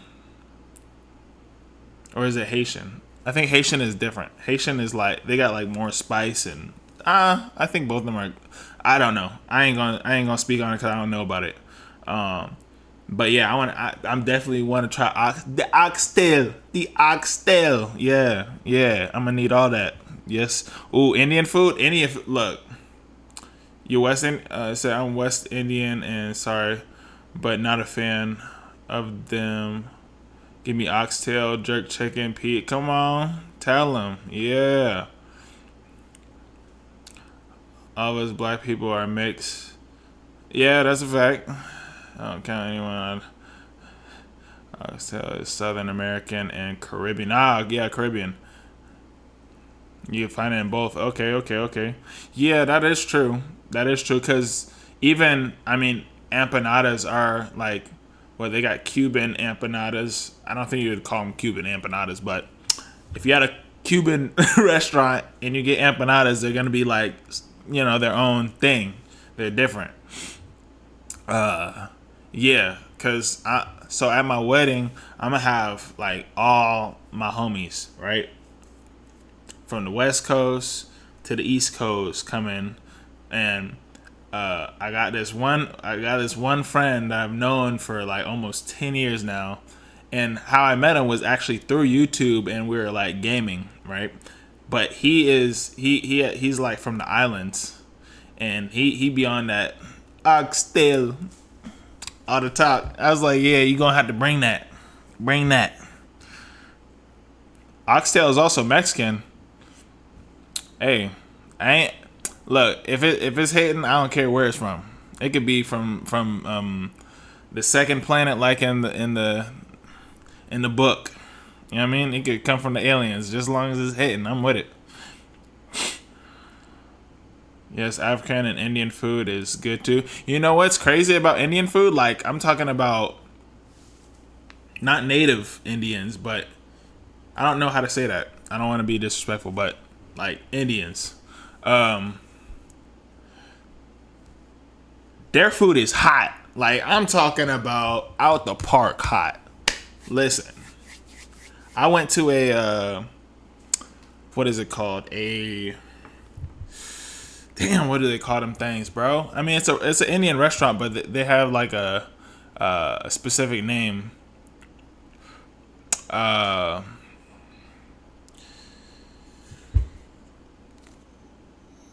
my gosh, I can't think of it right now. Jesus, I was whatever. But anyways, I went to the restaurant, yo. I tried their spices, yo. It is like top tier. I'm talking about it's ungodly hot. Their medium is like the Mexican food's version of like max heat. They're hot. I will never experience in my life. I don't care what you tell. Like, it was so unenjoyably hot. I was just snotting out the I could barely finish my food. Like, I think I might have finished half, maybe. Like, there was so much snot coming out of my nose and like watery eyes, and like literally all my friends were laughing at me. I was like, dog, this is not it. Like, I'm over here trying to enjoy. Look, I love spice. I love heat. I like all that. But I need to taste my food and I need to enjoy it. I'm not going to try to tolerate spices I can't deal with. I love spice, but I can't do the unbearable thing. I haven't built my palate up to do that, and neither do I necessarily care to. But Indian spices are ridiculous. Absolute insanity. Your mom used to make oxtail stew. Hey, blessings. I'd eat any oxtail. It's just good. You have to be seasoned and spiced to eat some Indian and Thai food. Yeah. Hey, look. If you cook without seasoning, you crazy, bro. I don't do the bland food. I don't do it like at all. Food gots to be bussin'. I'm not talking about salt and pepper. I'm talking about you gotta have onion powder, gotta have garlic powder. You know what I'm saying? Even garlic salt. There's all different kinds of seasoning salts. There's like onion salt as well. The different types of pepper, different types of salt. Herbs are different from spices. You know what I'm saying? Come on, stop playing with me. I already know. I've been cooking for a long time. Yeah, I'm gonna watch. Yeah, I'm gonna watch the video in a moment. Yeah, we're gonna watch it in just a moment. You say your husband is Irish and eats Asian Indian hot food, man. Yeah, he on a different level. I ain't even, I'm trying. He got it. I'm definitely not trying to test the surface of that. You said my fiance ordered hot one sauce plus more Reaper sauce. Oh yeah, he tripping. He don't like it. He don't like his taste buds. That's all that's telling me. He don't like his taste buds. Cause look, at a particular amount of heat, like they don't even put flavoring in it. It's just straight spice, heat. That's it. Cause I don't feel like it tastes good. Like it just has like a bland taste to whatever pepper or spice it is, and that's it. I feel like they probably put like a little salt and pepper in it or whatever, and that's about it. But I don't think they do too much. The more heat level it goes up. Yeah.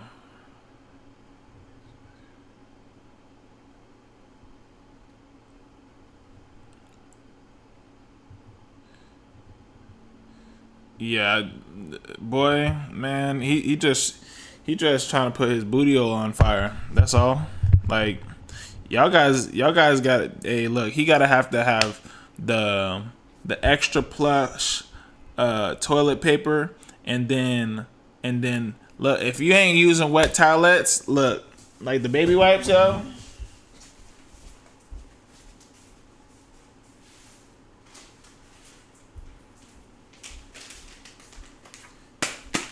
If you ain't got these on deck, the Charmin Ultra Soft, the wet wipes, yo, you playing, bruh.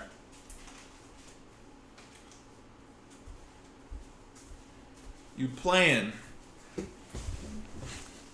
You gotta get them Charmins, the wet wipes, and then you use the dry ones, or you combine them two. You know what I'm saying? You get one, and then you layer the toilet paper over. Bro, that is like the Avengers coming to save you. Every time. Yeah, flushables. Yep. Those are the flushable ones. Stop playing with me. Yep. You gotta bless the guests.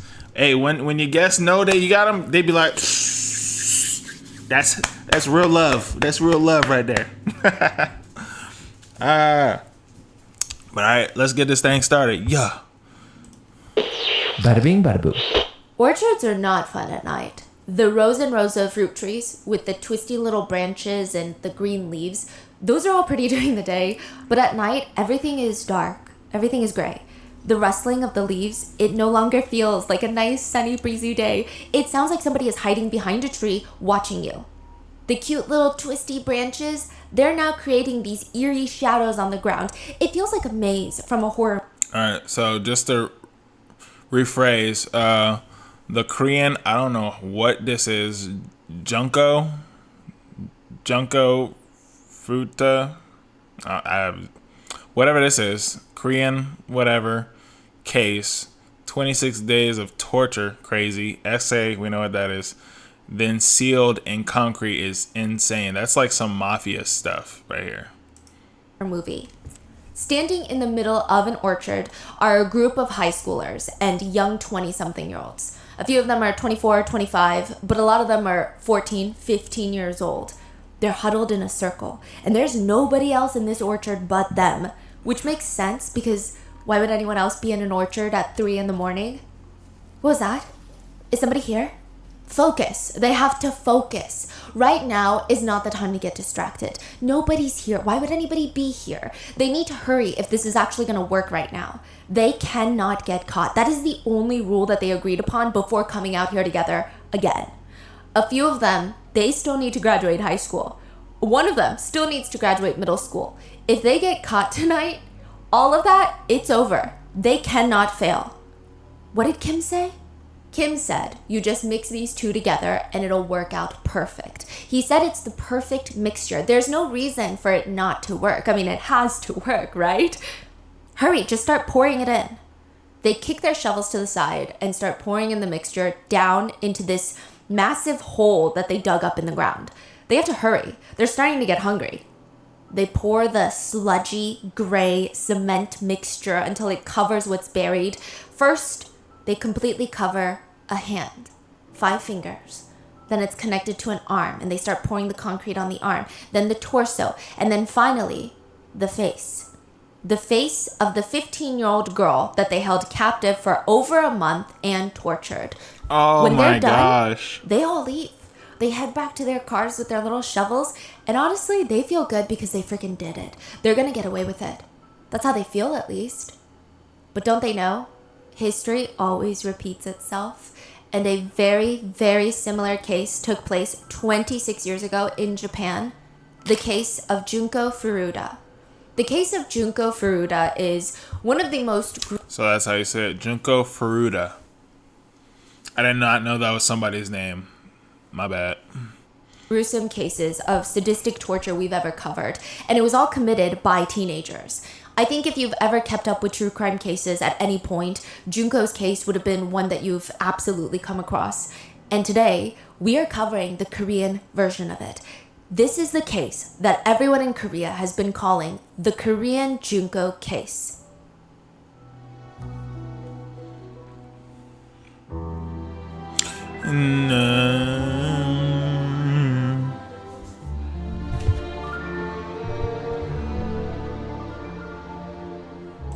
You said in the next live, can we do food recommendations? Oh, yeah, of course. Look, in my lives, we could do whatever. It's up. I don't care. I don't care what we do. We finna have fun. You know what I'm saying? You said, oh, this is going to be a hard one? Yeah. Well, it's not going to be as long. The other one was 2 hours long. This one's only like an hour 14. What is WTH? Oh, what the heck? I've never ever been. I could never pick up like the the abbreviations of things a lot of times, but I got it.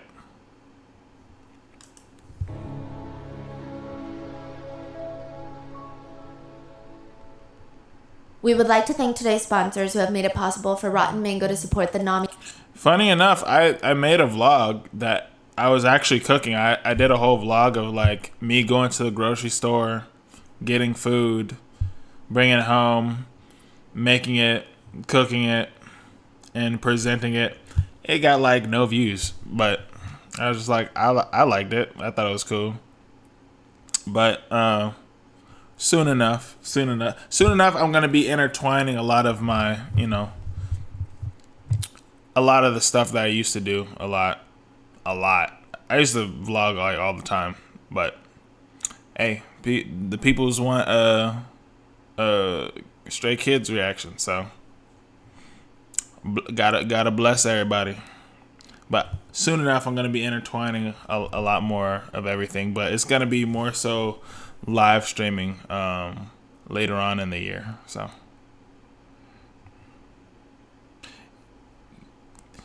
Yeah, one was in middle school. That's crazy. With an impressive international reach and a heavy presence in Asian countries, this nonprofit provides life-changing opportunities for survivors of sexual trafficking by providing workforce and life skills for the women and victims that they serve. This episode's partnerships have also made it possible to support Rotten Mango's growing team, and we would like to thank our listeners for your continued support as we work on our mission to be worthy advocates. As always, full show notes are available at rottenmangopodcast.com.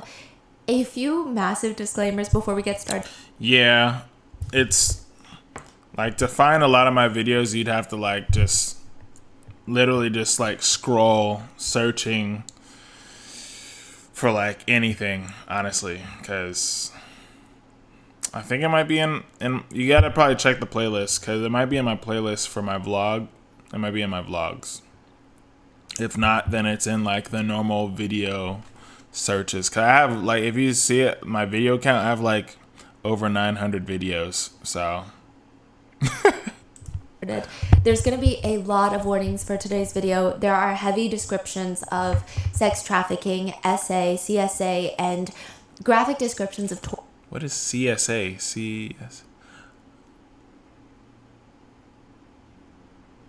torture, physical and psychological torture.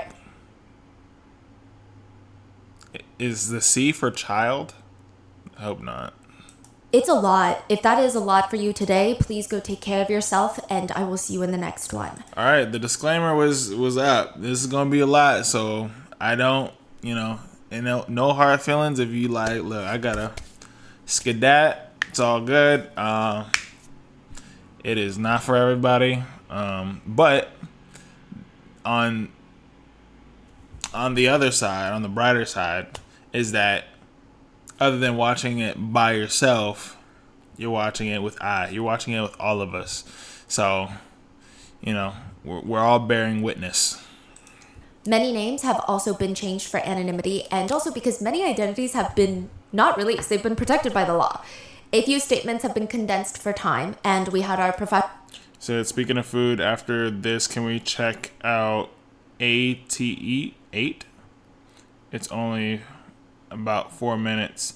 Yeah, you gotta remind me though, because I will forget. I promise. Like, I could definitely promise you I'll forget. So you gotta remind me. So it's not me like, he didn't want to watch it. It's like, no, like, I probably forgot. That is comforting. Hey, blessings. We all could comfort each other. It builds a strong bond. We got a saying in the military: enjoy the suck. That's because everybody's training in a sucky environment all together. It helps you build a bond. Funny enough, even though you probably might not like the person you're working with, if shots start firing, they got your back, and vice versa. That's where bond building comes from, is enjoying the suck. Professional translators help us with the gathering of the facts of this case. But if there is anything at all that is mistranslated, miscommunicated, or anything we didn't include, please let us know. Make sure you guys drink water. Down in the comments. So with that being said, let's get started. The best way to drink soju is on the floor. I mean, there's just something about it that usually hits better. You get all of your friends in a circle. You get bottles of soju, which is hard liquor. You get cup ramen, snacks, and you sit in this circle on the floor playing drinking games. I think it's nice because you only do that when you're younger, and it's always this memory. Okay. Younger. Like, when I think of young, I'm thinking of a kid. Young, like 21 and up. All right? No underage drinking. I actually didn't start drinking until I was 26. So. South Korea, a mix of high school girls and college-aged boys, yes, very alarming, are sitting in the motel room on the floor drinking soju. At first glance, if you were to just peek inside this room, it looks like they're playing drinking games. And maybe that's why one of the girls is more drunk than the others. Typically in Korean drinking games, it is slightly unfair because if you lose the first few rounds, you have to take a shot of soju every time you lose the game. But if you're already drinking soju, you're likely to lose the next round of games, so then you end up drinking more rapidly than everybody else. So that results in some people being way more drunk than the others, but usually everybody catches up by the end of the night. That kind of reminds me of a... that kind of reminds me of a game. Oh, what was it called? It's called like I think it's like King's Hand or something like that, or King's Cup. King's Cup is crazy. Like it's crazy in general, but it could get even crazier based on the people who you play it with. Like you have it's almost like playing I Declare War, but I think how it is like there's different cups. You don't know what's in the cup. It could be like, oh, you could be drinking mustard or whatever, or it could be like an assortment of liquor. And yeah, it gets really wild. And you could drink like a combination. Like I think if you like get a bad hand or whatever, you have to like drink twice as much or whatever the case is, man. The reason why I don't remember is because, not because I was the loser, but because I like to be the winner. The energy in this motel room is not normal. The group of 7, there's 7 of them, they're joking around. They're having fun. They're engaged. You got married at 18. For real?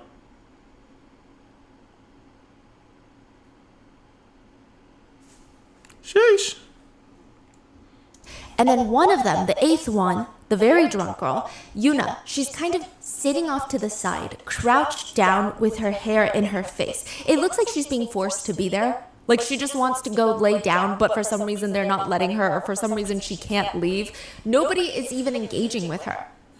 But every once in a while, they'll grab an empty cold noodle bowl, a naengmyeon bowl, fill it to the brim. These are big bowls. Think of like a pasta dish. They'll fill it to the brim with alcohol. About 2 bottles of soju. They put it on the floor, right in front of Yuna. Drink it. She will have to bend down and drink the entire bowl. They will not let her stop. To give you an idea, soju typically has an alcohol by volume of 20%, which is about half of vodka, but it's still strong enough that most people will take shots of soju. It's not like beer or wine where you're just... Yeah, because I think I'm not sure if it's legitimate study, but statistically, women compared to men naturally get impacted faster with alcohol than men, just by volume and size and whatever.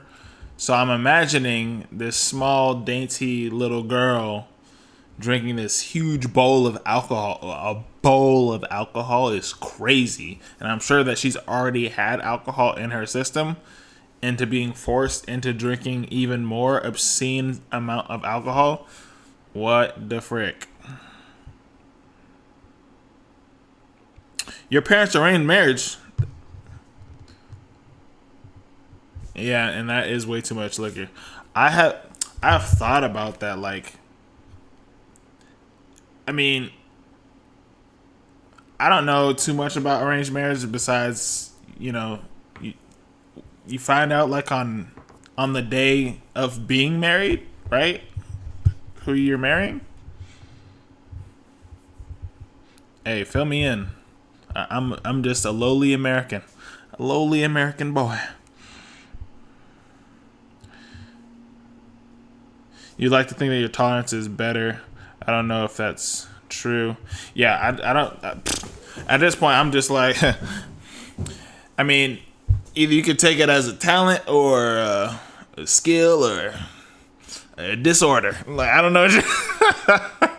Just get like a nice big glass of it and drink it. It's a spirit. You take shots, you mix it with something else, or you sip it really, really slowly. You do not ever chug 2 bottles of it. That would be like getting 8 shots of vodka, pouring it into a single drinking glass, and then chugging it like a glass of water. You're not going to have a good time. The minute that the 2 bottles of soju go... If you guys have tried Everclear, 100 proof, oh my gosh. cooked. You're straight cooked. There's no coming back from that. There's no like tolerance. No, you're cooked. Oh my goodness. Strict family. First time we met was set up by both families. After that, it was a blur, and I was married and pregnant within a year and a half. I'm talking about you were, boy, what? They said, we gonna expedite this journey, ASAP Rocky. You went from the first season hitting the 7th season within a year. Wow. That I bet that was I bet you couldn't even fully fathom like everything that was going on. You've had friends who had arranged marriages, but they knew their husband from childhood. Okay.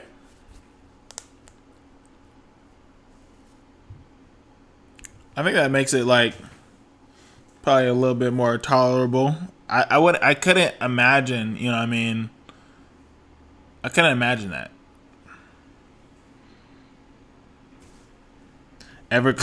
He said Everclear is ridiculous. It definitely is ridiculous. But when he was in Jamaica, you had 80 proof rum.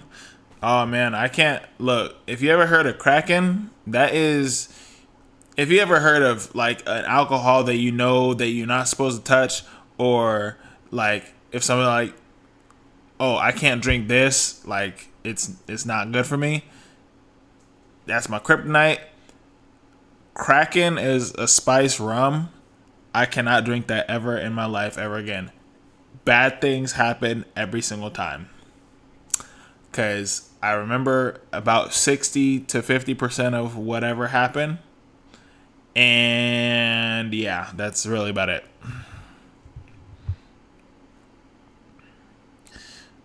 You said we grew up in the same town and never saw him till I was 18. Wow. That it honestly blows my mind to have like an arrangement. Like I don't want to overstep my bounds. I don't want to ask questions that, you know what I'm saying? It's hard to fathom. Let's just say that it's hard to fathom. For me, tequila is the devil. I feel like tequila for a lot of women isn't good. You know what I mean? Especially if you started young. Like I said, I didn't start young. I started at 26. I started drinking at 26. Ask away. Okay. I mean, how do you, I guess, internalize it? How do you feel about it? Like, do you agree with it? Is it something that like you had to get used to? Is it something that you tolerate? I guess these are a lot of questions too. Is it something you tolerate? Is it now something that you know what I'm saying? Just to start. But yeah, my fiance, she can't. I think it's tequila. Yeah, I think it's tequila. She's just like, no, can't do it anymore. For me, well, it's Kraken, and then I definitely can't drink Crown Apple. Oh my gosh, it makes me gag. That was my first alcohol. Oh no, I abused the mess out of that one. I was like, I drank it until I was like sick, and now I cannot stand the smell.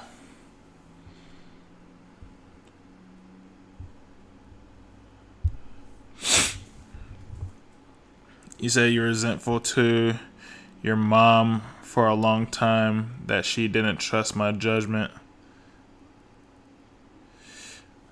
I could only imagine. Like, because that's like, I mean, that's taken a lot of, you feel like almost powerless, I would feel like. Powerless and like a little helpless maybe, to where it's like your words, feelings, you don't matter. That's what I imagined that I would probably feel like. Put it this way.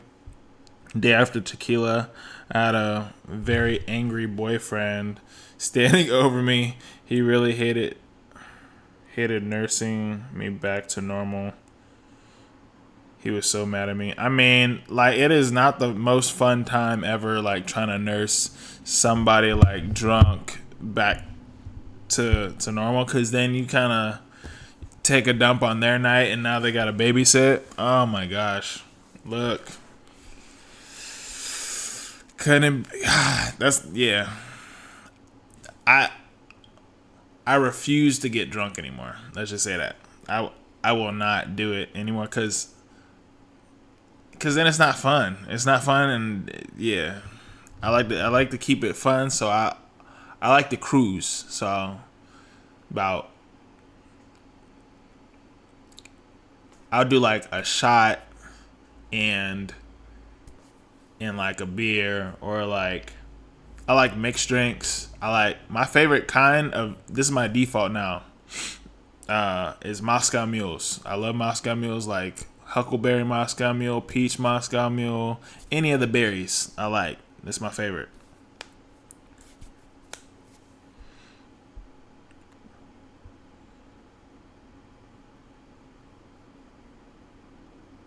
Oh, wine? Okay. I'm trying to get into wine more. Casamigos. Okay.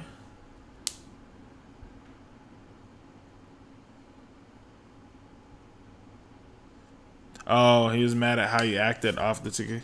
Yeah, that ain't it. You gotta be on your best behavior. See, my drinking habits were terrible. I don't do it no more. But I used to start with like a double shot of whiskey, then an AMF. If you know what an AMF is, it's like a trash can without like a Red Bull. An AMF, and then I do like a shot of tequila, and then I'll go back to an AMF to start. That would insane. So it'd be like, oh yeah, let me spend like $70-$80 just to start my night. 12% alcohol. Hey, look, I used to be like, oh, wine don't be hitting. You know what I'm saying? Look, and the percentage isn't all that high either. I had a different type of wine the time around when I was visiting a friend and his family and stuff, and I was just drinking the wine like whatever, you know what I mean? Kid you not, I didn't even get to half of the wine glass before my friend finished his, and he's like, "Oh, you want some more?" I was like, "Nah, I'm good, yo, I'm good." Oh no, I asked for more. It just didn't hit me until after the first glass, and he came back with that thing hit me so smooth. I was like, I was coasting off of one glass. I said, I didn't tell him, but I was like, in my head, I was like, bro, I am really about to like keel over off of this little glass of wine, yo. Wine be cracking tough. I don't know what one I had. It was red wine, but that mess was crazy.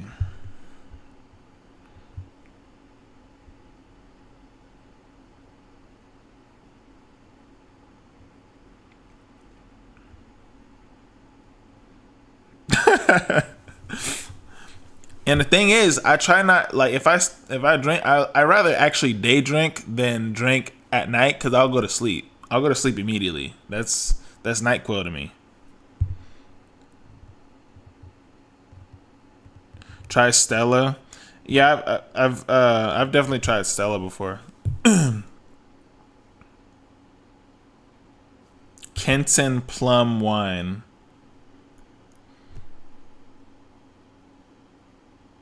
Kenton plum wine. That sounds pretty good. Goes down Yuna's throat and into her stomach. It comes right back up. She throws it right back up, all over the floor. The teenagers around her are a mix of disgusted and also kind of intrigued. about what's going to happen next. Because she's not supposed to throw up. I mean, she probably would throw up, but she's not allowed to throw up. The guy sitting next to Yuna smirks, and for a moment it's quiet until he grabs her by the back of the head, shoves her face into her own vomit. Ugh. Eat it. Yuna is the group's plaything, and just like Junko Furuta, she will be held captive and tortured for a month straight by teenagers her age. Do you think history repeats itself? I feel like that's a big question people like to ask. And if it doesn't, then how does the same crime happen 26 years apart from each other? It's not even the same in terms of, oh, it's both a case of kidnapping, sadistic essay, torture, and murder, but the cases feel eerily similar, down to how the perpetrators are caught, how the victims try to escape, how they're lit on fire. Everything feels similar. 2 girls, 2 different countries, 26 years apart, held captive, tortured in very creepy, similar ways. Was it inspired by the first It case? doesn't seem like it. So just evil repeats itself. Yes. Wow. Because I imagine if it did, it would have come about like, oh, this person was obsessed with these types of dark cases. They had a fascination for serial killers. You know how it always comes out. They had a journal where they wrote Richard Ramirez, heart. Yeah, Nothing. Both cases, the case of Junko Furuta in Japan in 1988 and the case of Yuna in South Korea in 2014, both cases start with a kidnapping from a helpful hand, someone that they believe is going to help them. But there is this saying, better the devil you know than the devil you don't know. Japan 1988. 17-year-old Junko is rubbing her bruised knee. She's laying kind of awkwardly in a ditch on the side of the road. Her bike is practically on top of her at this point. It's 8:30 p.m. It's not the most optimal time to get injured alone. Junko looks up. She's frustrated. She was riding her bike home from her part-time job when this random 15-year-old boy comes up to her out of nowhere, completely unprovoked, and kicks the side of her bike. She and her bike go flying off the road into this ditch, and now she's rubbing her slightly bloody knees. She's dusting the dirt off her legs when this figure walks up to her. Another boy, maybe a little older, perhaps 18. He offers to help her up. That guy is famous around here, the one that kicked you. He's a pervert. He once threatened me with a knife, you know? Come on, let's get you up. I can escort you home if you'd like. It seems like a setup already. You know what I'm saying? Around here. It's a split-second decision. Do you risk being alone and vulnerable to the bike-kicking pervert to come back and get you? Or do you take the helping hand, hoping it's someone safer? The possibility that the two of them planned for this to happen probably does not cross your mind. Oh, it was pre-planned? Pre-planned. They're friends. As Junko and the helping hand are walking towards her house, they pass by one of those abandoned warehouses, and suddenly this guy's attitude completely switches. How evil do you have to be like, I can't imagine, man. Man, it's like, You know I'm a Yakuza member, right? It's like the mafia, but in Japan. This is our whole thing. We kill you by faking an accident, we hit you with a car, but I can forgive you if you offer yourself to me. He drags Junko into the abandoned warehouse and essays her. But when he's done, he is sitting next to her. She's very panicked, and he tries to convince her, actually, there's more. The Yakuza still wants to kill you, but because you look kind of like my girlfriend, I feel a little bit of sympathy for you. I want to let you live. I can talk to my superiors and ask them not to kill you, but you have to stay with me for maybe the weekend? He leaves to call two of his friends and he tells them, I've captured a woman. Do you guys want to eat together? That night, him and his 3 friends would take turns gang essaying her, and they would invite more friends over, and soon the torture would begin. They decide, why let this girl go? Why let her go home when they can keep her captive and make her their little personal plaything? Junko would be kidnapped by what was supposed to be a helping hand. South Korea 2014. that's insane. A guy named Kim is sitting at his desk texting his girlfriend Yuna. He's comforting her. Yuna is, to put it nicely, she's going through it. Her home life isn't the best. Her mom was an alcoholic. Her parents are divorced. She's living alone with her dad, but they were never really that close to begin with, so they're always kind of a little awkward. The house is quiet. Yuna could probably benefit at this point from some stability, but instead, her dad picked up all their bags, moved to a completely different city where she has no friends, no connections, and she doesn't even speak that city's dialect, which results in her new high school friends bullying her relentlessly. Another girl from the school would say, I mean, some of the bully girls didn't like Yuna because she was quiet. She kept to herself. She didn't try too hard to make friends. She also had a pretty face, and I guess the bullies did not like that. She's like, what, 15, 16? She is 15.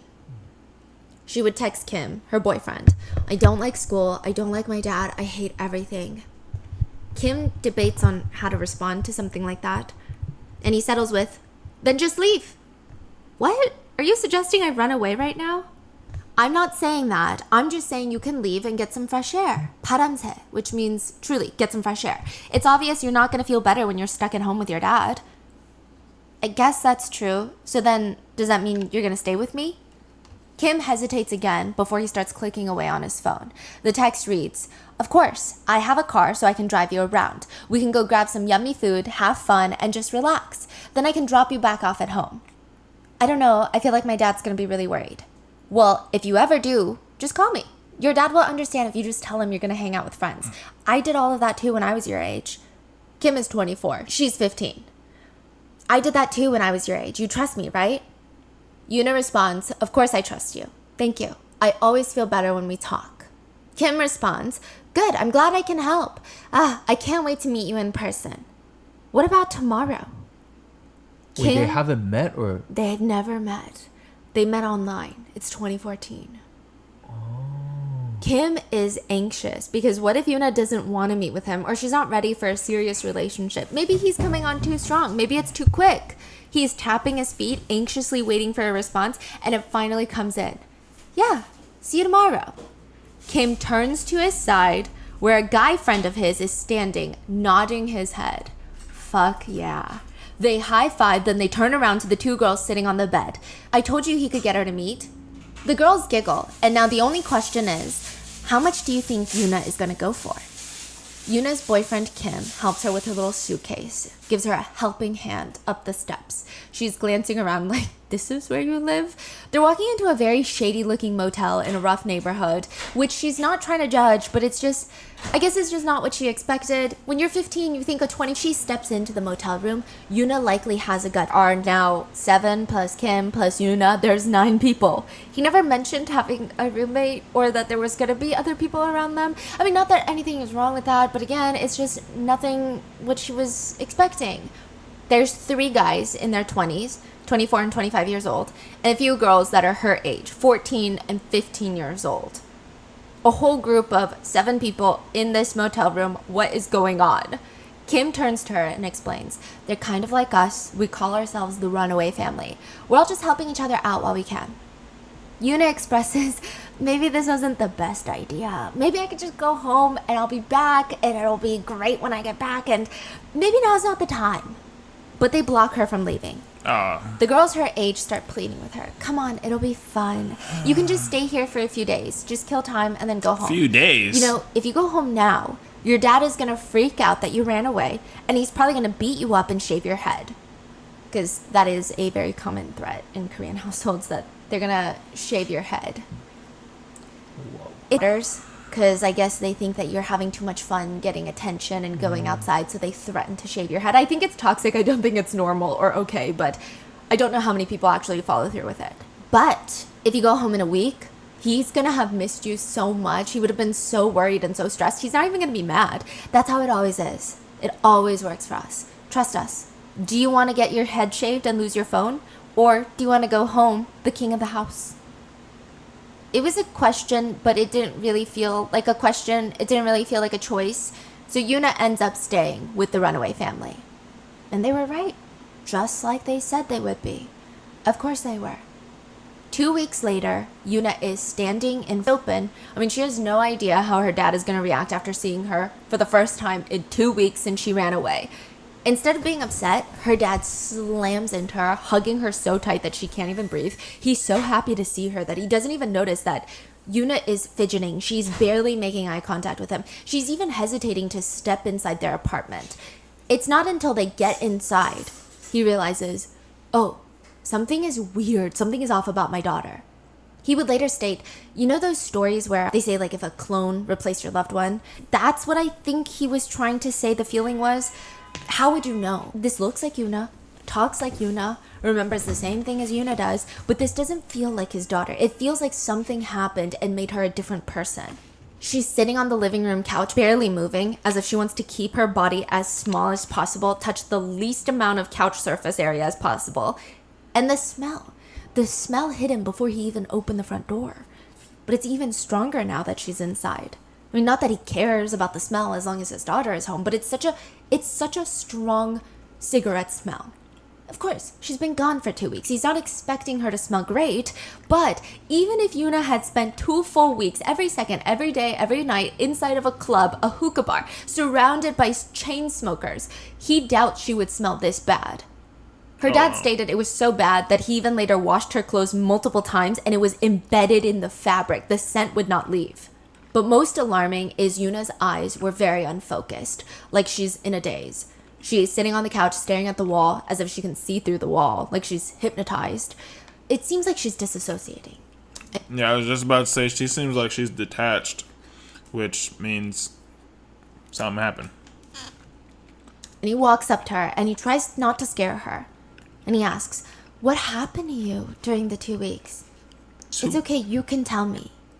What happened? When a child goes missing, all the parents typically care about is getting them home safely. Maybe the first few hours they're missing, there's confusion, there's anger, they suspect the kids are out late so that they can hang out with all the bad friends that you do not approve of. But when they still don't come home at the end of the night, I think all of those feelings are just replaced by sheer panic and concern. It doesn't matter why they're gone, where they went to, who they're hanging out with, what they're smoking. None of it matters as long as they come home. Japan, 1988. Junko has the phone up to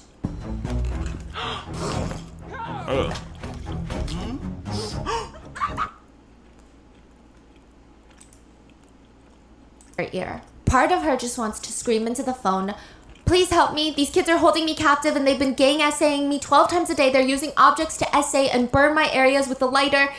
She just wants to scream that and see what happens. Another part of her is replaying the captor's words over and over in her head, which is along the lines of, you see that? That car over there? Yakuza. We know your home address. If you don't do as we say, I'm gonna kill you and that car over there is gonna drive directly to your parents' house and kill them. Is that what you want? Junko waits for the phone to stop ringing and she hears her family on the other line. Junko? I'm running away. I'm not in danger. Call off the police search and tell them I'm okay. I'm gonna stay with a friend. I don't want the police looking for me. Junko's parents are confused and they don't believe her because it doesn't make sense. She's never been like this. This is the daughter that rarely misses school, and the night that she ran away from home, she had been talking about that night for weeks. It was the night that she would come home from her part-time job. She was gonna watch the finale of her favorite TV show. She told her brothers, don't you dare even touch the TV that night because... Yeah, we got Yakuza here in Washington too.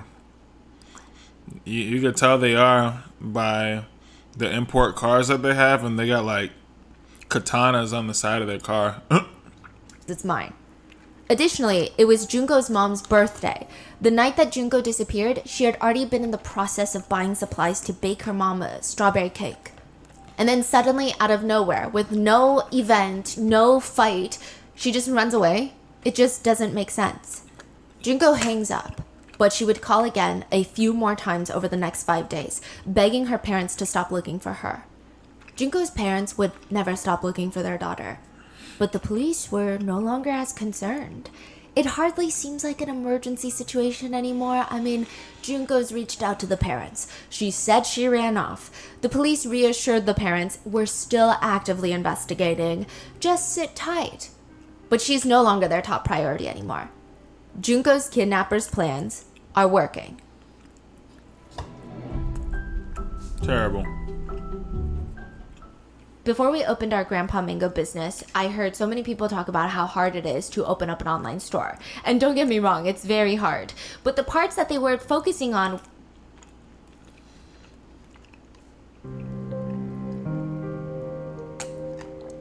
South Korea, 2014. Yuna's dad just wants to know a few things now that Yuna's back home. You said sound like Ben Kim? Who's that? Are you talking about Ben Kim, the YouTuber? 1, what happened during those 2 weeks that you were gone? 2, why do you seem so traumatized? And 3, why is she acting like she's gonna leave any second? She's constantly looking over her shoulder like she's got a go bag stuffed in her closet ready to go. Yuna tries to reassure her dad, it's nothing, seriously, I was just hanging out with my friends. You were being dramatic. You didn't need to call the police. He does not believe her for a single second, and he's determined. He's gonna figure it out. He's gonna find out what the hell happened in those 2 weeks. It is very rare for someone to do something for 12 hours a day. If you were to work 12 hours a day for 7 days, you'd be working 84 hours a week, double the average work week, and then some.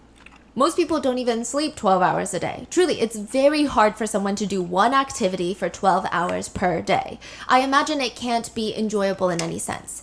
12 hours a day, though, is just how long both girls, Junko and Yuna, are essayed during their captivity. Are you serious? 12 hours every single day for over a month. Japan, 1988. Junko is not allowed to wear clothes. The first few days, Junko was taken into captivity. She was held hostage and gang essayed by the 4 main perpetrators. There's 4 teenagers that are mainly responsible for this. The bicycle boy and his friends. Wait, so why is everybody else blocked out besides the dude at the bottom?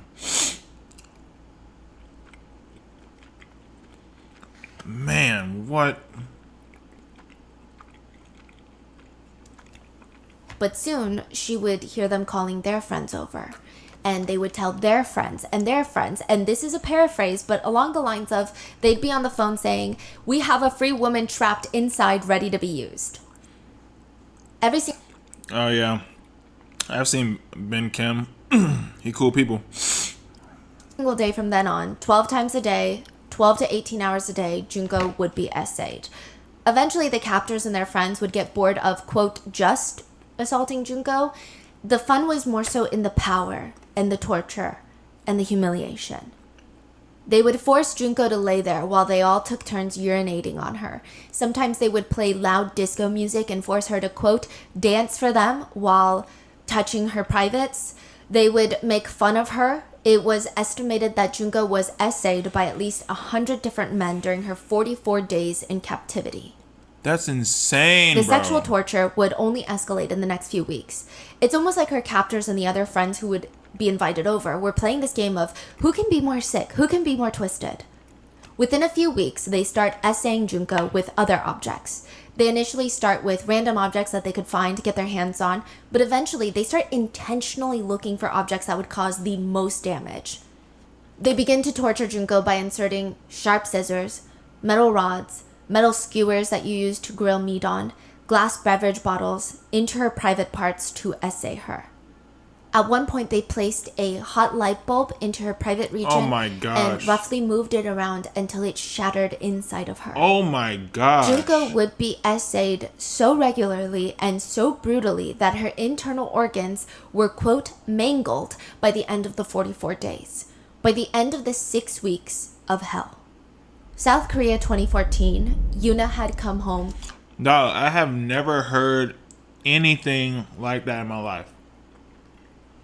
I've heard some real messed up stuff, but during this, like, bro. After 2 weeks, and she was finally ready to tell her dad everything that happened. Do you know a chat room called Sex Meeting? Well, Yuna had a listing on there, and it reads, hourly rate of $150. No perverts allowed. Condoms are mandatory. No young people. People should be 30 or older. Yuna is 15. And every single day, she would be forced into meeting up with at least 8 clients. Every day for 10 to 12 hours a day, she was essentially essayed and sex trafficked 8 times a day. Wow. Yuna explains to her dad how she was sex trafficked, forced into sex work by who she thought was going to be her boyfriend, Kim, and his friends at this random motel room. They call themselves the Runaway Family, and it all happened so quickly. By the time she realized what was going on, it was too late. It started with a favor. Yuna is sitting in the motel room and the whole group is crowding around her. They're all staring at her. It's starting to stress her out. It's just 1 hour. Yuna is clearly uncomfortable. It's not that hard. Just go and talk to some old adishis, some old men, inflate their egos, spend time with them, quality time, and that's it, and you get paid. Yuna doesn't say anything because it doesn't really feel right, but they tell her that Helen, the girl that usually does this, she's sick, so she can't go. Do you want her to get more sick from exhausting her body? Besides, you can get money for that hour. Doesn't everybody want money? Doesn't everybody need money? Kim tells her that he never likes to ask for any favors, and he really would never unless it was absolutely important. Besides, they'd all be in the same motel, waiting in the car in the front when she gets out so they can all go out to eat afterwards. That's what Yuna thought it would be. Talking to some old middle-aged men, providing emotional comfort. 1 hour, that's it. But instead, it would be the start of a nightmare 2 weeks of being forced into sex trafficking and tortured by her clients and the runaway family. They would tell her, I don't know if you understand, but the situation has changed. Things are different now. Kim, your boyfriend, is gone. Kim leaves. He was never really your boyfriend, Yuna. He's gone, and he's left you with us. You're ours now. AKA, she is now going to be sex trafficked, and every penny she makes will go straight to them.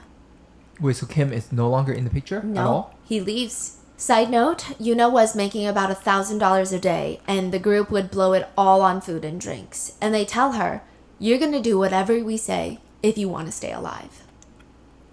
When Yuna's dad hears this, he is ready to go straight to the police, but Yuna starts freaking out, basically grabbing his arm so that he can't walk out of the room. You cannot. You just can't. What do you mean I can't? I'm going to. Yuna starts panicking. You can't tell them because they told me the whole world is going to find out that I'm a sex worker and they're just going to say that I chose to do this and I'm just a slut and a whore. Everyone will know and my life is going to be ruined. Which, if that's the case then, why would the runaway family let Yuna go? Why would they let go of their only source of income? Their, quote, product, as they say. There were whispers around town that Yuna was gone, that she vanished. Her dad was looking for her everywhere. This is when she's missing for 2 weeks. Most people at Yuna's all-girl high school, they knew that something obviously happened to Yuna. It's the first year of high school. Only one of the most important years of your entire life in South Korea. And it sounds like a joke, it sounds like I'm exaggerating, but I'm very serious. It is one of the 4 years that will determine where you go to college. And for the general public, that is going to determine your socioeconomic status for the rest of your life. Nobody just transfers out the first week of high school. Something must have happened to her. The most popular theory was that she ran off with the new boyfriend, which isn't inaccurate per se, but everybody knew that Yuna was dating someone. They could see it. She went from being this very quiet girl the first 2 days, and then literally in the span of a few days, she starts smiling. She's skipping to class, smiling at her phone nonstop. Every class break, she's on her phone. That can only mean one thing. She's dating someone. But I don't think that any of that really mattered to Yuna's dad. He just wanted to find her, get her home, and in order to do that, he filed a police report. Since Yuna's captors are 14, 15, 24, 25, they are all part of the same circle. Some of them go to the same middle school, same high school in that area, and they have connections to everybody in that school. And they find out through the grapevine that Yuna's dad is desperately searching for his daughter, getting police involved. The runaway family start freaking out. If they do nothing, the police will eventually track them down and they will have to explain why they kept a girl hostage in a motel room sex trafficking her. They think of maybe they can tell the police that she was just a poor runaway girl and they were trying to help her, but that's not going to work. The best case scenario is the police do not get involved at all with the group. So how do they do that? They turn to Yuna. If you promise us something, we'll let you go home. They let her go home if she promises not to tell anybody what happened or who she met up with when she ran away. And that is why after 2 weeks of being held captive, they let Yuna go. Their plan was Yuna will not say a single thing and none of them will be in trouble. And maybe their plan would have worked better had they just made Yuna call her dad, just like 26 years ago in Japan when Junko was forced to call her parents. But they sent her home, and right when Yuna's dad saw her face, he knew immediately something was very, very wrong. When it comes to holding someone captive, usually there's one rule. Don't let them go. I mean, it's like the most standard of all the rules. Now, enforcing all of that, it's a whole different story. South Korea 2014. It's not exactly what Yuna wanted to do right when she gets home, but her dad wants her to go to church. It's the best place for her to be right now. I mean, Yuna's been back. She's constantly anxious. She's looking over her shoulder. She told her dad, I think somebody's watching me. He convinces her that there's nowhere safer than church. He already told the pastor what happened. He's filled in. He's going to watch over Yuna to make sure nobody bothers her or even tries to talk to her about what she's been going through. She's going to be protected. But even then, the pastor's not going to be able to stop people from staring at her. Everything the runaway family told Yuna would happen was happening. Everyone in school found out about what happened to Yuna once her dad told the police. There were group chats dedicated to talking about how Yuna, the newly transferred girl, was caught doing sex work after running away from home for 2 weeks. Some of the students feel sorry for her. Other students feel like, well, then she shouldn't have run away in the first place. Which is... I mean, you get it. Regardless of what people thought about Yuna's situation, whether they felt sympathy or pity or just, oh, that's what she gets, all these weird feelings, the runaway family were right. Everybody knew what happened to her, and her dad had reported it to the police. Everyone knew, including the runaway family. Church sermons are usually split into groups. The adult service, the youth service, the junior service. Some churches even have sermons for the daycare group. Yuna and her dad would be split up during their sermons, but he promises her the second that his sermon is out, he's going to be right by her side again. But when he gets out, he would later state that he sees the youth pastor on the phone outside, and he's confused. What is this man doing? Isn't he supposed to be watching over my daughter? Yuna's dad searches every single room, every single bathroom in that church. Yuna is gone, and he won't see her alive ever again. That's the terrible. runaway family had come to take her back. Wow. Kidnapped her from church. From church, bro. With skills training and healthcare on day one, hourly Amazon employees are... If you were to simplify the concept of keeping control over captives, it would boil off into two types of control: physical control and psychological control. The physical control are restraints, locked rooms, constant surveillance, just ripping them of any shred of autonomy or freedom of movement. And then the psychological control, and in a lot of cases, that just comes down to humiliation. Japan, 1988. Junko could not run from her captors. Literally, she could not run. They cut her Achilles tendon and lit her ankles on fire. You know that part right above the back of your ankle where you flex your toes up and it's slightly bony part that sticks out from the back? Junko's captors cut that part. They cut the tendon in there, and they... Yeah, once you cut somebody's tendon, walking is almost obsolete. So, wow. I really have nothing to say. This lit her ankles on fire. They did this due in part for the torture aspect. It's known to be unbearably painful when your Achilles tendon is ripped or shredded or even just let alone walk, almost none. Initially, a lot of the control that Junko's captors had on her was physical. They locked her up in one of their rooms, would not let her leave, always had someone watching her, tied her up with tape. But eventually, they would start beating her every single day with golf clubs, those long bamboo sticks, iron rods. She was so badly injured that for her to even crawl to the restroom to drag herself to the toilet took her an hour. Jeez. There was no way that she was physically going to get away. But there's a very strong psychological aspect to her captivity as well. They made sure that she knew that she had zero control over her life. They had the ultimate power. And that came through some really perverse methods of humiliation. They would force Junko into the freezer. A giant standalone freezer. They would throw her body in there, close it, and just leave her in there for hours. They would throw her outside on the balcony to sleep in the middle of the night, where temperatures can get as low as 23 degrees Fahrenheit. If she's lucky, sometimes it can go down to negative 13 degrees Fahrenheit, which by that point, Junko likely isn't even going to think about escaping. She's not focusing on that. She's focusing on getting out of the freezer. She's focusing on getting off the balcony. That's where her attention and energy are inevitably going to be. Most experts say that psychological control is more restraining than the actual physical restraints. In Junko's case, her captors fed her mainly a diet of live cockroaches, centipedes, and her intake of liquids were mainly her captors' urine and feces, as well as biological fluids. Later, during her autopsy, coroners would find what they described as a translated but, quote, unthinkable amount of semen, so much so that they did not believe it was possible for her to even be able to digest it without severe issues. Once tested, it was discovered later that some of the biological fluids belonged to animal life. Animal semen. Some netizens suspect bestiality, some netizens suspect they were getting it somehow. Wow.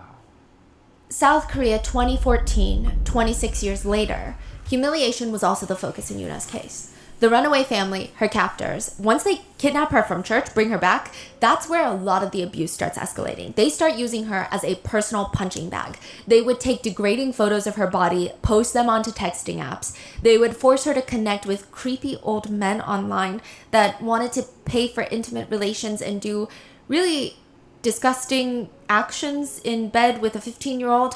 Even after being kidnapped from church, Yuna would be sex trafficked 4 to 8 separate times per day. And these sessions would last hours. And when she wasn't being essentially essayed, they would grab her by the hair, throw her onto the ground, and they would scream at her. The runaway family kept telling Yuna that they were really upset that she told her dad what happened. They called her selfish. They said, you only think about yourself. We let you stay at our place. We fed you. And this is what you do? And for that, they claimed that she deserved to be punished. While the runaway family would lounge on the bed or the little sofa in the motel room to watch TV, drink, and eat good food, Yuna was mainly crawled up on the floor in a fetal position when she wasn't being sex trafficked. Sometimes one of the younger girls would turn around just to pick on her. If you don't stop staring, I'm going to scoop out your eyeballs. Yuna would be forced to drink ungodly amounts of alcohol for the group's entertainment. She would be forced to eat her own vomit. She would be physically assaulted and beaten every single night. They would host fight clubs where they would taunt Yuna, we'll let you go as long as you can fight every single one of us and win.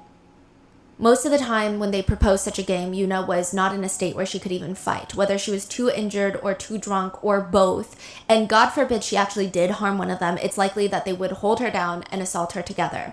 They would grab objects to throw at Yuna, and when they didn't feel like that was enough, the group would throw literal chairs and desks, just full pieces of furniture at Yuna's body. They would grab her by the hair, force her face all the way back so that her neck is extended forward. Like this, where I guess if you were to have an Adam's apple, it'd be poking out, right?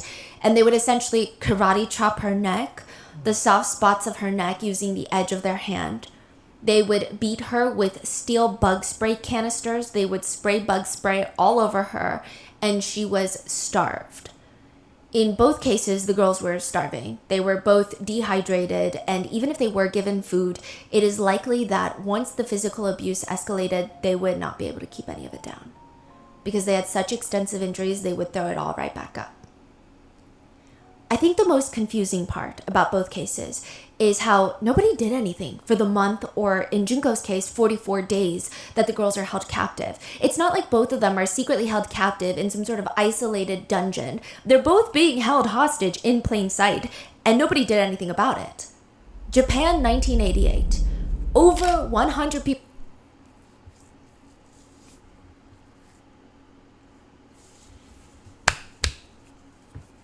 Hey, this one kind of tough. I ain't gonna lie. This one's pretty tough.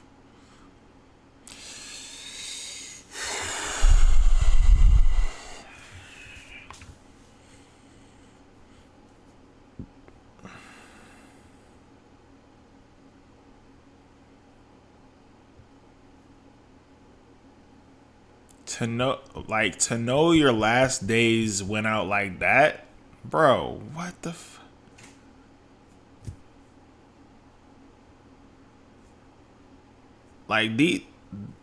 these kids are like literal demons, bro. Literal demons.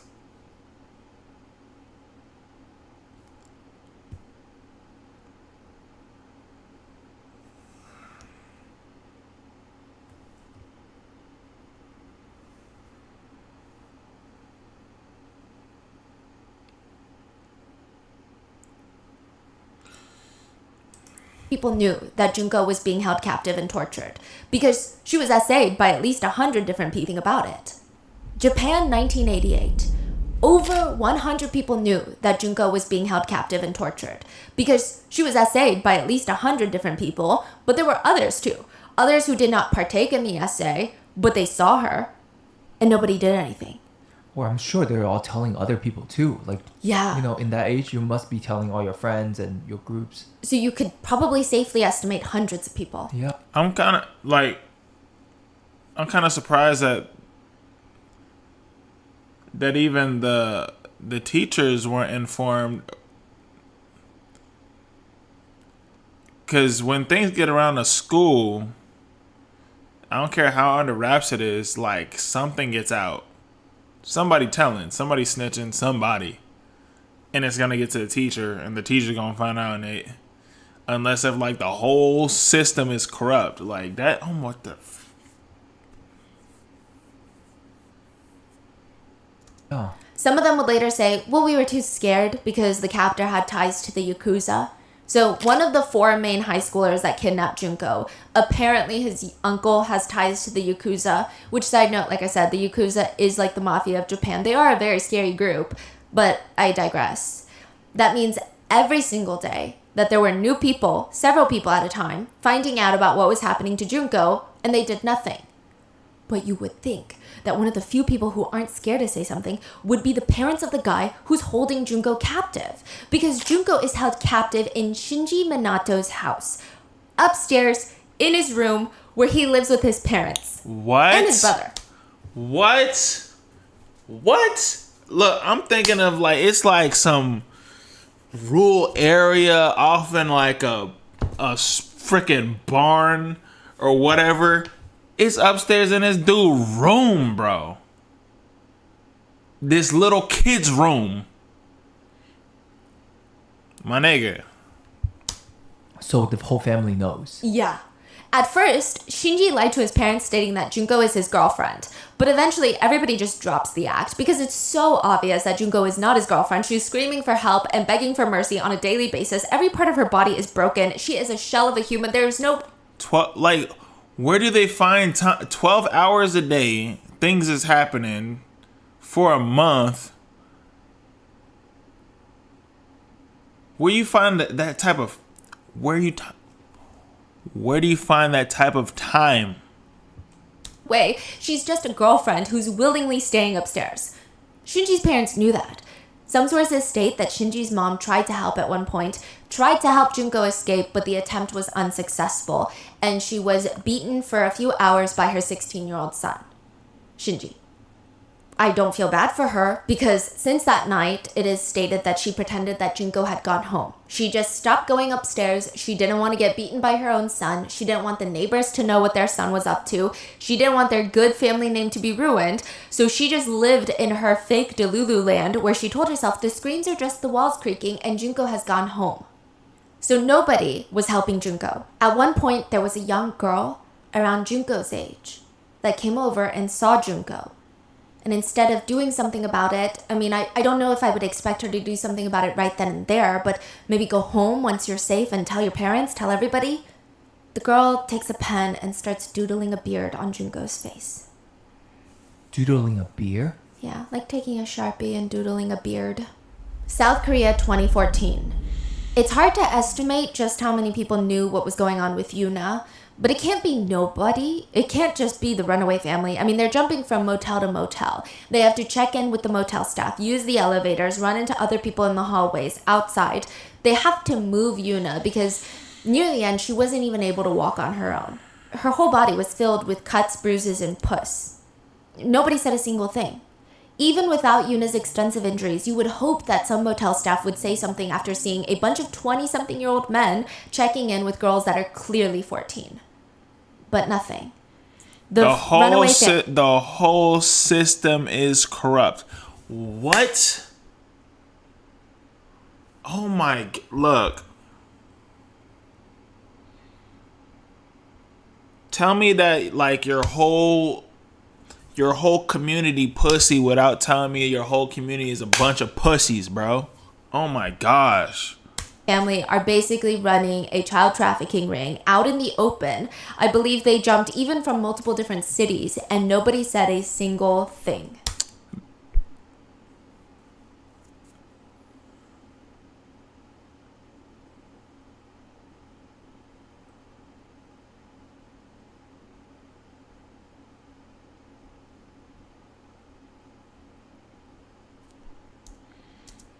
But fine. If the perpetrators, their friends, and even the motel staff do nothing, at least the police are going to do something, considering both girls have been reported missing by their parents. It's not like nobody's looking for these girls.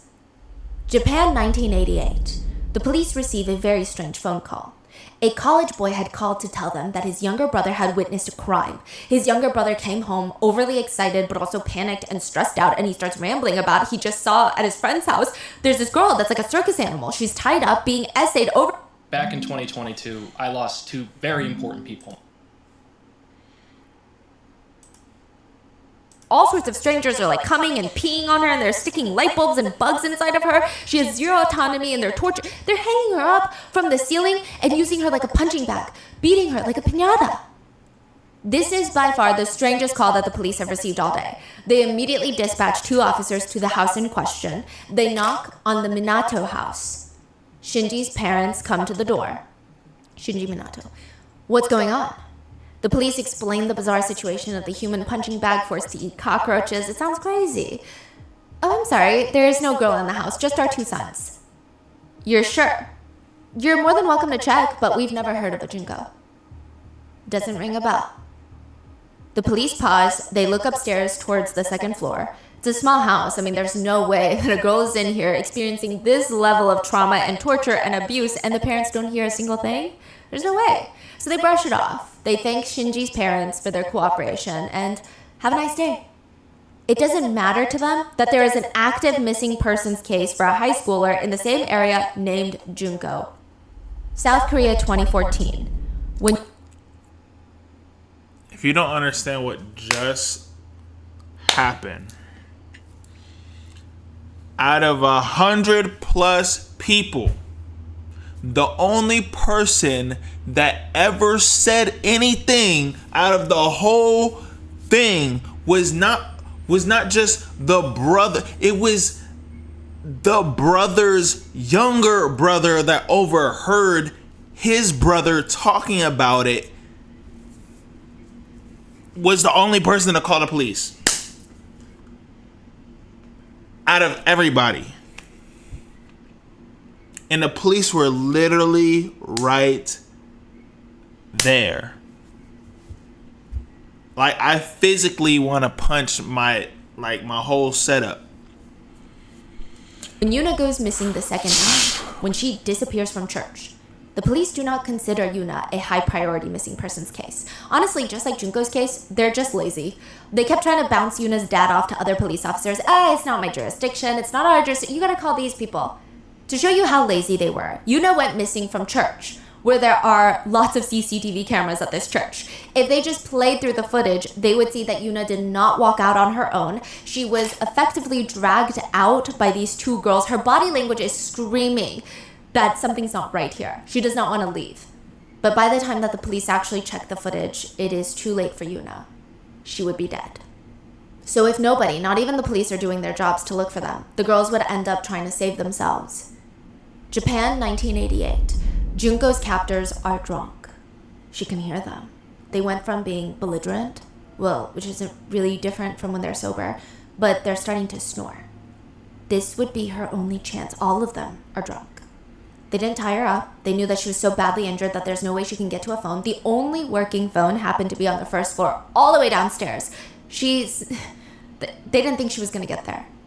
So Junko starts crawling all the way downstairs. It takes her a very long time considering her injuries, and she finally makes it all the way down, reaches for the phone, dials emergency services. The phone finally picks up. What is your emergency? But right at that moment, she feels a hand closing over her mouth. Oh, fuck. She turns to her side, and one of the captors is there with his finger up to his mouth. Shh. He grabs the phone. Sorry, my sister just misdialed by accident. He hangs up and drags her all the way back up. She had just been caught. South Korea, 2014. Yuna knew it was her only chance. The motel staff are clearly not doing anything, and the police weren't coming to save her anytime soon. The only phones that were in the room, in the motel room, were in everybody's pockets, and they had disconnected the motel landline. But one of them had left the laptop open and unlocked on the desk, and everybody else had fallen asleep. She could sign into her Facebook and send out her location, get help. It would just take a few quick clicks, that's it. She quietly drags herself over to the computer, glancing around the room. She gets up and starts clicking on the keys so slowly that it doesn't even make a noise.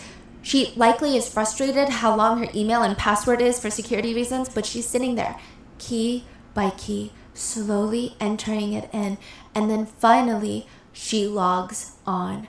She uses the little trackpad to hover over, and then someone grabs her hair and slams her head back, and there is a hand gripping her throat. She had just been caught. So she only logged out and didn't say anything. Yeah. Both girls would have to pay for trying to escape. Japan, 1988. Candle wax was how the captors decided to punish Junko. They tied her down and started running a candle up and down her body, burning her, dripping candle wax in the most painful places. They would hold her down and drip the candle wax onto her very thin eyelids and even into her eyes.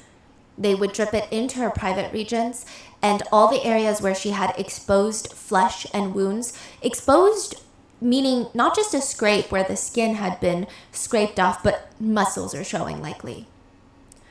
A lot of Junko's torture focused on her legs, whether it was so that she couldn't run or if it was because they liked to torture her private regions the most and her legs happened to be nearby.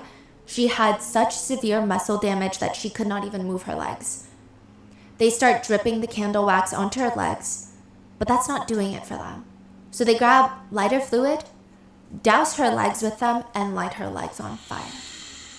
That way she could not even try to crawl. They held her down by her arms and legs, tied her up in a starfish shape on the ground. They grabbed dumbbells. They would stand over her and hold the dumbbells out about shoulder height and drop them onto her body, smashing her bones. Junko's hands, every finger bone, every hand bone was smashed to pieces. Not broken, but smashed.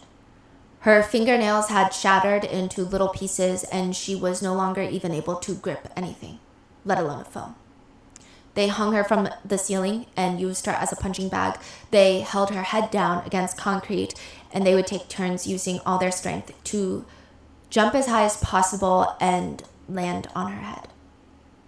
Her face was so swollen and smashed, you could not tell where her eyes were anymore. Junko was completely broken and fractured in every way possible. But she was still alive? Still alive, yeah. South Korea, 2014, 26 years later. Yuna was held down while one of the main captors, Lee, a 25-year-old man, would grab an electric fan. In the older motels, they have these older fans where the blades are more metal and they're exposed. So it's actually a bit more powerful, but it's not like your little plastic fans where you can stick your finger in and it stops the blades from running. It's pretty sharp. Like back in the days, the fans were metal, yeah. Yes, and they would hold her down and they would run the blades and have it smash into her ribs over and over in the same spot. Many of the sources that I found stated that she had either cracked or fractured ribs at this point from the metal blades of the fan. And in that state where her ribs are fractured, which is an injury that people say even it just hurts to even breathe. It is such a sharp pain that is so severe and deep inside of you and so constant that you don't even want to move an inch, let alone breathe. You want to exhale air as slowly as possible. One netizen said, "I fractured a rib once. Anything other than a small breath felt like a knife to the side. Rolling over in bed, knife to the side. Bending down to tie your shoes, 2 knives to the side. Reaching to get something, knife to the side." People with fractured ribs say they were terrified of sneezing because of the pain it was going to cause, but the runaway family would force Yuna to do 100 squats with fractured ribs for their entertainment. She would be delirious from the pain and barely conscious from everything that was going on, and they would, in that state where she's not even there, they would force her to memorize multiplication charts. And if they would quiz her on math and she answered incorrectly, they would beat her more. It sounds like this group is more like having fun with mentally torturing her, like enjoying the process. Yeah, I would say that Junko's captors are just purely more sadistic. This feels like sadistic bullies. Yeah, they are looking for entertainment. Yes. Whereas I think Junko's group, I'm sure they are getting a level of entertainment, but it seems more like they're getting off on the pain. But this group, for Yuna's case, they're getting off on the entertainment of pain. I know it's like such a slight difference, but it was... No, it's so sick. Yeah. Yeah. They would just keep beating her. Now, both girls' bodies, for example, Junko's injuries were a lot more extensive. I don't think that people call the Korean case the Junko case because of the extent of injuries per se, but because everything is so eerily similar. So I don't want to make it seem like, oh, this is the same amount of injury or physical pain. Both girls had sustained injuries that were really bad. Junko obviously worse, but near the end, neither of them could walk on their own. Neither of them could hold down food or even water without throwing it up immediately. They were both severely malnourished. Both groups of captors just kept going and coming up with more creative ways to torture their hostages. It almost becomes a sick game of who can torture them in the more creative, sadistic way possible. It seems like they become addicted to the pain that they are causing. I do think that every single one of these people in both cases are sick and twisted and would 1000% commit these crimes with or without their friend group. But I think the uniqueness, as they say, of the torture aspect, the acts of torture, was egged on by the group mentality, is what a lot of experts say.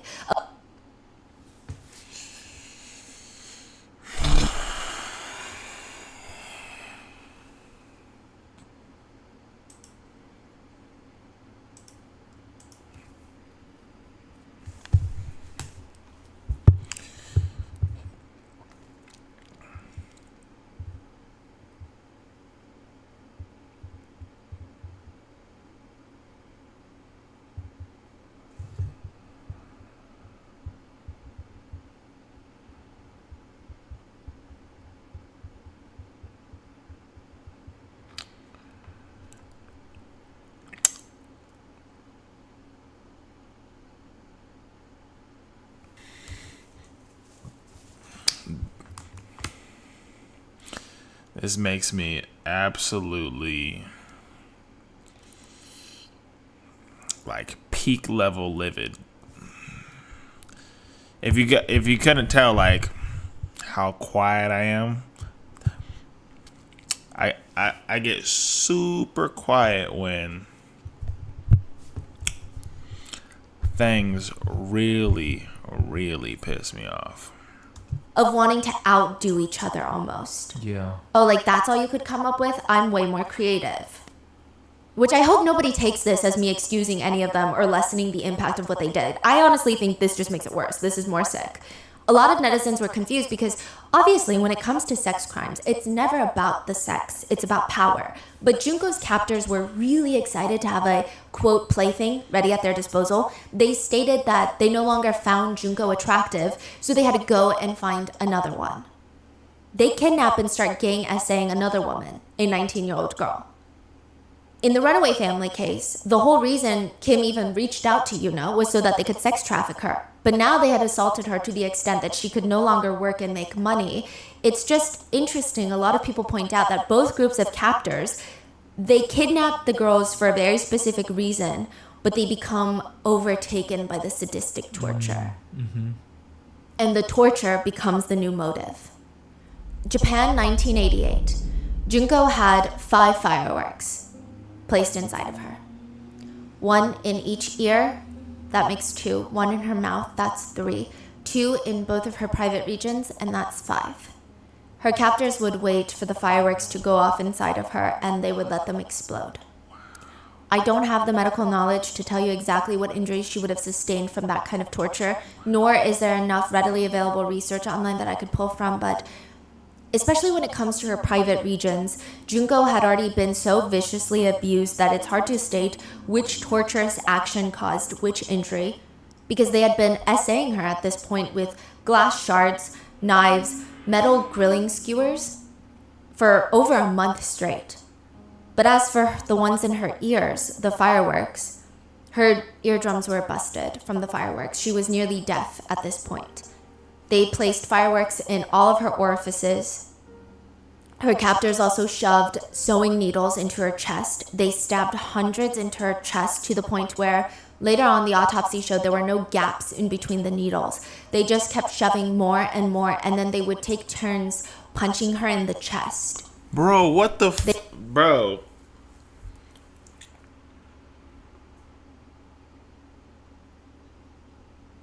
At that point, I don't care what age. I don't care if he's 10 years old, 14 years old. I don't care what the age is. Bro, I would be beating the dog living shit out of every single person in there. They would leave the needles in there. South Korea, 2014. Yuna just wanted some water. She had a very high fever. Her body was giving up on her. Everything felt sore and bruised and cut up, and she cannot breathe. She begs her captors, just give me one sip of water, just a little bit of water. Water? You think you have the right to ask for water? Lee, the main abuser, the 25-year-old captor, tells the girls, the high school girls, to run the kettle, boil some water. What? Just do it. They rush over to the kettle and they turn it on. When it's done boiling, Lee grabs it. He stands over Yuna's body, who is crawled up in a fetal position on the ground, and starts dripping scalding hot water near her. She flinches a little, she's terrified, and that gets him going. He gets closer and closer till he starts splattering the hot scalding water all over her arms, legs, thighs, face, every part of her body. She cannot even move. She's in so much pain, she's barely screaming either. She's just softly begging them to stop. But they don't. By the end, again, not as extreme, but very similar to Junko, Yuna's entire body would be covered in pustules from the burns. And in both cases, it comes down to one last thing. One last game. The captors in both cases want to play one last game with the girls. Both girls would look their captors in the face and play. Japan, 1988. Junko had accumulated so much blood in her sinuses that she could no longer breathe through her nose. She could barely see after the damage of the hot candle wax to her eyes. She cannot hear from the fireworks exploding in her ears. She cannot eat or drink anything. Her digestive system is shutting down. She weighs close to 65 pounds. She cannot hold her urine. Some parts of her body are said to have already started rotting, and she smelled like death. Every part of her body was infected. Her brain had shrunk to a fraction of the size it originally was from the extreme stress. All of her hair had fallen out mainly. Her brain had become shriveled. She couldn't even grip anything with her hands. She could not walk. She could not sit up on her own. She had blood and pus-filled boils all over her body. She had shattered glass bottles still remaining inside of her private regions, digging into her insides. And yet she is still alive. And when her captors challenge her to a game of mahjong, she would look them in the eye, and she would win one last game.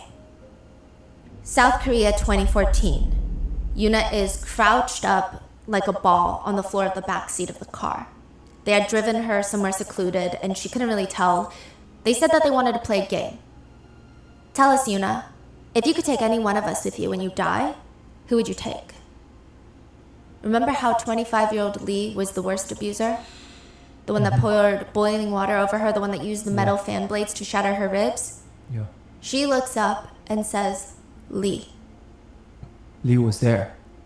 He laughs, leans back, and starts beating Yuna, screaming, what the fuck did I ever do to you? And they make her choose again. Yuna likely knows what's going to happen by whoever she chooses.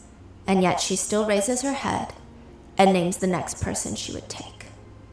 And they would start beating her with a brick. They were losing their minds. They're screaming at her, you're out of your mind. I've been nothing but nice to you, and now you want to make fun of me? Do you want to die? Let's die together then. Japan, 1988. After... Like...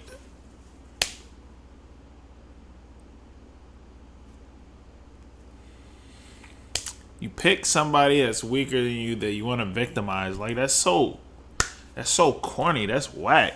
That's lame. That's lame as hell. Like, what the... Like, nobody wants to pick the dude that's gonna whoop your ass. Losing a game of mahjong against Junko. Junko's captors start beating her with an iron barbell.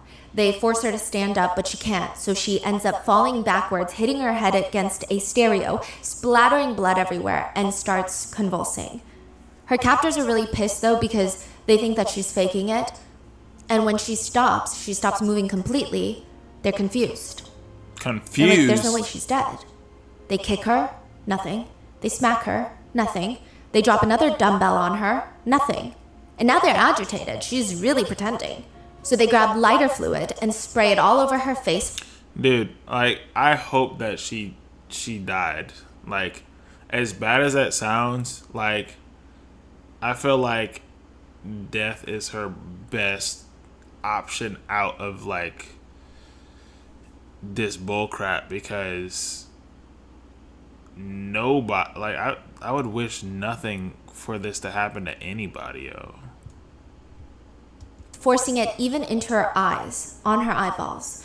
And then they take a candle to light her on fire because they think she's faking it, and this way they'll know she's not. Bro. But she is on her eyeballs. And then they take a candle. Agitated, she's really pretending. So they grab lighter fluid and spray it all over her face, forcing it even into her eyes, on her eyeballs. And then they take a candle to light her on fire because they think she's faking it, and this way they'll know she's not. But she flinches just a little. She was still alive at this point, but she would be burned alive, and her final torture would last 2 hours before her body finally goes into shock, and she dies. South Korea 2014. Yuna's captors drop the bloody brick onto the ground. Why isn't she moving anymore? They put their hands under her nose to check for her breathing, for her air, but nothing. What the hell? They start freaking out. I think she's dead. They start freaking out not because they killed someone, but how inconvenient this is going to be. The captors drive to an isolated orchard. Using a shovel and a pickaxe, they start digging a human-sized hole in the ground. A grave. They throw Yuna's limp body in. Now, some sources speculate that she might have still been alive at this point. But before they cover her body, they pour gasoline all over her face in particular and throw a match in to light her on fire. They want her face to be completely unrecognizable. When her face is completely charred black, they put out the fire and cover her with soil. Within 26 days of first meeting the perpetrators, Yuna is dead. But fire is not enough. 26 years apart, both groups of captors have the same idea. They want to make the body disappear. But if that's not feasible, how do you make it seem like it disappears? Maybe you will hide it in plain sight. Japan, 1988. The captors place Junko's body into a 55-gallon oil drum and fill it to the brim with concrete. They want to hide the fact that the muscle in her entire body looks melted at this point. All of her organs appear to have burst and are shattered. Some organs were mangled beyond recognition. There were clear signs of forcible tooth extraction. Her lips were completely cut up and barely there. Most of her face bones were crushed. They thought the concrete would fully encase the extent of their crimes and would completely hide Junko's body, so that they could move on, get away with murder. South Korea, 2014. The runaway family realized something. Orchards are not a great place to bury a body, because it's the one place that people naturally dig. They want to plant new trees to produce fruits and vegetables. So that's the whole point of the orchard, no? So they go back to her grave, dig it back up, and they see Yuna's body there. Maggots crawling everywhere. And they grab the cement mixture and start pouring, filling and covering Yuna completely. Just cement into the ground. They think that if someone were to come and try to dig to plant a tree, they see cement, they're just going to give up and dig somewhere else. They thought the concrete would fully encase the extent of their crimes, would completely hide Yuna's body so that they could move on, getting away with murder. I think one could argue that the crimes are similar, but not identical. But things start getting very strangely identical around the time of both groups' arrest. Japan, 1988. One of Junko's captors is arrested. The police sit him down in the interrogation room and tell them, "We know what you did. We know what you did to that girl. We know who you did it with, and we're going to get you guys for it." He just opens his mouth, the captor, and starts confessing to everything that they did to Junko over the span of 44 days. And when he finally stops talking, when he's done telling the police everything that Junko had been through, they tell him, "That's not what we were talking about. We didn't even know what. They had arrested him for the kidnapping and gang essay of the 19-year-old girl. Remember? The other victim? South Korea 2014. Initially, 4 of Yuna's captors were arrested. They were wandering around a park when undercover cops came up to them and put them in handcuffs. Officers bring them into the station for murder. The murder of a man named John. They were arrested for a completely different case. They murder someone else? Yes. Wow. Well, let's call the man John. We just know that his last name is Kim. He had been looking for a sex worker online when he came across an ad posted by one of the girls from the runaway family. This is a few days after Yuna's murder. They agree on the rate, and he goes to meet them at the hotel. He walks into the bathroom afterwards to freshen up, and when he walks back out, there are full-grown men sitting on the bed. You know you just had relations with a minor? You're gonna have to pay a whole lot for that unless you want the world to know. They start beating John, dragging him out the motel, into the car, beating him some more, taking his jewelry, keys, wallet. The main purpose for physically assaulting him to the extent that they were was they wanted more money. He would need to give them his bank passcodes, his social security number for them to take all of it. By the end, John was slumped over in the back seat, dead from the beatings. Which we don't have too much information on John's death, but we do know the beatings were obviously very bad. The perpetrators would actually switch seats in the back seat to sit next to him and beat him, like take turns, because they would get tired. All for $3,500. When they realize that he is dead, they panic, leave him in the car, and run away. Which is really dumb considering Korean cars legally need black boxes, which are recording devices. Aside from license registration and plates, it's pretty easy to track who's been in that car. Japan, 1988. Junko's killers would be charged with causing bodily injury resulting in death, rather than murder. What? Yeah. I mean, it's beyond insanely lenient considering it's not even the group's first time committing crimes. People reported if the group of Junko's captors were around, they would always hear a woman screaming for her life around. They were constantly gang essaying people. Despite the sheer ruthlessness of their crimes. What?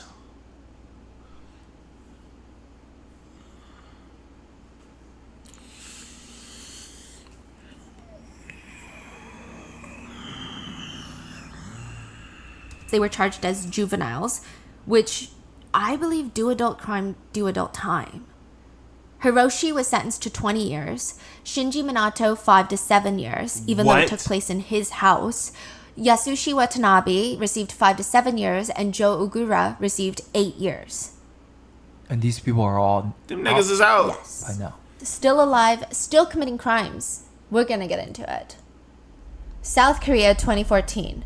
Once the public found out about Yuna's murder, they were terrified that the killers would be charged with causing bodily harm, resulting in death.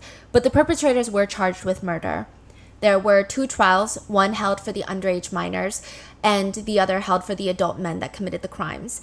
This is where things get tricky. The girls that were involved in the case were 2 14-year-olds, 2 15-year-olds. Their defense attorneys argued that the girls were victims before they were perpetrators, stating that before Yuna, they were forced into sex work, and after seeing what was happening to Yuna, they were terrified to not participate because they believed if we don't do this, it's going to be us next. They said that the guys made them follow bizarre rules. One of the rules that they would have to recite every morning when they woke up was literally, rule number 3, always be alert or you can be targeted like Yuna. Anybody can be the next target. Ultimately, the judge acknowledged that the girls were both perpetrators and victims, and the judge stated, it seems like the male accomplices were in a superior position physically and mentally because of the defendants' age and stature. They were about 10 years younger, and the younger defendants must have felt some fear watching the harsh acts committed by the male accomplices against the victim. But the judge argued that the girls still did nothing to try and help Yuna. They did not alert the authorities, they did not tell an adult, even up until the last second they did not do anything. The judge felt like, yes, the girls are victims, but they are also perpetrators. The girls were sentenced to around 6 to 9 years each. The second trial consisted of the... Everybody deserved time. Honestly, I feel like bare minimum, everybody deserves life. Everybody deserves life. At this point, you want to take a life, give your life up in prison, bro. Adult men, Kim, the boyfriend that lured Yuna to the motel was actually not involved in the murder. He was consulted on how to mix the concrete. He gave them advice, but he was not there for most of the abuse or the killing, which I don't really think means anything. He knew what they were going to do to her. He knew that he was luring underage girls out of their homes, but he was only sentenced to 5 years. The rest of the guys, they start pointing the finger at each other. Eventually, the guys even start blaming the underage girls, stating that they don't know why the underage girls were beating Yuna. They never told the girls to do that. They start alleging that the girls did that on their own free will, and maybe they misheard what the guys told them to do. But when that didn't work, they argued that they can't be held responsible for their crimes because they were drunk and have impulse control issues. The perpetrators, whose identities have not been released, were sentenced to 35 years to life in prison. Just one person or? 3. Now, remorse is a big thing for both cases. During the trial for Junko's case, one of the captors even said, Junko was just unlucky and she got caught like a fool. I mean, isn't she ashamed to have attracted such messed up people like us? Yeah. One of the mothers of Junko's perpetrators even blamed Junko for the fact that her son is now gonna be in prison and gonna be an ex-convict. She said, this is all because of Junko. Then she went and put the mom in prison, bro. Put the mom in prison too. She's freaking crazy. Another killer's... Yeah, actually the dude, the house that they were in with the mom that got beat up by a 16-year-old kid, boy, put her in prison too. Everybody need to be in prison. Everybody need to be in prison, bro. Under the prison. His mom, 35 years after the fact, opened up a restaurant nearby the place of the murder, which just seems intentionally disrespectful. Wait, 35 years? Yeah. Like recently, I believe. She opened up a restaurant nearby. I did see some people bringing up how one of the captors, Junko's killers, wanted to leave flowers near her grave to honor her after killing her. But the others convinced them absolutely not. But it was not because he had a sudden change in character or suddenly felt human emotions. He wanted to put flowers out near her grave because he was scared that Junko's spirit would be mad at him and would haunt him like a ghost, and that he would be cursed by her vengeful spirit. For Yuna's case, netizens were furious that the adult men's identities are being protected. They commented, let's bring back the death penalty. Let's incinerate some trash. They should cut off the limbs for those older than 20. Younger ones should be sentenced to life in prison. It's supposed to be like that, but the law has become too lenient. The legal punishment system has problems. Another comment reads, I won't pay taxes if they're not executed. And if you really think about it, if history really does in fact repeat itself, shouldn't the identities of the adult male killers in Yuna's case be leaked? Right. In Japan, originally, the names of Junko's 4 killers were redacted. Their identities are protected, but journalists were able to find out their government names and publish them for everyone, all 4 of them. The reporters said, they're not human, therefore they shall not receive human rights. Nobody disagreed. The killers' names are Hiroshi Miyano, 18 years old at the time of the crime, Joe Ugura, 18 years old, Shinji Minato, 16 years old, Yasushi Watanabe, 17 years old. As of right now, all of Junko's killers are free. Most of them have changed their names, committed more crimes, including SA and even attempted murder where one of them slashed a man's throat with a knife. But they're all free again. And soon, Yuna's killers will be free too. And we have no idea who they are or where they're going to be. And that is the case of South Korea's Junko. So this is like also because recently the Miryang rape case, yes. So I see a lot of comments for us to cover it. We've covered it. It's just in audio format. We are debating revisiting that case, but we're following all the new developments and just keeping up with it. If you guys want to get the full case in detail, let me know in the comments. But 44 kids brutally essayed a girl, gang essayed a girl, and their identities are being leaked right now. Not by the government, by literally netizens. Yeah. So let me know in the comments if you guys want us to cover that. But please stay safe, please, and take care of yourself, and I will see you guys in the next one.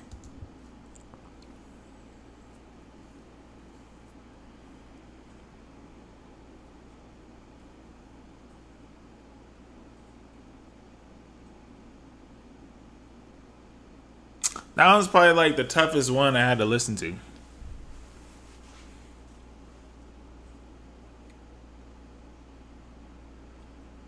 That's like the epitome of feeling helpless. Like, can't do a thing. Wow.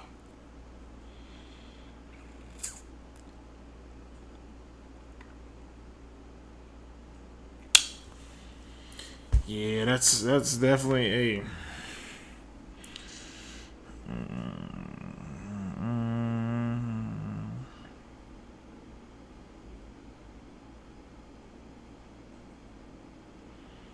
Look, their identities is all their identities finna get leaked. See, I felt, man, I know for a fact, doing something as much as that, they should be in prison forever. Like, what are we doing? Like, what's up? That's stupid. That is so dumb. That is definitely more than enough internet for me today. Yeah. Hey, appreciate everybody for stopping by. That one was a toughie. I don't think I could have did that one just watching it by myself. I would have probably clicked off a long time ago. I ain't gonna lie. That one was tough. Yeah, man. Hey, make sure y'all stay tuned for the new episode. Episode tomorrow, midnight. You know what I'm saying?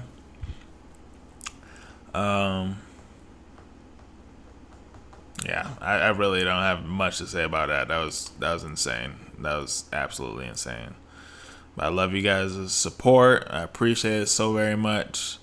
Yeah. Oh yeah. Make sure you guys have the bell icon on for my YouTube videos, because that's where you'll get like your notifications. If you have the bell icon on, then you should be able to get notifications. If you're just subscribed, then I don't think you get the notification. I think you get the notifications if you click the bell icon. So if you haven't already, make sure you click the bell icon on the YouTube channel, so then you can see when I do post. It should, I think it hits like your email, and it hits like your YouTube notifications. So just to let y'all know, you know what I'm saying? Oh yeah. My bad. See, I told you I was gonna forget.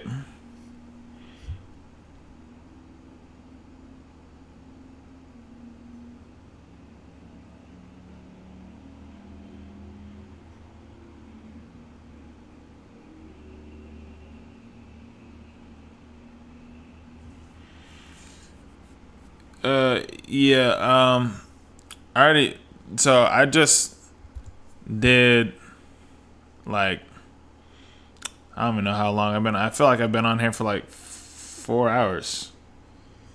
4, maybe 5 hours. I don't even know how long I've been on. But I know it's been at least 4 hours, 4.5 hours or something like that. But we already did 2 Rotten Mango episodes. 1 2 hours, and then this 1 hour and 14 minutes with breaks in between. So I could only consider it probably being like 5 hours that we're on here. But you'll just have to catch me on the next one. Make sure you have the bell icon on. But yeah, ATE. Is it just ATE?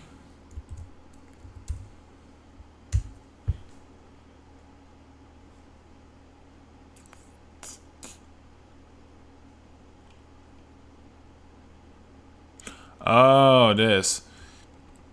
Yeah, see, I would get flagged if I do this. If I actually run it on my live stream, I'll get flagged for it, and then my video will get blocked. So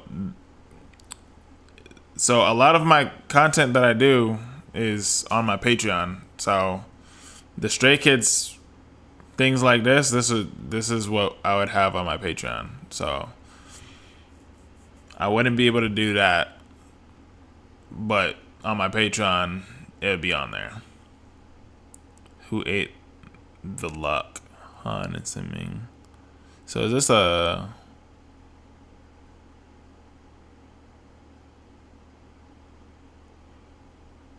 So is this like a new music video that's coming up? Oh, and then this is the kitten one.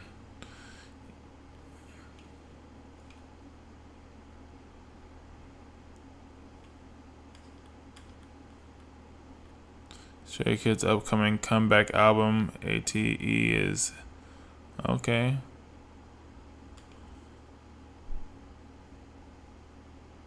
See, I like the new stuff that's coming out.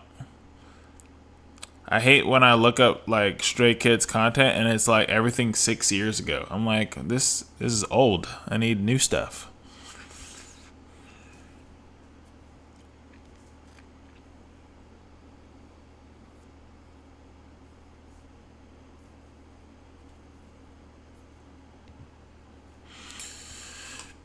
Yeah, I would have to do like a separate video from it, but it's harder for me to be able to do that on live stream, because then it'd be like, oh, this got copyright on it, and then I'm low-key screwed. And but yeah, I'll be making a video of it for sure. But without further ado, appreciate everybody for sliding by, supporting. Remember, hit the bell icon, everybody, so then you can be notified when I do post. It's not enough to just subscribe, but to hit the bell icon so then you can get notified for when the post is up. So that's the best way to do it. Appreciate everybody. Love everybody. Blessings for the rest of y'all's day, night, evening, morning, however it may be. I had so much fun. I will be streaming very, very soon, and I'll catch y'all later.